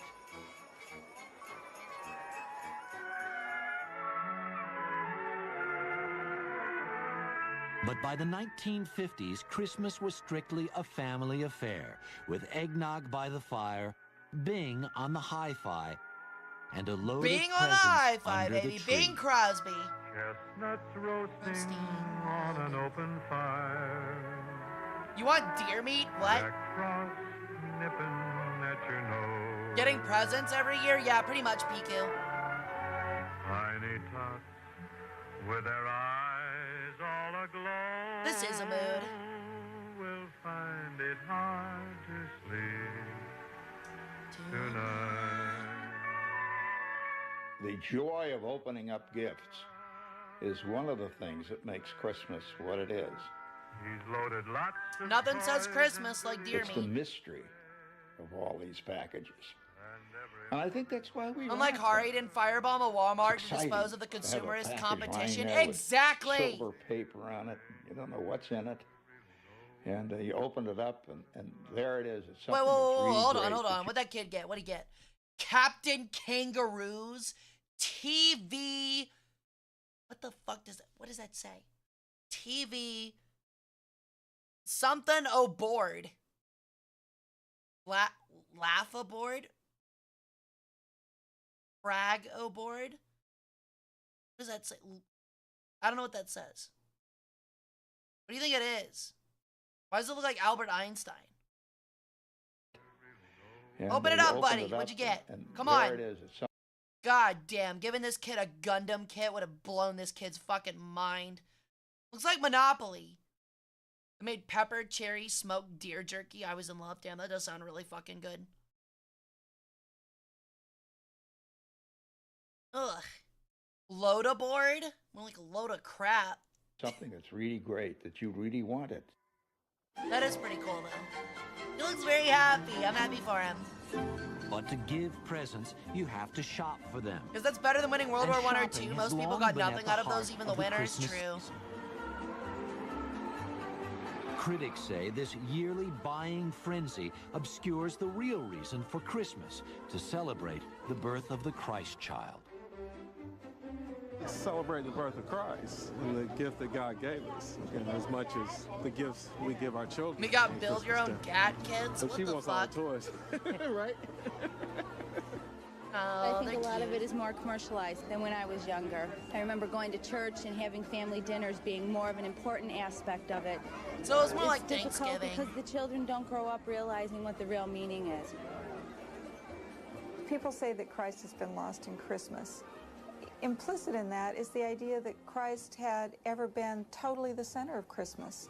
And as Christmas has been celebrated ever since it was instituted as a feast of the Nativity, there's always been other ritual, other ceremony, other activity associated with Christmas in addition to Christ. $97 in the 80s. That's like $300. She buying a fucking At the All Xbox? Souls Church in New York City, Christmas Eve services give the secular side of the Honestly, holiday yeah, some those stiff old, okay, competition. unironically, like, those old chemistry sets and shit are kind of scary. Like, they literally just had, like, small vials of uranium and shit. And, like, mercury. It's like, here, little Billy, 8-year-old Billy, have these canisters of toxic materials. Feel free to eat some of them if you want. You're already living around asbestos and leaded gasoline. It's not going to do a whole lot anymore. Really? They've stated they'll defend him in the air if they can? That's great. Nothing like a bunch of kids running around alleyways with pop revolvers and pistols to really let your neighbors know how you're doing your part as a parent. I love it. Honestly, that sounds pretty fun, though. I'd do it. At All Souls, we sing carols. We bring in choir and orchestra Damn it! who do Martha! great music Martha! from the Christmas Timmy tradition. drank another vial of mercury. He's having a seizure. Get the Certainly peroxide. today, most churches revel in the celebrations as completely as do the corporate malls. That's not a bad thing. It actually goes back to the sources of this kind of holiday, where we recognize that people have deep needs at this time of year to connect with that which is very important, but also to celebrate. In hundreds of pop rounds. I used to do that, but it was pellet guns. Or not pellet, airsoft. There are a bunch of my kids in my neighborhood that did it with airsoft, guys and girls. We just kind of run around doing stupid shit. Religious service or another. So clearly, a lot of people haven't lost with sight our of the bikes. religious meaning. But what seems to be the concern here is that there's a struggle, a competition over what I'm gonna give my friends pieces of U-238 for Christmas. Well, that's actually surprisingly coincidental, Scare, because actually I had Christmas gifts planned for each of you. I plan on giving each and every single worshiper for Christmas their very own demon core. It comes with its own screwdriver attachment. So I hope you guys enjoy it. It's going to be a lot of fun. I've got them all pre-packaged and they should all arrive by the time they reach your homes. If you want, you can buy, I didn't buy the conversion kit to turn them into landmines. That's something you'll have to buy on your own accord. A little too out of my pay range. Effectively with all these other competitors. But perhaps Christmas Martha! in America is Timmy more just discovered a new ionizing isotope on top of the dinner table. And less a competition between the two. I think that if people had our child Christmas, just split with just atoms in the Christ garage. it, Give him a would not be spanking. Holiday before I that give you one. would come And out not in the fun way, into because this is the the streets 50s. the way that it does, because the trees, the carols, the shopping, all of that. Airsoft was a cool hobby. I just never had the money for it as a kid. That They're holds expensive. The They're much more religion expensive in than place. paintball guns. Well, actually not true. It's not hot. This cultural It's material... not hot, Sundare. I learned the hard way that getting spanked as a woman in the 50s by your husband was not a hot thing. It was like an actual, like, spanking children today kind of thing. Where it was like, it was supposed to fucking hurt, and it's because they low-key abused you. It's not hot. I heard that at first, too, and I was like, ooh, that's kinky. And I was like, oh, never mind. It's not like a cute little, like, spank on the butt. It's like a wham, here comes the fucking ore, you know? Like, is everywhere. best hit him with a frying pan. Better, like, lace all of his coffee with Certain rat songs poison. and movies have become as much a part of Christmas as the tree. I'm gonna slap the two halves together of the demon core like I'm playing the drums often and repeatedly. No, do it like the cymbal monkeys. I don't want to get married to anybody, you understand? I want to do what I want to do. And you... And what do you want to do, buddy? What does he want to Movies do? such as It's a Wonderful Life, our hunger for them, our delight in them, reflects a deep potential goodness in the human soul. But these are good movies. They have, people do good things and they get rewarded for them. To my big Rat brother poison or George, radiator cool the and richest true. man in town. What do you mean, soy sauce? Someone might say that this was a trivialization of Christmas. I think it probably is coming a little closer than many of the things we do to tapping the true Christmas spirit in the broadest sense of that word. That's a Christmas present from a very Oh, dear okay, friend. airsoft gear. Nice. That's sweet of you. Teacher says every time a bell rings, an angel gets his wings. That's right. How many That's fucking right. angels are there? Dear God, Christianity, how many angels do you want?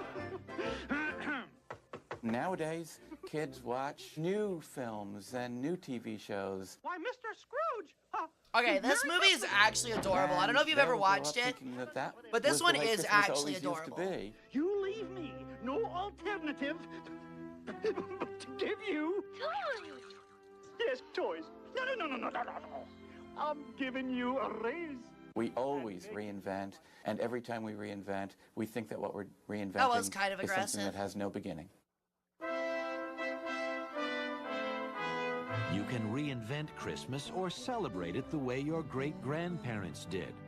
The only thing you cannot do is ignore Christmas, to not catch a glimpse of a Christmas tree or hear a note of Yeah, you hear that? Anyone that doesn't celebrate Christmas, like Jewish people, or people that celebrate Kwanzaa, or people that are Muslim, you can't ignore Christmas. You can't ignore Christmas. There's no ignoring Christmas. It can't be ignored.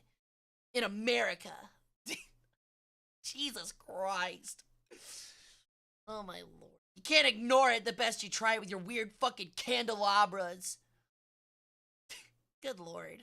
Jingle bells. All right, would be History nearly Channel, impossible. tone it down, buddy. And since 98% of Americans celebrate You Christmas just can't in some you can't form, ignore spending it looks $200 like in a that won't Macy's. change for quite some time.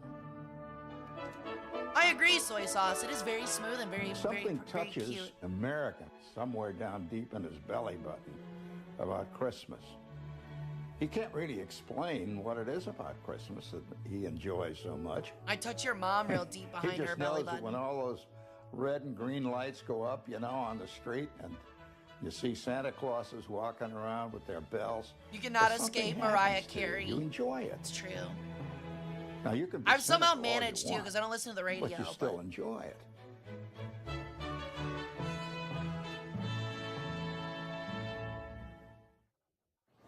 Charles Dickens and Washington he's Irving back. may have invented In our your idea face, of other nostalgic religions. Christmas, but the images worked. Somehow, a holiday that celebrates the domestic pleasures of children and family was just what we wanted. It's as though the spirit of Christmas has always been with us, and perhaps it always will be. For the History Channel, I'm Harry Smith. Thanks for watching. Fuck off, Harry. When it comes to snack... Alright. Well, that was a pretty good video, as much as I was joking around. No, you're fine, Harry. I don't hate you that much, buddy. I thought it was cute. What do we think? Anybody find anything especially funny from the video? I have a bird that I leave the radio on for all day. I've heard so much of her. Really? That makes a lot of sense. Is that why you like me so much? The boots, the leather boots. Yeah, I want them. Kind of shows our holiday dominance. I mean, you're not wrong. I was unable to focus on the video. I was focused on you. Oh, thank you. I'd like Santa to give me nuclear launch codes for Christmas. I'll talk to him about it. It's gonna be hard to convince him, though. I think he said that he was giving you a big fat knuckle sandwich for Christmas. I think that's what he said was your gift this year. Thank you, Strider. Would you also like to see my thighs jiggle? My thighs have jiggle now, too. Isn't that cute? Gotta love that, huh? Awooga! Awooga!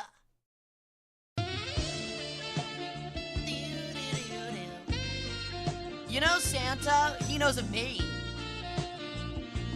The thighs do have recoil physics. Ow, it's from eating too much McDonald's. Damn, does that sandwich come with fries and a kelp shake? Yeah, it does. See ya, Anubis. Thanks for coming and hanging out. But you bite less? What do you mean I bite less? I like biting. I have a whole chomp emote. It's my favorite. Yeah, if anything, I bite more. We've had many conversations. I've been asked if I'm a spitter or a swallower before, and my response was chewer. So, yeah. I'm jealous. You should be. I just love your entire outfit. Thank you. It's actually, like, really close to what I wear IRL. So, when I'm a bird in real life instead of the internet. So, I'm glad you like it. Actually, the two pins right here on my lapel is, I guess, the best way to put it. I actually own these, and I wear these pretty frequently. I do go numb.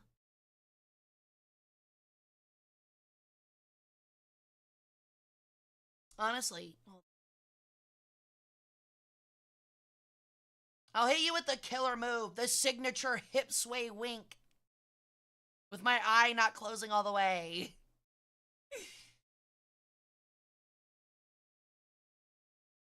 My fit IRL is just pajamas most of the time. I mean, hey, look, sometimes you just gotta be comfy. A chewer, huh? Part of me does not want to process that, and the other part is astounded how hot that is, chat. That is not hot. Oh my god, do not find that hot. Oh my god. It's not hot, dude. Me digging in my molars is not hot. Had power, mega cute. Thank you. It's my eye twitching. Y'all are dirty-minded. I mean, it's a VTuber chat. What'd you expect? She chewing my balls. What the fuck? I keep forgetting you're a bird. I am a bird. What's wrong with that? You know, like my tail feathers? You better like them. There's no preening. Like, you can preen, but there's no, like, plucking either. You start plucking, I start plucking eyeballs. I do have cockatiel hair a little bit. You're not wrong.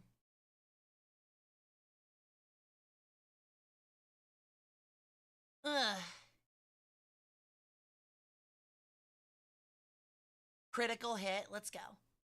Best tail feathers in all of VTubing. Thank you. I don't think I have a ton of competition, though. Honestly, it's kind of tragic. The only other person the only other bird girl that I know has tail feathers is Kumi. And she's very sweet. Honestly, I need to message her more. We used to talk a lot about tail feathers. Not many VTubers go full bird. True. They're cowards. Kumi's great. I haven't talked to her in forever. Why the chains on your jeans and tail? You going through a phase? This is my punk outfit. So yeah, I guess in a way, it's a phase that's been going for about 3,000 years now, so doesn't look like it's going away anytime soon. Another bird VTuber, she's sweet. Cowards, less cat ears, give me weird shit. I do really, okay, like, not to change complete topics to rant, but I really am kind of astounded at how VTubers, like, really choose to pigeonhole themselves.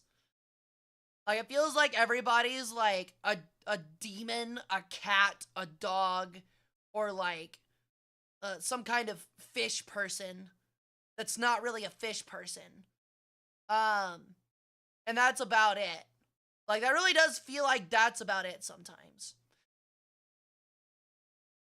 Can you grab the rat? I mean, nobody can spin on my tail feathers. Stealing my skin? I barely got bones here. Well, what if I told you that I take your skin as well? So. Yep, you're on the money. I know I am. Yeah, but does that have mass appeal? No, I get it. I get why they have mass appeal, and I get that people like doing it. I'm not here to bash anyone that, like, chooses that. I'm just saying it's like, dang, like, we have the ability to be, like, have so much diversity in what we pick. And it stinks that a lot of people kind of like the same things.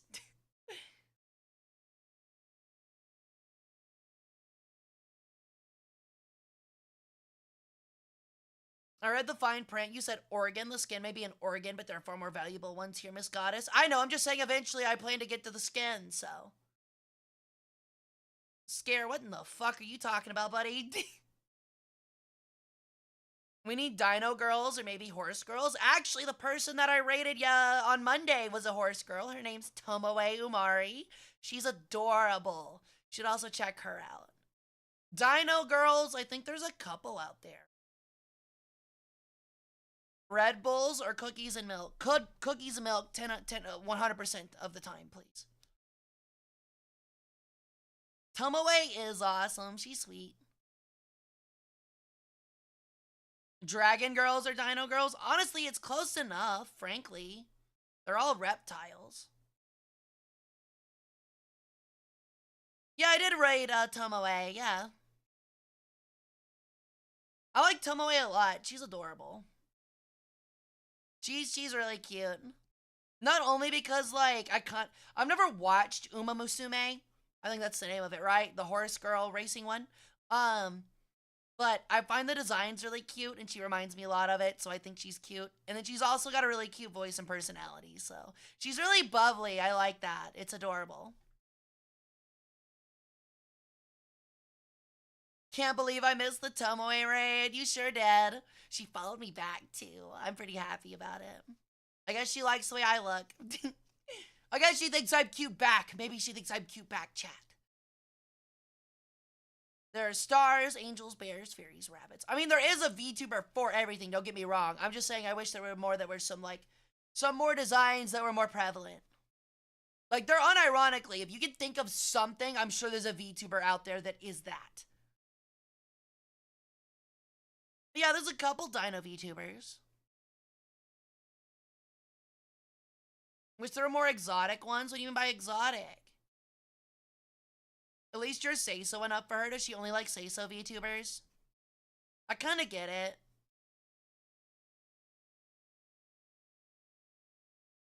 Ceiling fan VTuber win? I would not be surprised if there is one. I really would not be surprised. I would not be surprised at all. Yeah, there is unironically a VTuber for everybody. You look very good, definitely. It inspired me to start looking into making one or buying one. I don't know how it works, but I'll have one. Oh, thank you, soy sauce. That's very sweet of you. If I had to be honest, though, I started out in stream for a long time as just a PNG. I would recommend doing that first. Prescription drug VTuber win chat. I think that's just Pippa. I'm pretty sure Pippa takes a lot of prescription drugs. And not the ones she should be taking. Weed VTuber win? I would die of cringe so fucking fast. I'm not sure, PQ.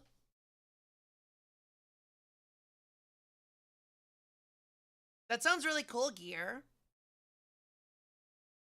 I stayed at Thread of being stuffed full of sand, but now I'm out of here. Thanks for the stream. It was interesting. I'll definitely check out some of your future ones. Thank you, loser. I loved having you, dude. If you want to come back, next stream will be Friday, I believe at 8 p.m. CST. We'll be doing some War Thunder stuff. So if you want to see me, like, fucking zoom in some jets, we'll be there. But I have fun making them. That's all that matters, is that you have fun.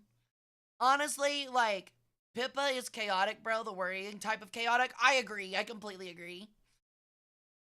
But yeah, I stream, for anybody that's new, I stream every Monday, Wednesday, Friday, and then I either do Saturday or Sunday if I try my best to. Every week. Weekdays are usually 6 p.m. Start at 6 p.m. Weekends usually start at 8. So I think what we're gonna do, though, I'm probably gonna change our usual stuff up. I've realized that it become much more of a just chatting VTuber than a War Thunder or history VTuber. So we might start changing Mondays from our usual just like regular download just chatting stream to just changing it to War Thunder if that's cool with it. So like Monday will be War Thunder, history will be Wednesday, Friday will be War Thunder, I believe, and then Saturday, well, either Friday, Saturday, or Sunday will be War Thunder. The other stream during that weekend being something else, like probably like Hell Let Loose or Brutal Legend or something like that. So Pokemon TCG.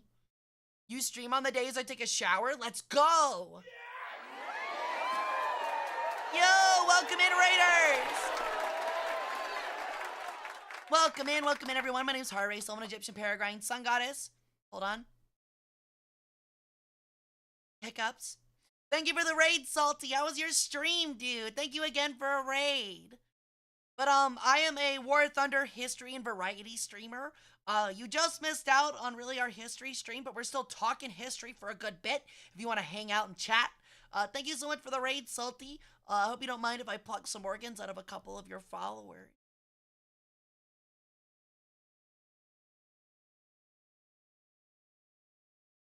But yeah, what were we talking about? I forget it. We love your yapping, but your boat? What about my boat? Ugh. But yeah, we might do, I think we'll do like a War Thunder stream, and we'll make like Wednesdays, like our dedicated chatting and history day. I think what we'll also do is if I'm just bored and feel like streaming for a couple hours, I think I'll like start doing some more pop-up chatting streams just to hang out and talk. I'm just finding that, like, having 10 hours of chatting material across a week is kind of hard. Even with history stuff thrown in, so. Raiders, we talked child labor. It was a very productive stream. It was. For all ages. It was very productive for all ages. I know a few that need it. Thank you, thank you.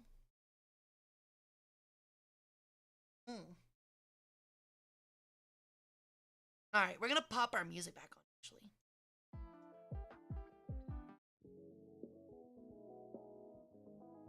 Don't forget to compliment our goddess as well. Yes, it's very important. I'm gonna throw another cola at her, chat. Feel free. Ow. I see you already did it.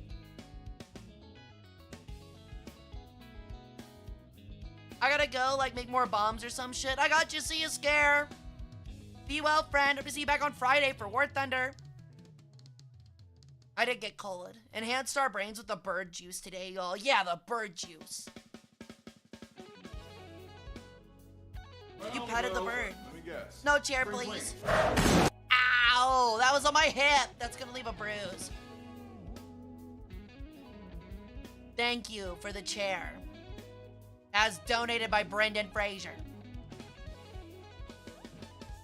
No, it's all good, Scare. We'll be back live Sunday evening as well. It's Ghost by Chon. Fucking love me some Chon, dude. Thank you for the pet, Salt God. Thank you, thank you.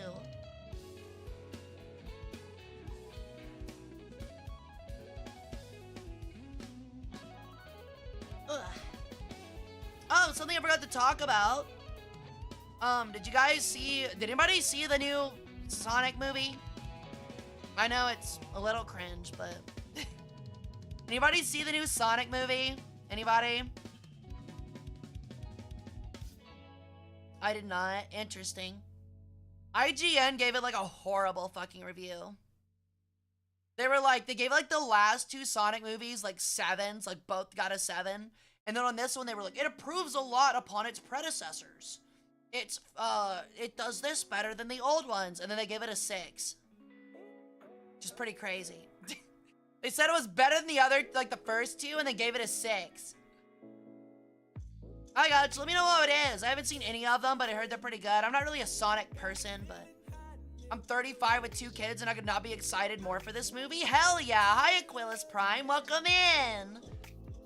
I'm glad you're excited for it. I don't think that matters. Honestly, I'm a big believer.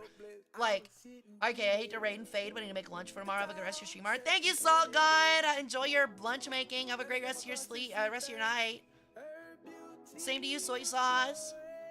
But honestly, I'm honestly, like, something that's, like, really depressing for me are those people that, like, kind of lose their inner child. I think it is super fucking based to be like, yeah, I'm 35 with 2 kids, and I want to go see this. I'm excited for the Sonic movie. That's cool! Like, people get way too fast to shit on people for cool shit these days.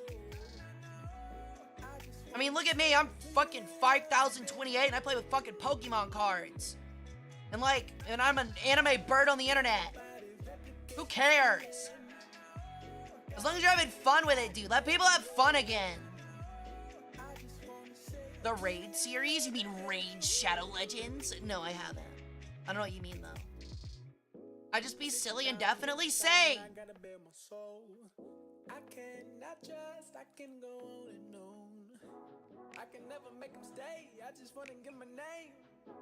I'm staying. The vibes are immaculate. Thank you. I like to think so. But shit, I buy stuffed animals and stuff. I've got 2 right now. I'm trying not to buy more, ask for more on Throne, even though I found more that I've wanted, because I know for a fact that, like, I'm just gonna have a bed full of stuffed animals and it's not gonna be comfortable to sleep.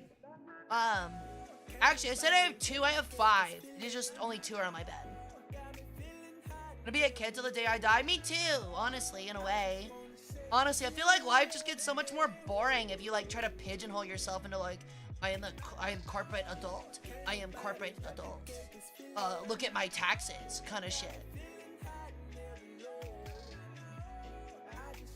Be completely fucking stupid thinking my friend with debt for gotcha shit.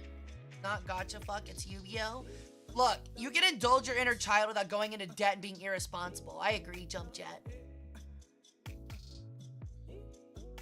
That's not being a kid. Well, I guess it is in a way being a kid, though. But, like, that's just being irresponsible.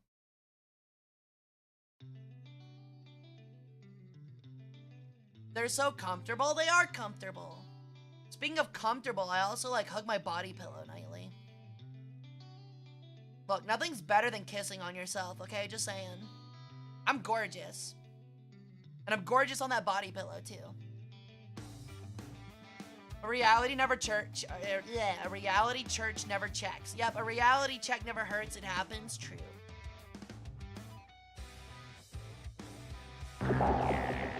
Yo, thank you for the follow, Nicholas Dowdy. Welcome in. How you doing? I think I said that correctly. How you doing?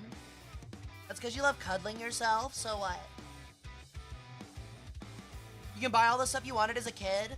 Actually, though, and that's something I was thinking about earlier that kind of like amazed me. Is like, I remember when I was a kid and my parents wouldn't buy me junk food or candy, and I was like, as a kid, I was like, huh, my fucking mean parents won't let me get a fucking candy bar.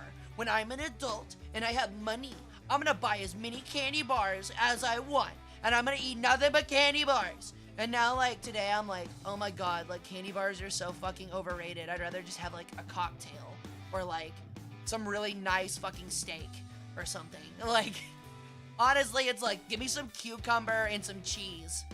Like, some cucumber with some salt on it and some nice-ass wine cheese. Fuck candy bars. I'm still on that Pib love, though. I love me some Pib. A body pillow that has memory foam sounds so good right now. That's what I've got. It was like $100. I really splurged. Cuddle onto anything at night. Yeah, I usually used to do a pillow, but Pib is lit. Pib is amazing. Welcome into the cult, by the way. Quit playing. I'm not playing. Check it out. One of the emotes is literally a bottle of Pib. The other one is an emote of me chugging Pib. We're Pibbers here. My body can't even handle chocolate anymore. Dang, that stinks. I'm sorry about that. I will admit, though, I do still have a really bad addiction to Oreos. I'm so bad around Oreos, dude. I'm a slut for Oreos.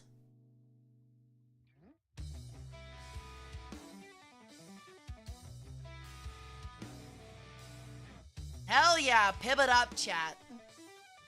Oreos are basically vegan. I mean, it is just like, isn't it just like marshmallow cream with like choco powder and wheat? I mean, it makes sense. I don't know what they'd put in it that wouldn't be vegan. They definitely don't have dairy in it because it's just like marshmallow cream, which I don't think has dairy. Hi, I like apples. Welcome in. Just wandering? Well, welcome in. I'm glad you wandered in. Just letting you know, though, one of your organs will now be mine. So pick one you don't like. Also, what's your favorite kind of apple? I'm curious. What kind of apples do you like? Honeycrisp, right? You better say Honeycrisp. Everyone knows Honeycrisp is the best.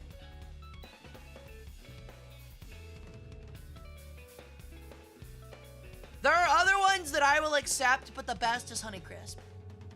I came back to Hara close up and personal. Hello there, Hara. Hi there. Anything goes. Really? You like all apples? Well, I guess that makes sense. Your name is I Like Apples. So you're just like literally an all apples enjoyer based, honestly. I can't do a Granny Smith. They're too mealy, but I get you. Or not a Granny Smith, a Red Delicious. I can't do a Red Delicious. Yeah, the fucking school cafeteria dog shit Thanos powder fucking dust ass Red Delicious apples. I fucking hated those. See ya, Jump Jet. Thanks for coming and hanging out. See you back on Friday. Damn, I love people flying. You could commit a crime with them bitches? You could. Catch you later, Hark. Schools get the cheapest apples because they have no food budget. You're not wrong. I have eaten green apples even if it was sour. Me too. Those Granny Smiths are pretty good. Those are the sour ones, right? The green ones? I like those. Honestly, I could go for an apple right now. I have apples in the fridge, but they're not good apples. Man, I'm just hounded for food, apparently. I was thirsting over a Big Mac, and I'm thirsting over an apple. Pears are pretty good. I like pears, too. God damn, he is just railing those drums. He's killing it. Oh, I need to turn my fog back on. Hell yeah. Pears are nice. I like peaches a lot, too. In-season peaches might be my favorite. They're so good. Oh, my lord. Fresh fruit is so nice. I go for a banana, too. I don't think we have bananas either. I could go for a banana. I haven't, but that sounds really good, Piku.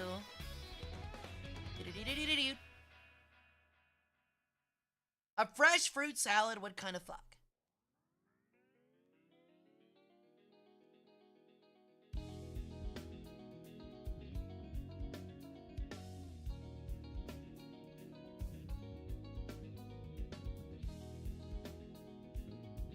Okay. You've also eaten pineapples. They're all right. I like pineapples. I think they're pretty good. I had a teacher bring some you mean pears from Okinawa? Really? That sounds really nice. Isn't there like a section of Japan that's known for like their like interesting peaches? Like the white ones or whatever? I kinda wanna try those. A fresh fruit salad does sound really good. I'm just gonna go. I was gonna go get McDonald's, but I don't wanna spend the money, so I think I'm just gonna go fuck up some dinner after this. I think I'm just gonna go fuck me up some dinner. They're cube watermelons. I did see those. Those are pretty cool.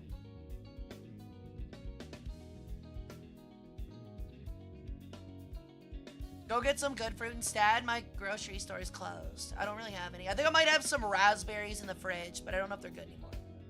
What you gonna fuck up for Denton? Well, my roommates made, like, chicken legs, so I might have to go have that, but I don't know. I kind of really do want McDonald's, but I'm supposed to go eat with friends on Friday before a stream, so I need to save my money.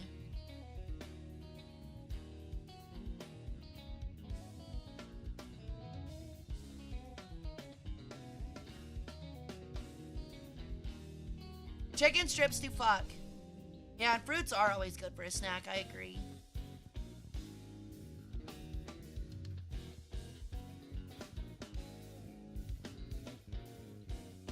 Oh, from a meat store, really? Honestly, I kind of want to get those like Cisco chicken fingers, chicken tenders really bad and air fry those. But they're kind of expensive, so I've been waiting.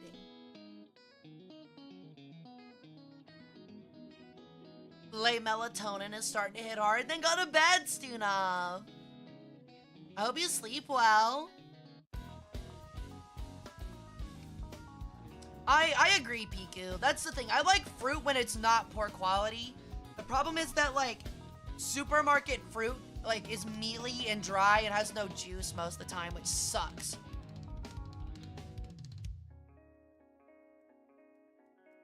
Damn, that sounds really cool. Night, Stunov. Sleep well. Hope to see you back on Friday.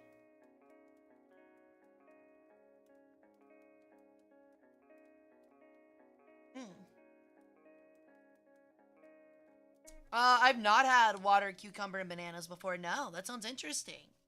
I do like all three of those things, though. Got that. Got a thing of ooh, chorizo. Ooh, I'm jealous. I love chorizo. Chorizo's like actually one of my favorites. I love chorizo. Chorizo and some eggs in a tortilla with some like sauteed peppers. Ugh. I'm really hungry now. I'm getting really hungry.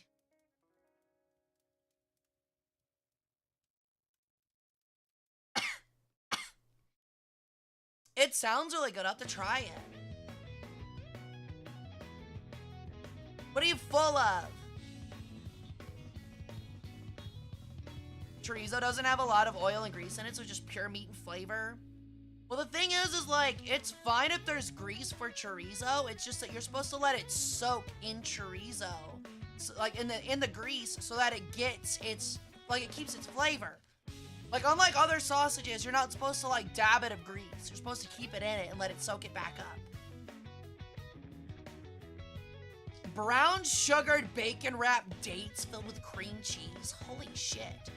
That sounds amazing. Yeah, it stops it from rotting, but it doesn't stop it from going stale. You're correct, Piku. It also dries them out really bad. Things also with apples is, like, a lot of people don't know, but, like, apples stop ripening when they're picked. They don't ripen anymore when they pick. They just rot. So, no, it's all good, apples. I'm glad you stopped by. If you like history streams or, like, War Thunder stuff, come and check me out sometime.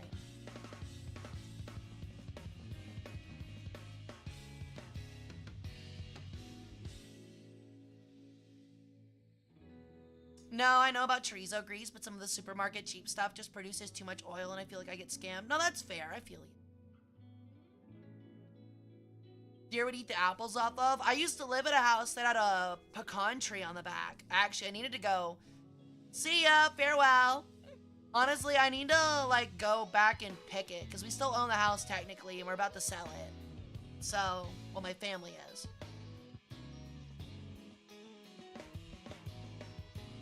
Do you like Fire and Maneuver? It's a video game from Armchair Historian. I don't think I've heard of the video game, Dewey.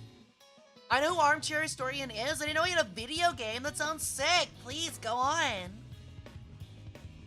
She had giant pecan trees in the back. Yeah. My grandmother had a... That's what I'm talking about, was my grandmother's house. She had a pecan tree and a pear tree. But it wasn't like eat off the tree pears. It was like pears for pies and stuff, like baking. I can't pull all-nighters like I used to. Honestly, you don't want to anymore. They suck. As someone that's in their, like, late 5000s, you don't want to pull all-nighters anymore. They feel like shit. It is pretty cool. I agree. Oh, yeah, early 5000s. My mistake. Sorry, I'm so used to saying late 4000s. You don't look a century over two. Stop trying to flatter me. I mean, it's working, but stop. But don't. Just collecting culinaria? What do you mean by culinaria? Like, you connect, like, cookbooks? If we don't make you blush, we haven't done our job. True. True.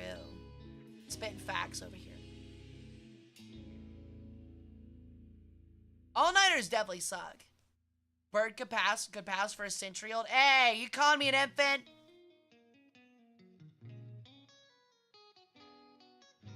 Also, it's not centuries, it's millennia.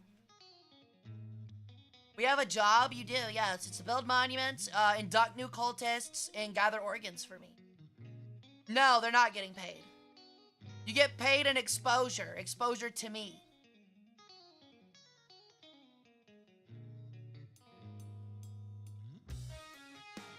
Books, pots, utensils. Well, that's kind of cool.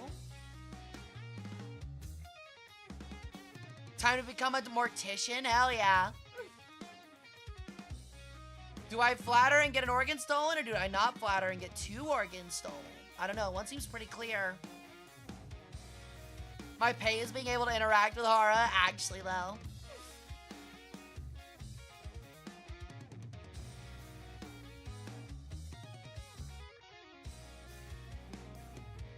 One could say I pay to be here instead of being paid. You don't have to, but you definitely choose to.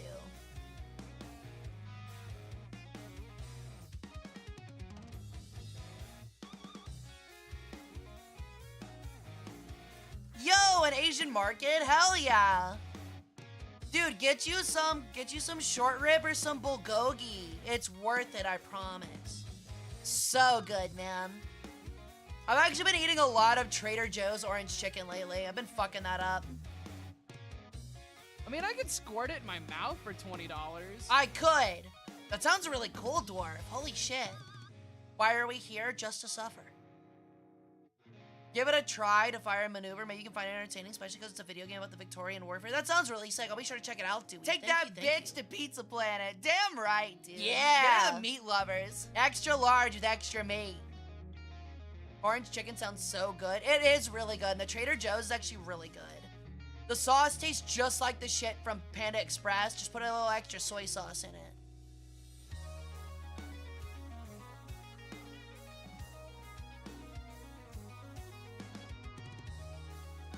Tamagayaki. Pan, a lot of good lemonade carbonated drink. I saw it a lot when people in the Yakuza games got hooked so bad. Really? I've never tried the lemonade one. My local Asian market has Mr. Brown, like the coffee stuff that you see in all the like, that you see in all the like vending machines in anime. And I had a Mr. Brown, and it wasn't bad, but it gave me the Mr. Browns, if you know what I mean.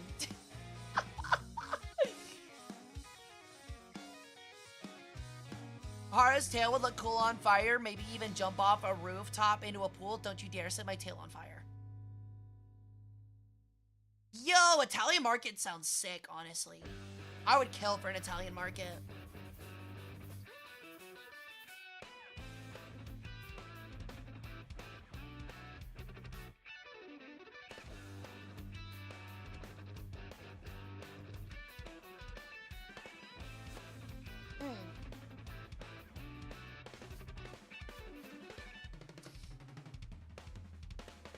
is me with Boss coffee. I was such a weeb. I want to try Rainbow Boss, their cream canned coffee, but they only have Boss Black, and I'm not a coffee drinker, so it was a waste. Yeah, there's other stuff they have too. Like, they have stuff from, like, India and stuff like that, and, like, South America. And one that they had was called, like, it was some kind of, like, gold soda that was, like, I don't even know how to describe it. It was, like, pineapple and something else flavor, and it was really good. It was really weird. Just want to eat good food and jump around rooftops, mood. Six copper pots from King George V? Damn, that's sick! Yeah, it's called like Inca Cola or something like that. It's not a cola, but it was really cool.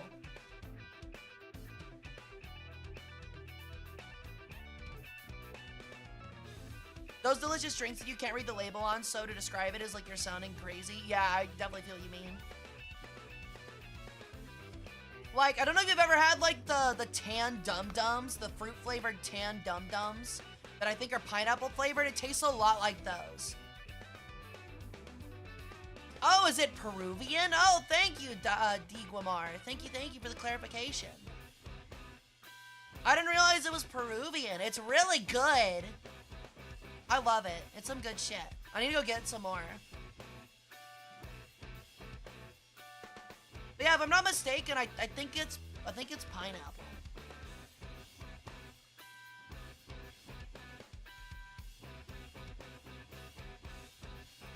A papaya shake? I've never had a papaya shake. No, that sounds tasty though.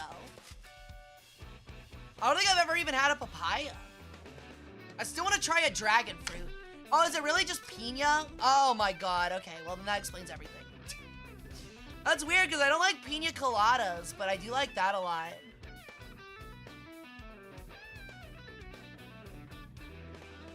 One of six, probably older, maybe Elector Ernst August of Holy Roman Empire. Damn. I just ate and you guys make me hungry again. Sorry. Piña coladas are okay. I like margaritas more. I'm definitely a margarita bird. I could go for a margarita right now, too. Holy fuck. Damn, I'm just wanting everything right now, man. Fruity drinks are nice.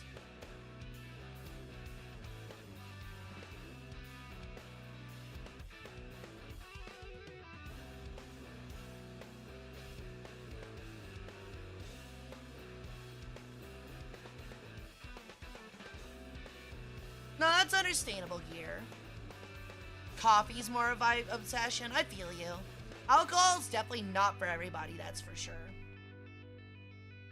It is for me in limited quantities, but what's your drink of choice? You're talking about like in general, it's definitely an Arnold Palmer. Like half and half sweet tea and lemonade. Yep, my favorite. I fucking adore it. I like Arizona's a lot too. Like Arizona's tight. Classy golf lady? Not at all, dude. They're like $1.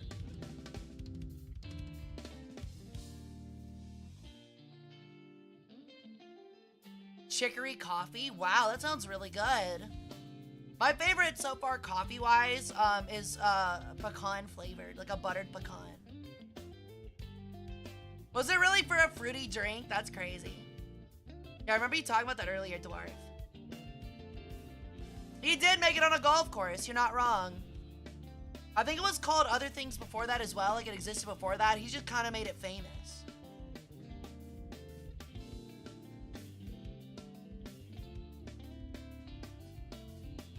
Alright guys, well I'm starving, and it is sadly that time, so we're gonna call it here. I'm gonna go ahead and raid out for you guys. We're gonna go find somebody to raid. We're gonna raid Yuriko. So I hope you guys have fun with Yariko. She's playing herself some War Thunder as usual. Actually, wait, is she still on? She might have just gone off. Okay, no, she's still going. So yeah, we're gonna raid Yariko. You'll have fun with Yariko.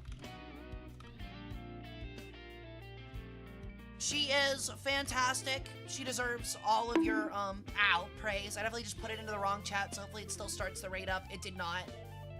So, my bad. Hold on. Oh, did it go now? No, it didn't.